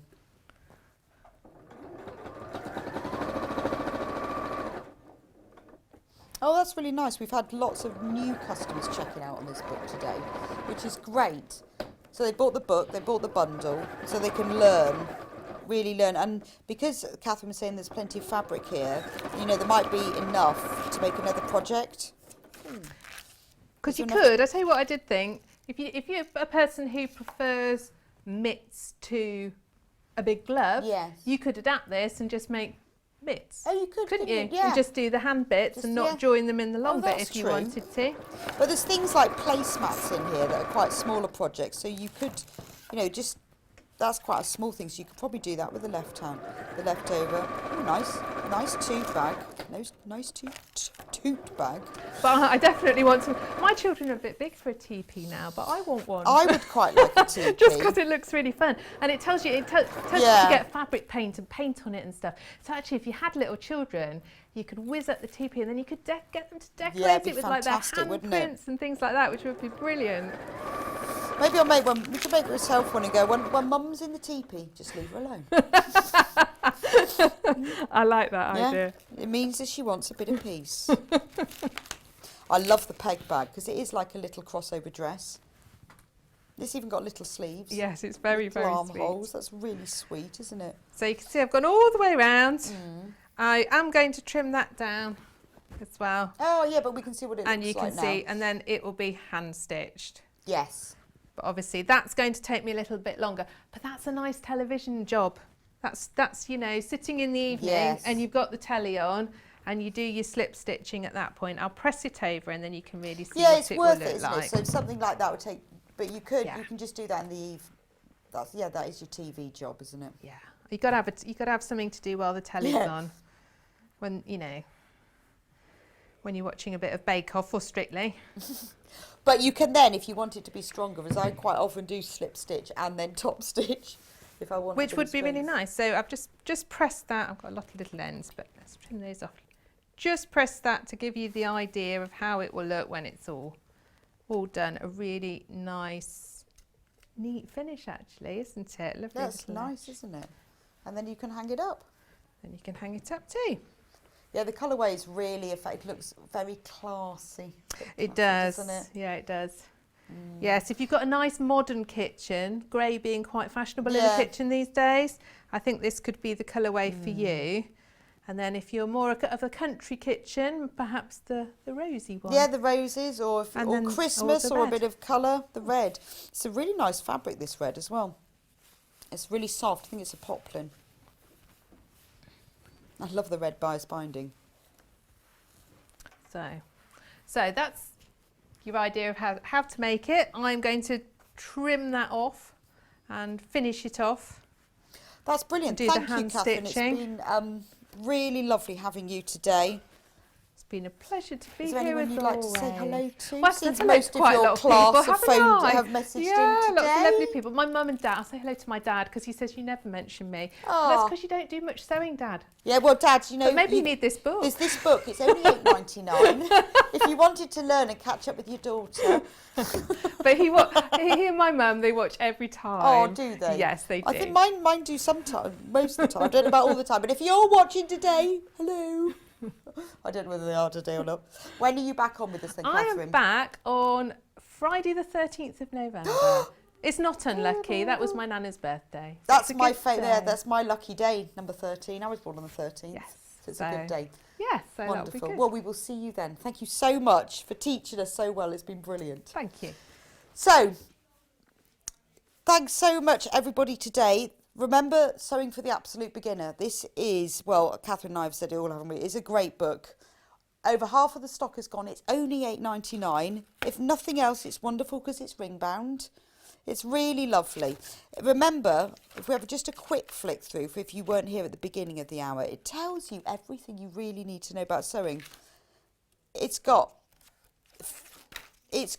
fabric know-how, equipment, tells you about hand stitches, but you know, not embroidery stitches, actually how to do the stitches you need, like tacking, a running stitch, a back stitch, a slip stitch. I need to move it. There we go. That's better. You can see it now. You know, what is the bits of a sewing machine and what do they do? Because there's the sort of thing you sort of feel when you begin stitching that you should know that and don't always want to ask. But why should you know that? It's not a born with knowledge. The only reason anyone knows how to stitch is because they've done it and someone's taught them. But this book it really will explains things like stitch length and what the different feet do. You know, because Katharine and I were talking earlier about long stitches and short stitches. Well, you know, tension.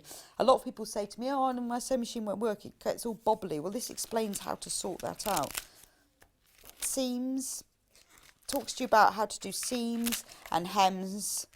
So it's all the basic stuff. But isn't it nice? You can lay it on your table. It's a really good proper hardback as well. It's not flimsy. So, I mean, I'm amazed that we've managed to get it at £8.99 because it's really good value.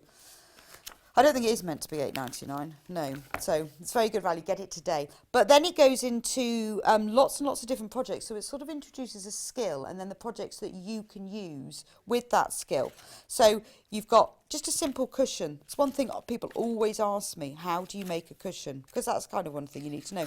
Table runners, how to do a table run with the shape. Tab top curtains. You know, this is much easier, a tab top curtain, to do than a gathered curtain with curtain tape. But if you know you're just starting out, this is an unlined one. If you just want to make a simple window covering, a tab top curtain is brilliant. It tells you how to measure your windows and how to do it really simply, and how to make them up all the way through. So if you go all the way through, so we were talking earlier, so the zips, there's a whole section on zips. This is something that often scares people. Oh, I can't put in a zip, that's too difficult. Can't do zips. But look, it tells you how to do it. And there's different sorts of zips. You have centered zips, you have lapped zips. And then it tells you projects using a zip as well. So we've got duvet cover, cubes. I think there's some such love. I like that roll up. That's really nice. So it's like a blind, but you can put it on a door. So you put that on your back door so people can't look in, or the dog can't look out, whichever. But that's I think we will end up probably doing quite a lot of projects from this, because it's a really lovely home book. So I would get your hands on it now, have a go. And then when we do anything else, you'll be able to see how to do it. Look, this roll-up blind even shows you how to attach the Velcro to the window so that you just stick it in place. That's such a useful skill, because I know that's on a door window, but that could be used on any size window, because it does explain how to measure as well. And that's really effective. That's actually very achievable for a beginner. But I think a lot of beginners would think, I can't make a blind. But I think you could. Children's teepee. We all want a teepee. I want a teepee. Oh, look. It even comes with a little storage bag, so you can keep your teepee in there. That's fab, isn't it? Pocket storage. Again, this is what we were just talking about, bias binding. How to do bias binding from the beginning. How to use bought bias binding. How to put a corner on. How to cut bias strips. And how to use a bias tape maker that I've never used before, but in the last 2 weeks been revolutionised. How to cut bias binding on the bias. Because the way that fabric is woven, you have the warp and the weft. But if you cut, which one's horizontal, one's vertical. But if you cut diagonally across that, that's on the bias. So it's basically diagonally across, and there's more stretch. So if you're binding something that goes around a neckline or an armhole, or you know the curve of something, you need something that's stretchy, and that's how this works. So you think, why am I doing this? But it also tells you a really good way of cutting bias binding continuously from a piece of fabric, so you end up with a long length. That's a really super good skill, and even a lot of expert people won't know that one. So I don't think you need, it's not, I mean, it is aimed at the beginner, because it is called Sewing for the Absolute Beginner, but there are lots of little tips in here when you go through that are really useful. It talks about piping. That's a lovely finishing touch. You can add things if you want to pipe cushions or bags. It makes it look really professional, but it goes through it step by step. It holds your hand as you walk through one thing. It tells you how to do it. How to join piping. That's a really tricky thing if you've never done it before, but because it's done with photographs, it makes sense. And they're really clear. They've really thought it through.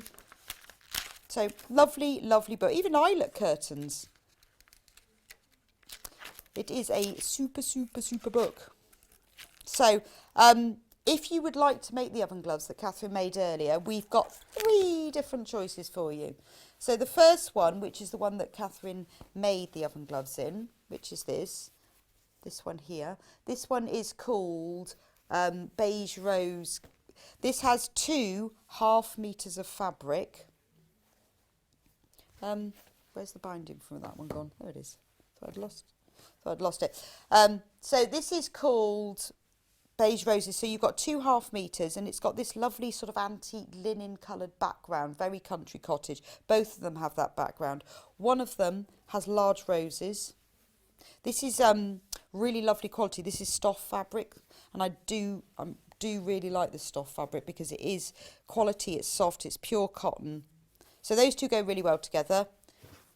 And also with that you get the pack of bias binding to do the edges. We've also got this bundle, which is the one that Katharine did her demo in, and this is called grey daisies, and in this one you get a grey stripe, 1/2 metre, and a grey daisy that matches together, and you get this fun, zingy, cool, zingy yellow daffodil binding. And then finally, for your this is the most popular, so this is your I want to splash a colour in my kitchen or it's Christmas. And you get 1/2 metre of the small red spot, 1/2 metre of the large red spot, and then enough of the red spot bias binding. And remember, in order to make the oven gloves, you need some wadding, and it's best to use an insulated wadding, obviously, because you don't want to burn your hands. So you need insulated wadding. That's the best thing to use. So this is the product use. You can use normal wadding, obviously, but it won't be as good as the insulated wadding. You get 1 metre by 90 centimetres for just £5.99. You'll have plenty left over and really good for things like tea cosies, oven gloves, cafetiere cosies, anything you want to insulate like placemats, table mats, something where you want to put pots on the table. So very specialist project. So, oh wow, look at the time. I think we are done for the day. But there is always tomorrow, never fear. 8 o'clock, obviously John Scott's back on tomorrow. Yay! We've got the Sizzle Quilt book launch. At 9 o'clock, we've got the Shashko panels with Cara, who is a Shashko advert. You'll love her. 10 o'clock, Stuck Up Your Sewing Room. At 11 o'clock, Cara's back on Pyjama Bag. Thank you so much, everyone, for today, and congratulations to everyone who's managed to check out. I will be back with you a week today, so next Monday. But thanks for joining us, and thanks to Katharine. Bye-bye.